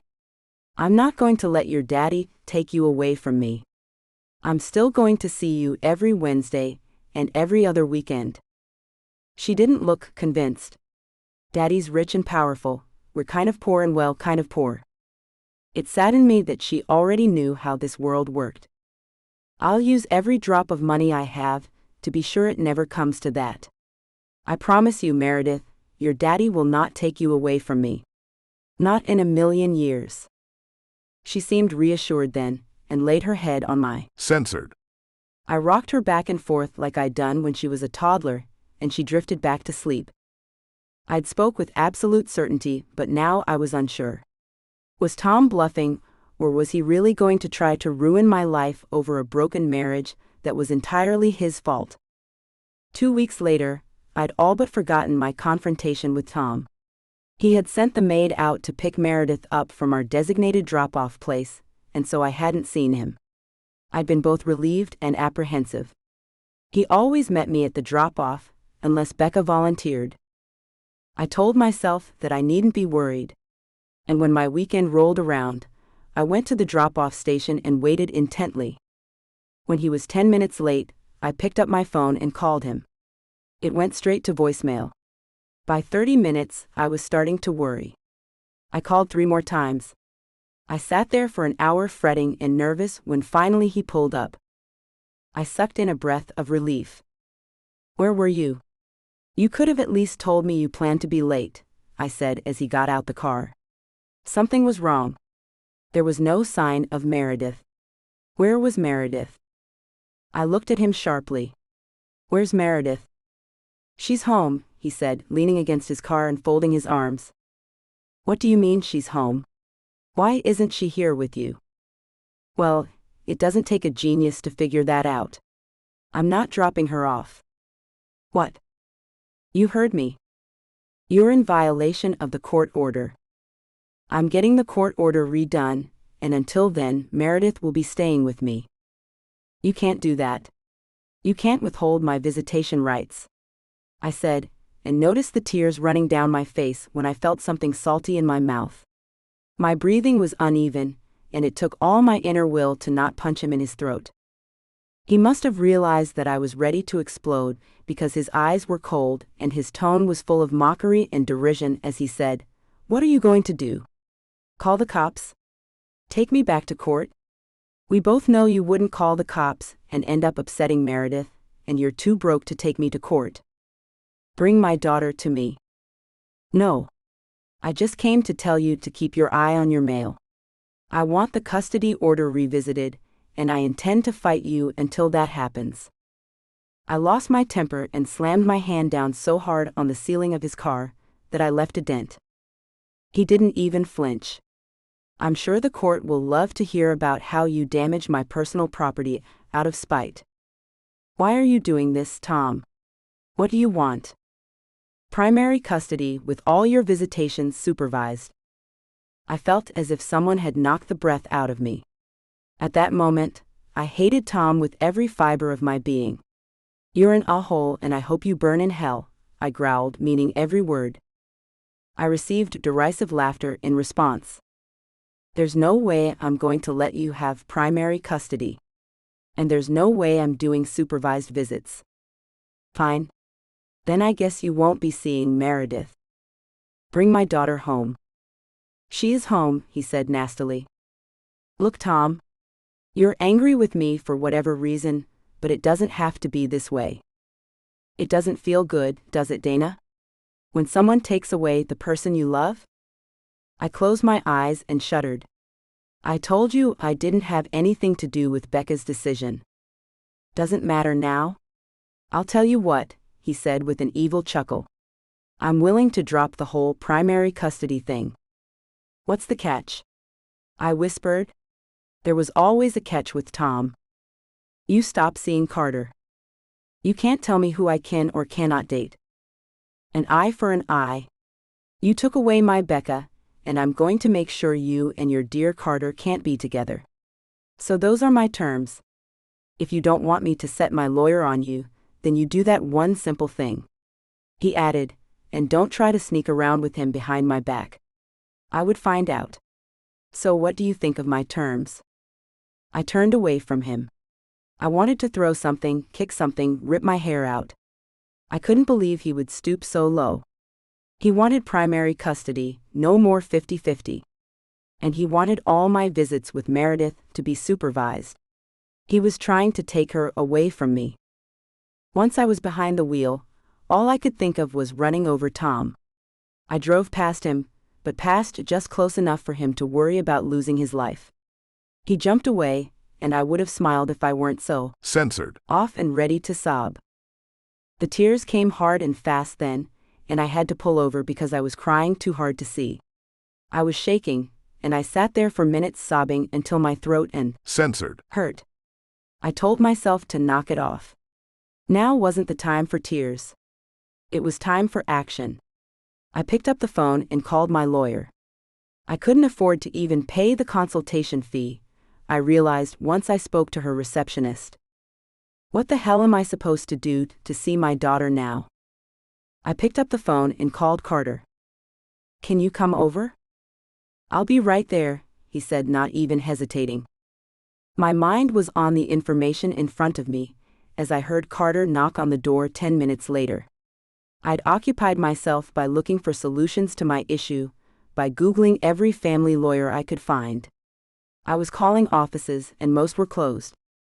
Even though I knew what my rights were, and I knew that Tom couldn't withhold Meredith, I was still looking on every site I could find to figure out what to do next.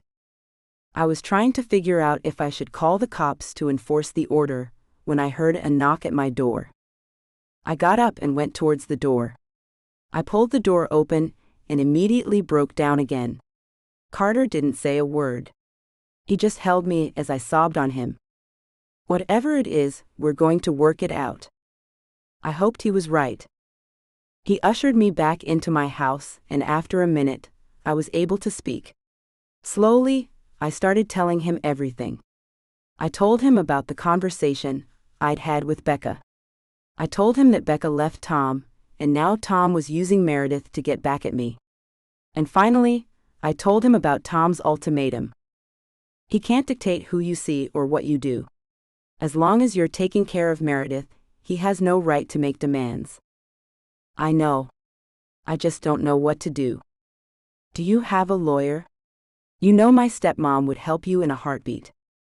I would appreciate that. Thank you. Does she charge a lot? I'm sure she'll work something out with you. Thanks, Carter. Of course. Do you want me to stay the night? So you don't have to be alone? I shook my head. No. I should be fine. As soon as he left, I passed by a mirror in my hall. I looked defeated and pitiful. I didn't want to be that person any longer. I wasn't that person any longer, so I made a game plan. I was going over to Tom's house first thing in the morning, and I wasn't leaving without my daughter. Carter called me that morning, shortly after I woke up. I picked up and told him what I planned to do. He tried to convince me to call the cops, but I wanted to resolve it quickly and on my own. He tried to talk me out of it, but I wasn't listening. I hung up after telling him not to come with me. I parked my car on the street in front of Tom's house and made my way to the front door. I could see his car parked in the driveway. Good, he was home. I didn't see the maid's car, and I was glad that I wouldn't have any witnesses. I didn't hesitate. I banged on the door. Hard. Not able to control my fury. Within seconds, he was at the door. Are you nuts? What are you doing here? Give me back my daughter. Mommy? I suddenly heard Meredith call out. Meredith, I called, trying to find her behind Tom. Go upstairs, Meredith, he ordered as he shut the door soundly behind him and stepped out to confront me. What the hell do you think you're doing? I'm here for my daughter, I said, trying to get around him. He grabbed my hand and slapped it off the doorknob. Get the hell off my property or I'll call the cops. I called his bluff. So call them. I want you to. I reached for the doorknob again, and this time I found myself suddenly in the air and then unceremoniously dumped in the bushes next to this front porch. Now I was furious. I struggled to get up, cursing and swearing when I tried to get my footing. He looked at me and laughed. I finally found my footing, only to fall back down into the bushes again. Now I was even more censored off. I was so angry and determined to get up that I didn't even notice when Carter pulled up. I was still pulling myself up and cursing loudly when Carter strode up to the porch. He looked angrier than I was. Oh, here comes the cavalry, Tom said, turning towards Carter. Get off my property, you little shish. He never got the other word fully out as Carter decked him once in the face. And before I knew it, they were embroiled in a fight. With every punch, you could practically feel the hatred each man held for the other. I screamed for them to stop, and finally found my footing when Carter slammed Tom into his door, sending the door flying open and Tom and Carter crashing into the wall in the foyer. They were a tangle of arms and legs. And then Carter was on top of Tom. He punched him over and over, his face showing no emotion, his punches almost robotic as they made contact with Tom's flesh. I pulled at Carter's shirt, begging for him to stop, but it was like he didn't even hear me. Carter, stop, Carter, I said, pulling at his shoulder as Tom tried to cover his face and dodge the blows that came one after another. Principal K, came Meredith's voice, and I instantly let go of Carter and ran to Meredith to gather her in my arms. She buried her face in my shoulders and cried, Please don't let him hurt Daddy. I turned around and saw Carter climbing off Tom and Tom angrily trying to sit up while holding his face. His nose was bleeding, saliva dribbling from his swollen lip. He was a mess. Carter backed away, looking enraged. He reached for me, and I stepped away from his hand, still holding on to Meredith, who looked from Carter to Tom, her eyes large and confused. "Meredith?" Tom started to say, and Carter glared at him and he quickly shut his mouth. "I'm taking my daughter home," I growled and walked around him. He didn't try to stop me, and I turned around sharply when I heard footsteps behind me. It was Carter. I didn't know I was crying then, until he reached up to wipe a tear from my cheek. "Do you want me to drive you?" I shook my head, feeling anger probably misplaced towards him. I'd made a promise to Meredith to protect her, and I'd been unable to do that. Her father had taken her from me. I'd failed her, and I was so angry, so disappointed in myself. And I turned all that anger and disappointment towards Carter. "I don't want you to drive me anywhere." He grabbed my shoulder, and I shook it off. I quickly walked with Meredith in my arms to my car and buckled her up. Carter followed me and said, "Look, I'm sorry. I was just trying to help." I turned on him then. "Help?" "By beating her dad into a pulp in front of her." "I'm sorry, I didn't know she was standing there." "Well, she was." "I'm sorry. I don't know what else to say. Let me apologize to her." "Stay away from us," I said coldly, getting into the car. I could see Meredith crying softly in the back seat, and it tore at my soul. Infuriated, I growled at Carter, "I don't care if I don't ever see you or Tom again." He looked taken aback. "You don't mean that." I rolled up my window and didn't bother to respond as I pulled away and drove in the direction of home. As soon as I got home, I sent Meredith to take a bath and waited, chewing my lips for the cops to show up. I didn't know what Tom would tell them. That I attacked him? That I tried to force my way into his home? But as 1 minute led to an hour and an hour led to a day, I figured if he had called the cops on me, they would already have come. I'd missed at least 10 calls from Carter. But I didn't want to talk to him. My emotions were everywhere. I didn't know if I should have felt grateful to Carter for beating Tom to a pulp, because I'd been a minute from trying to do the same. Or if I hated him for letting Meredith be witness to that type of violence directed at someone she loved. I knew she loved her father, even if he was deserving of every punch to the face he'd received. She hadn't said anything about it. Nothing at all. And I hadn't put her back into school. I was too shaken. She had missed at least 3 days, and I knew I couldn't keep her out indefinitely. I didn't know what to do. And of course, just when I thought things couldn't get any worse, I received a letter. I was going to court. Tom had made good on his threat. The next weekend, Becca said that Tom had contacted her and asked her to take Meredith. He said it was neutral ground. I agreed, not knowing what else to do. I knew withholding Meredith would put me in contempt with the court, and I didn't want Tom to have any ammo on me, even though he had withheld visitation himself. I knew I could trust Becca, and so I'd let her have Meredith for the weekend. She promised that she wouldn't let her out of her sight, and assured me she wouldn't let Tom go anywhere without her. Meredith had also seemed a little frightened, but I'd assured her that Tom wouldn't dare try it again. Or Principal K will punch him in the face again. I'd looked at her in surprise and apologized for Carter. She had shrugged. He was just trying to protect me. And you. I love Daddy, but he shouldn't have done what he did.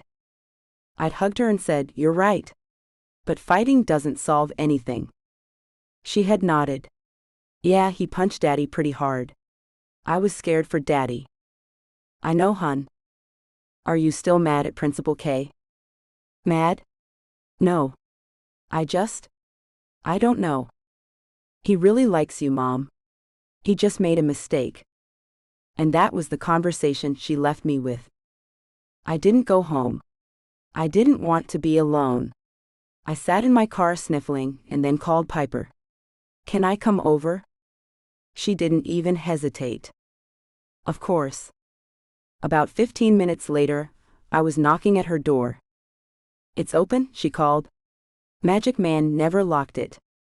"The magician was here?" I asked, curious. Yeah. This early in the morning? He spent the night. My eyes widened. Seriously? She sat down across from me and said, "He's great, but I don't see things working out between us. His career is just so demanding." I looked at her, and my expression must have been dubious. Well, it is.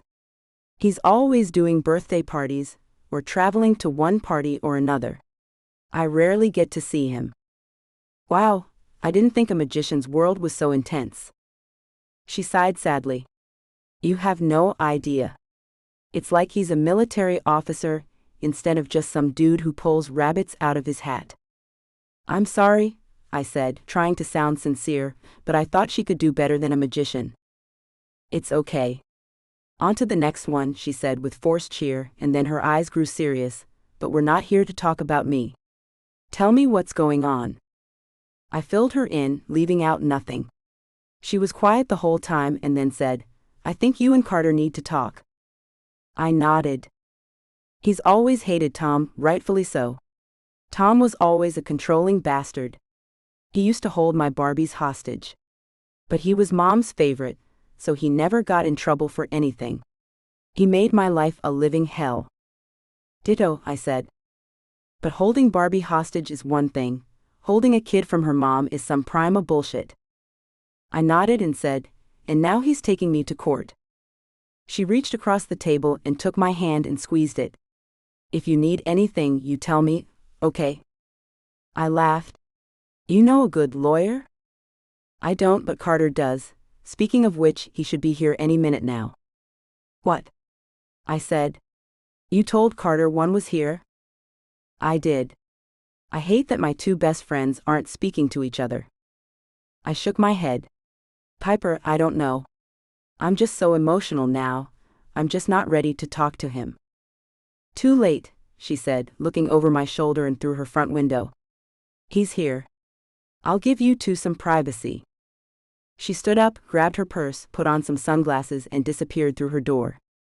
See you guys, she said happily as she bounced past a startled Carter. We both watched as she climbed into her car and drove off. Why haven't you returned any of my calls? He asked immediately. I've had a lot on my mind and didn't know what to say. Listen, I'm sorry for what happened. I'm not sorry for punching Tom, but I am sorry that I did it in front of Meredith. Okay. Okay is all you have to say. What do you want me to say? I don't know. You could say that you forgive me. I shook my head. I don't know how I feel. I really don't. I just think right now our emotions are raw, and I don't want to say anything that I'll regret, but I think we should take a break. He looked like I'd hit him. The shock that registered on his face. A break? We just started seeing each other. I know, I said, looking down, unable to face him. I just feel like maybe me and you, like maybe this was a mistake. Things just went so fast and got complicated so soon. So you regret what happened with us? No. Yes. I don't know. I just can't handle us right now. I just can't. Tom's taking me to court, and I just don't want to complicate things right now. So that's it then. His voice was quiet, and I forced myself to look at him. He was trying to hide it, but I could tell my words hurt him. I swallowed hard, trying to hold back tears, but hoping that I was doing the right thing. I desperately hoped I knew what I was doing. Wasn't this best for everybody? For Meredith? For me? I just know how bitter and mean Tom can be.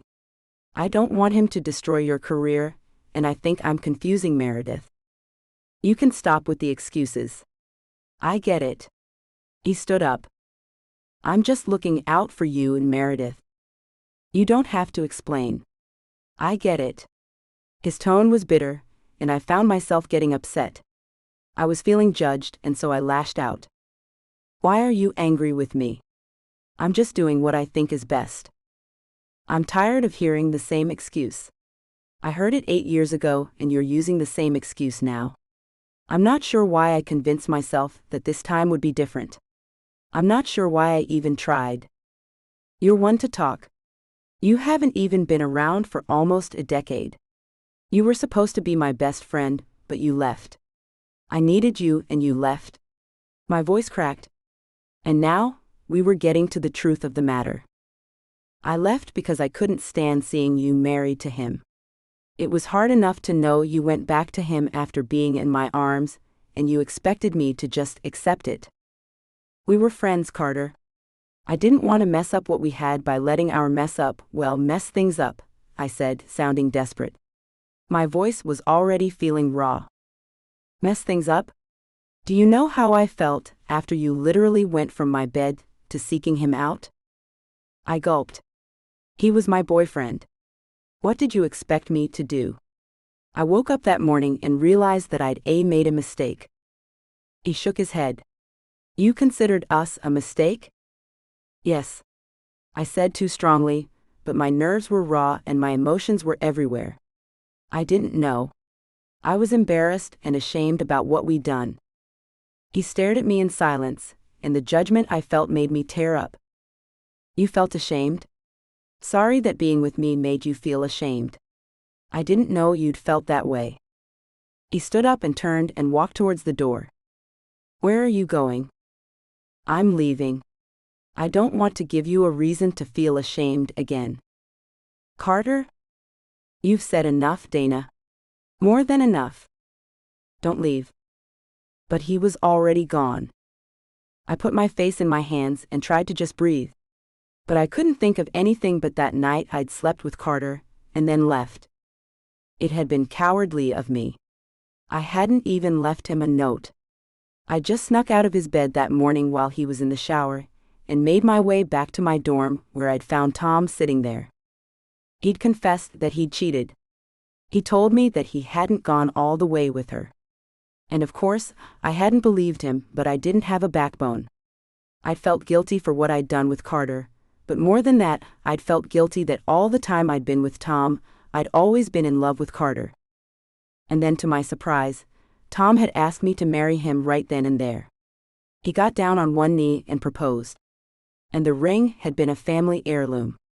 His proposal represented everything I thought I wanted in life. And I'd found myself saying yes. As he'd hugged me, I'd wondered if he could smell the scent of Carter on my flesh. If I closed my eyes long enough, I could still feel the way he touched me and caressed me. A few hours later, Carter had stopped by my dorm, and he'd found Tom there. And I'll never forget the look on Carter's face as Tom referred to me as the future Mrs. Duran and told me to show Carter the ring. Carter's face had registered shock, and the hurt I saw in his eyes when he looked up at me made me so sick, I felt my stomach clench. Congratulations, he'd said softly, and then he'd walked away. I'd never forgot the look on Tom's face either. He had looked victorious. Part of me died that day. I'd been ashamed of what I'd done with Carter, but I hadn't regretted it. I looked for him and found him in the library. I tried to apologize to him, but he hadn't wanted to hear an apology, and he'd quickly changed the subject. He was still friendly, but I knew that our act and my accepting of Tom's proposal had changed things between us. There was no going back. The last time I'd seen him before he'd left the country had been at my wedding. He danced with me. And I remember thinking how I'd wished it had been Carter as my groom even then. But I'd buried that memory because it had made me feel guilty that even at my own wedding, I'd been thinking of what it would be like to be married to Carter. And now, I would never know. I stood up and walked to Piper's couch. I tossed my feet up, buried my head under a throw pillow and sobbed. My life was a mess. And I had no one to blame but myself. Chapter 11. Mom, check this out. I can do a cartwheel, Meredith said as she quickly executed the perfect cartwheel. Good job, I said, reaching out to high-five her. You're so awesome. So are you, she said as she started doing cartwheels across the yard. I sat there and watched her, and just felt insanely grateful about how things had turned out. I retained primary custody of Meredith. Tom hadn't gotten what he wanted. We were still on an every other weekend and 1 day a week schedule. The judge had also made us attend a mediation class, which had made Tom angry, but ultimately had been good for the both of us. We'd pretty much come to an agreement to mind our own business. I wouldn't interfere in his life, and he wouldn't interfere in mine. My lawyer had been awesome, the perfect advocate.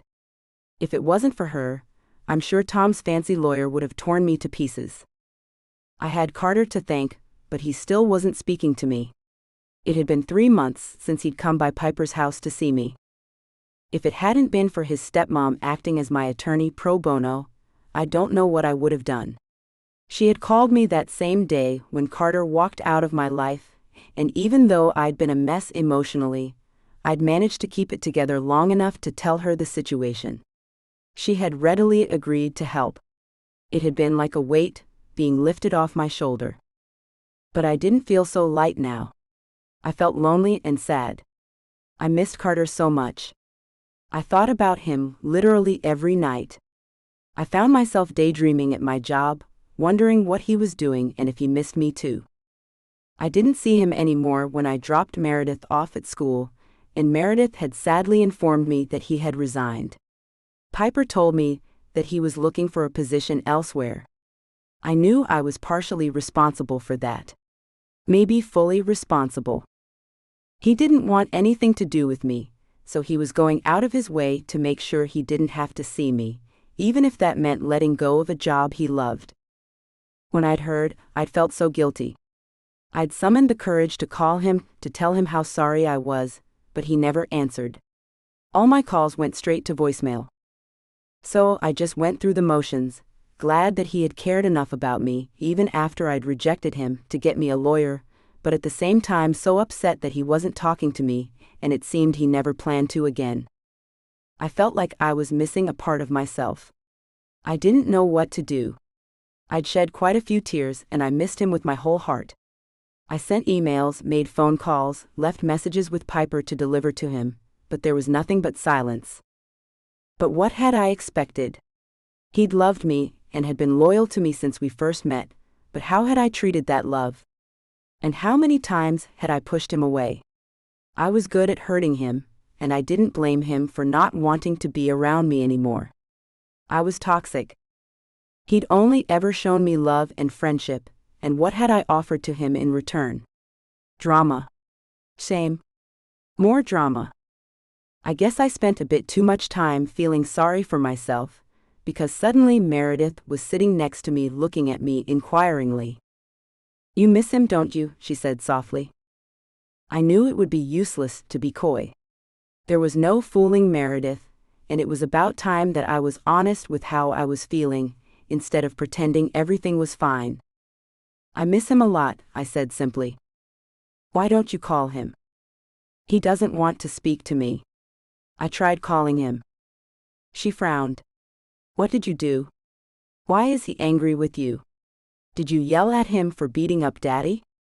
I nodded. "Kind of. And I told him that I didn't want him around." She gasped. "Why'd you do that?" I shrugged and then sighed deeply. "I don't know. I was upset and emotional. And he had beat up your father. Well, Dad did dump you in the bushes, so he did deserve to get punched in the face." I didn't know what to say, so I said nothing. "Principal Carter, would never dump you in the bushes. He loves you too much." "Loved? I'm sure he doesn't love me anymore." She laughed, and that made me look at her in surprise. "If someone really loves you, they can't just stop loving you, Mom. That's not how love works. Auntie Piper said that Carter has loved you since college. He's not going to just stop loving you now because you guys had a little fight." "Well, it wasn't exactly a little fight." "Stop making excuses, Mom. If you love Carter, just go over to his house to tell him. You went to Daddy's house to get me back. You were really brave. You can do it again. Just go to Carter's house and say, 'I'm sorry I dumped you. I love you. I want you back.' What if he doesn't want to be with me anymore?" She looked at me as if I were stupid. "Then I guess you'll just have to hang out in bars with Becca." She told me she hates the bar scene, but she doesn't know where else to find guys. "Becca said that?" She nodded. I made a mental note to tell Becca to stop talking about bars with Meredith. Well, Becca has a point. How about I call her and have her watch you for an hour while I run over to Carter's place? She nodded happily. Sounds like a plan. Before I could lose my nerve, I picked up the phone and called Becca. She promptly arrived 10 minutes later. Go get him, Tiger, she said to me as I grabbed my purse and looked in the mirror one last time before heading out the door. I smiled and hoped I appeared confident, but I wasn't. I was scared he wouldn't open the door to speak with me. I was afraid he'd just ignore me. Or worse, I was afraid he'd tell me he didn't love me anymore. So, as I drove up and parked in front of his car, I was a big ball of fear. And of course, I found him shirtless, working in his garden. He had on a baseball cap and low-riding shorts. I couldn't help but stare at his Censored. He was still beautiful. Apparently, he hadn't fallen into a bucket of ice cream after I dumped him. I couldn't say the same about myself, I thought as I sucked in my tummy and straightened my shoulders. Come on, Dana. You can do this. I gave myself a little pep talk before I opened the door and stepped out. He looked up at my car but didn't acknowledge me. He just kept working in his garden. I stood at the gate that led to his walkway and waited for him to say something, anything to me. I see you're busy, I said with a shaky voice. Want to take a break for a moment to talk? No, he said, not even turning around to face me. I instantly wanted to run back to the car and hide, but I was done running from Carter. I was a grown woman, and it was time that I started acting like one.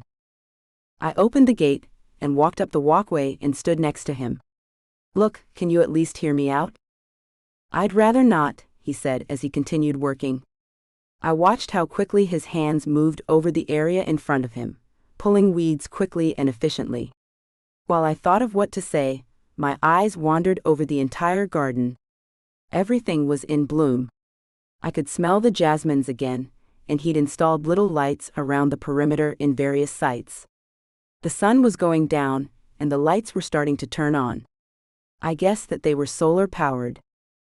I turned my eyes back on him, and thought about all the time he must have dedicated to his garden. He was patient. Good at nurturing things. He was a natural caretaker. Persistent, gentle, forgiving. Everything I wasn't, but everything that his love had taught me to be. I squatted down next to him in my little sundress and heels. Can I help? He still didn't look at me, he just stood up abruptly and walked to his garage. I stood there awkwardly, wondering if that was my sign to leave. I was turning away when he reappeared suddenly with an extra pair of gloves. Here, he said, still avoiding eye contact as he handed them to me. He didn't say another word. He just silently worked in his garden. I watched him for a second, then got on my knees in the dirt and started weeding his flower bed. We worked in silence until finally it was driving me crazy. I wanted to thank you for having your stepmom represent me in court. She was amazing. She pretty much crushed Tom's lawyer. He grunted and busily spread some mulch. She's a force to be reckoned with. Yeah, I said, not knowing what else to say. Well, we won in court. I still have primary custody. That's great. I stared at him waiting for him to say something else, but nothing came. I took a deep breath and decided to just tell him what was in my heart.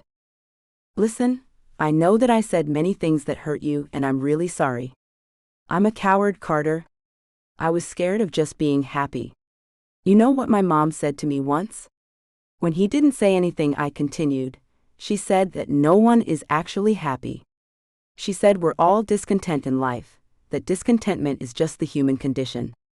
She said that certain things could make us temporarily content, but otherwise there was no such thing as happiness. He still continued to work, not saying anything, so I pressed on.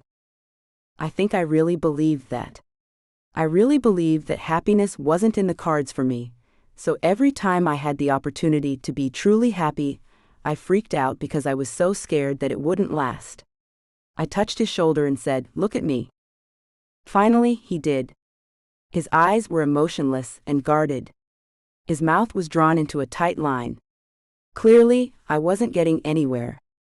He was still shutting me out. I'm not scared anymore. I mean, I was before. I shook my head and then raised my eyes to his.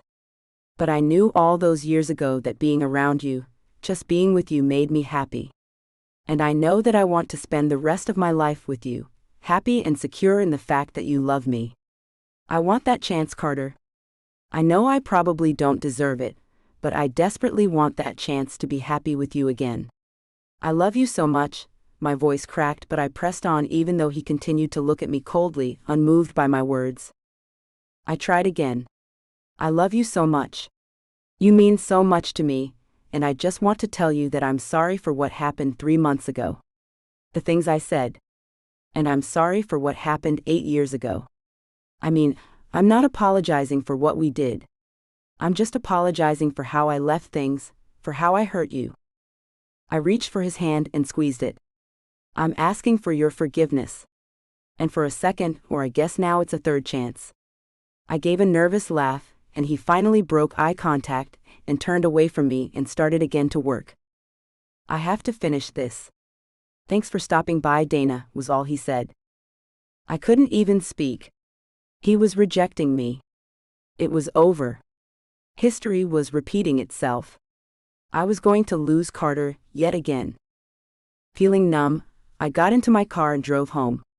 I pulled up in front of my house and just sat there in shock. Then the tears came. I leaned my head on the wheel and just cried until no more tears were left. I'd gambled and lost. He didn't want my love. I'd hurt him too much. With shaky legs, I climbed out of the car, opened my front door and walked into my house. I saw Becca and Meredith sitting there watching some TV show about wedding dresses. You're thinking of getting married again? I said incredulously. Becca shrugged. You know what they say. Once you fall off a horse, you just climb back on. Marriage isn't a horse. Well, yeah. So how did things go between you and... She abruptly stopped. Never mind. The look on your face tells all. I'm sorry. I tried to smile bravely, but I failed. Instead, I mumbled, I'll be in my room if you need me. Meredith was sleeping, or she would have been full of questions too. I made my way to my room and fell into a deep sleep. I'd finally found out what it felt like to be loved and cherished. I'd been a happy woman, and I'd thrown it all away. It was dark when I woke up, and I could hear the TV on in the background. I pulled myself out of my slumber, and almost screamed when I caught a glimpse of myself in the mirror. I looked crazy. Maybe I'd fought myself in my sleep, I thought, running a hand through my hair. I checked on Meredith, and realized that Becca had put her to bed. Becca left me a note saying that she hoped I felt better. She was truly a sweet person. I then practically jumped out of my skin when I heard the doorbell ring. I picked up an umbrella ready to clobber the person on the other side of the door when I realized it was Carter. I opened it, confused. He looked at me and then the umbrella and said, I guess you weren't expecting me? I was confused and surprised. Should I be? You texted me. No, I didn't. He pulled his phone out of his pocket and read it out loud to me. I have an emergency. Please stop by. I shook my head. I didn't text you. I couldn't have. I just woke up. And then I sighed. I'm going to guess that text came from Meredith. He chuckled. I should have guessed that. Please was misspelled. I just thought you were too busy handling an emergency to notice. We awkwardly stood there staring at each other when finally, I said, Well, thanks for coming over. You're always running to my rescue. I let my voice trail off and whispered, Even when you hate me. I don't hate you, he said, and I gave him a dubious look. You could barely look at me a few hours ago. You surprised me. That's all. I didn't really know how to feel. But I don't hate you. I could never hate you. He reached for me then and pulled me towards him. I let him pull me into his arms, and I lay my head against his. Censored. Everything about being held by Carter just felt right. I love you too much to hate you, he whispered against my hair. I tightened my arms around him and tilted my face up to look into his eyes. I'm so sorry for everything. I'm especially sorry that you felt it was necessary to leave your job. It would have been hell seeing you every day, knowing that you didn't feel for me like I felt for you. Last time that happened, I left the country and didn't come back. This time I figured I would stay in the country and just find another job. I'm glad then that you only quit your job and didn't leave America just because I'm the world's biggest idiot. I don't know. I would argue that you don't have that title yet, he said, placing his hands on either side of my face. But there's a title I would like you to hold. How does Mrs. Knight sound to you? I blinked and realized I had tears in my eyes. Tears of joy. I think that's a title I would like to have. Finally, someone said behind us, and I turned around to see Meredith smiling. I know you sent that text, Missy, I said, giving her a stern look but unable to hold back a smile. Someone had to help you two out. You guys are terrible communicators. I looked at Carter, Carter looked at me, and we both laughed. Meredith skipped over to join us and wrapped her arms around our waists as best as she could. Are you guys going to get married? She asked hopefully. We nodded at the same time. Meredith looked relieved. Great. I really want a little brother. And maybe a little sister. Maybe even twins. I looked at Carter and he looked at me.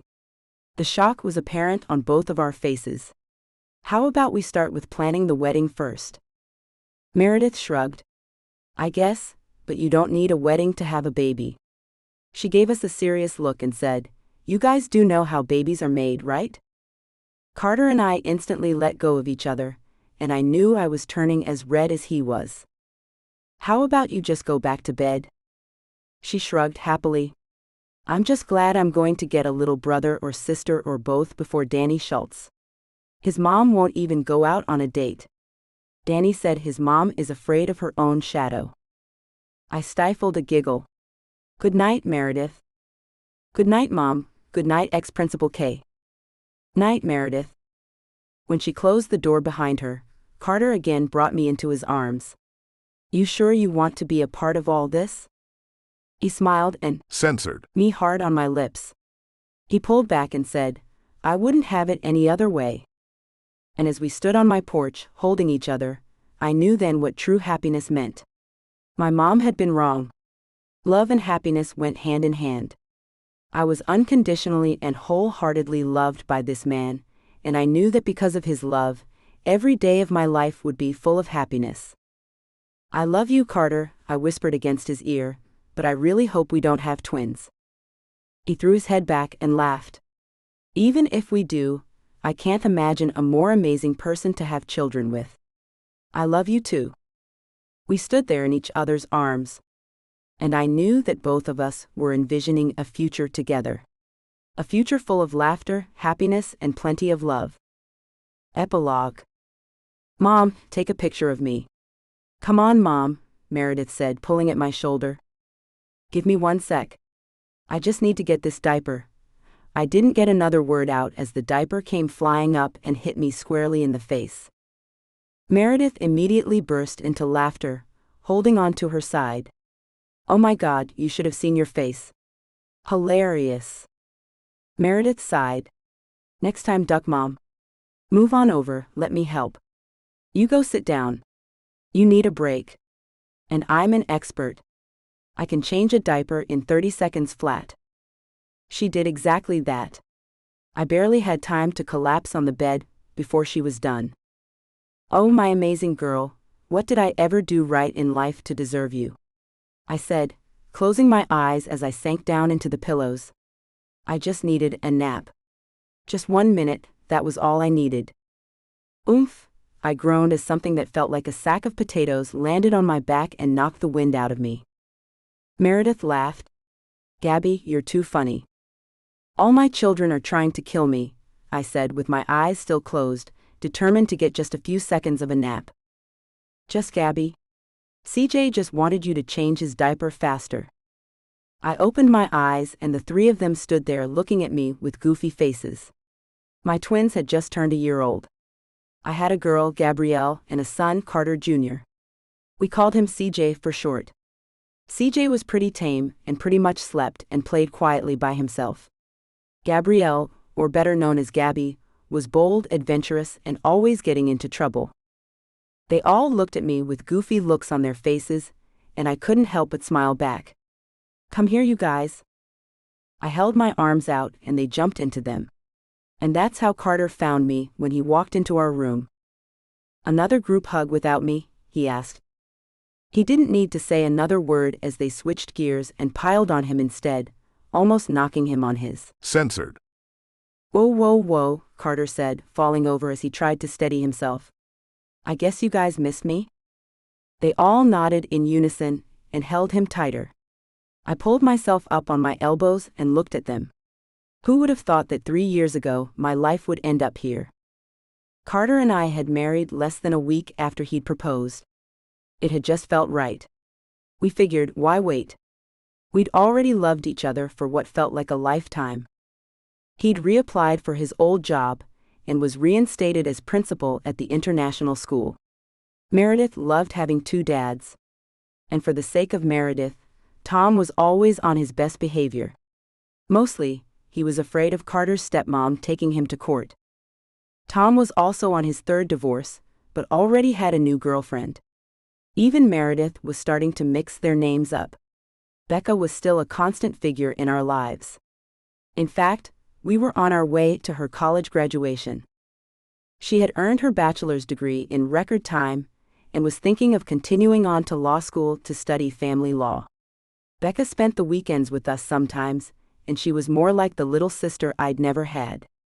We'd become such good friends, and it was hard to think that I could have ever thought to dislike her.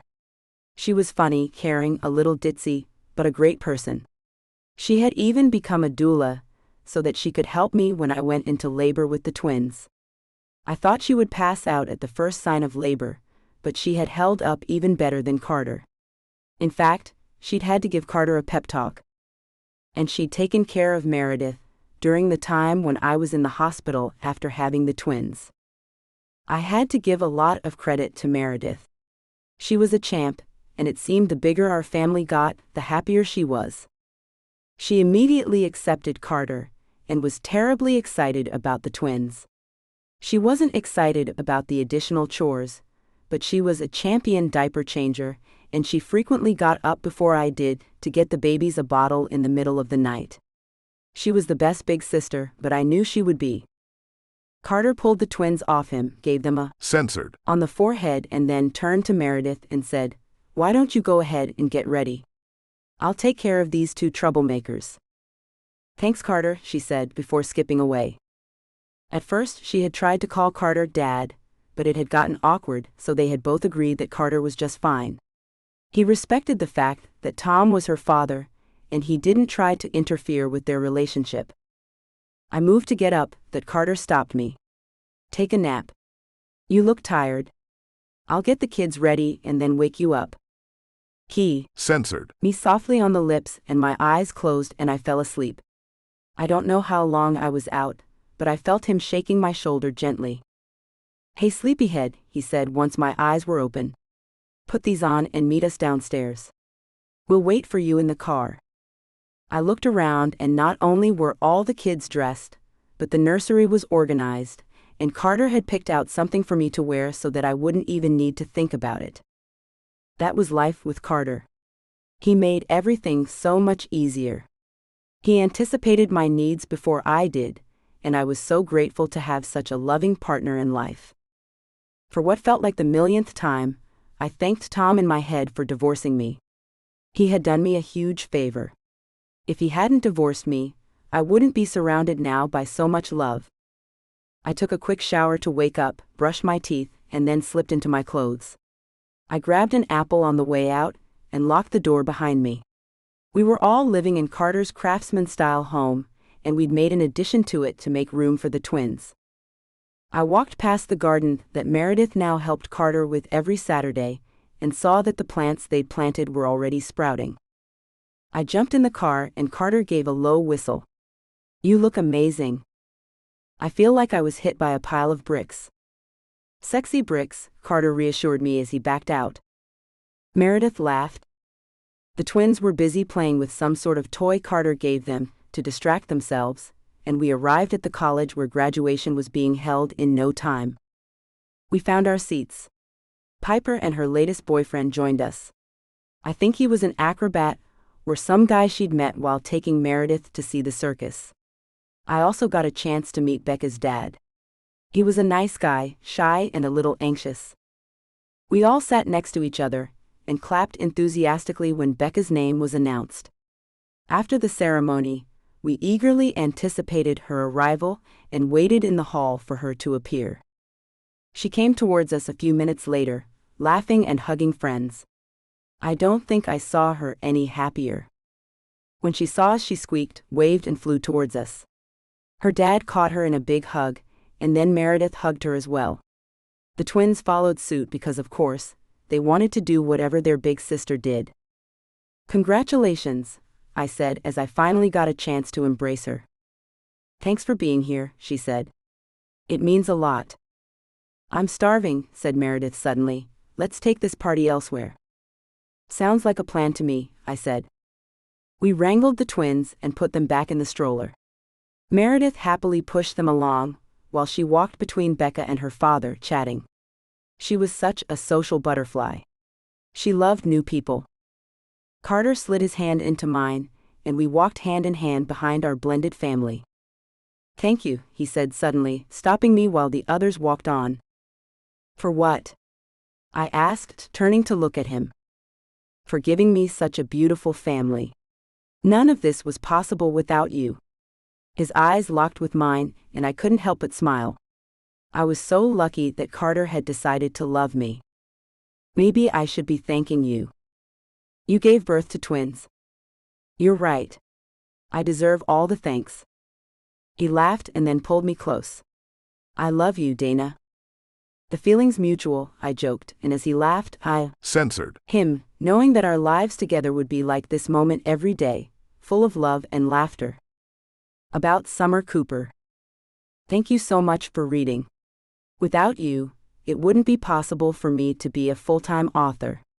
I hope you enjoy reading my books as much as I do writing them. Besides, obviously, reading and writing, I also love cuddling my dogs, shouting at Alexa, being upside down, aka yoga, and driving my family cray-cray. Follow me on Facebook, Instagram, Goodreads, BookBub. Get in touch at hello@summercooper.com. www.summercooper.com. Closing credits. This has been A Chance to Love. Written by Summer Cooper. Auto-narrated using Google technology. Copyright 2024 by Lovie Books Limited. Production copyright 2024 by Lovie Books Limited.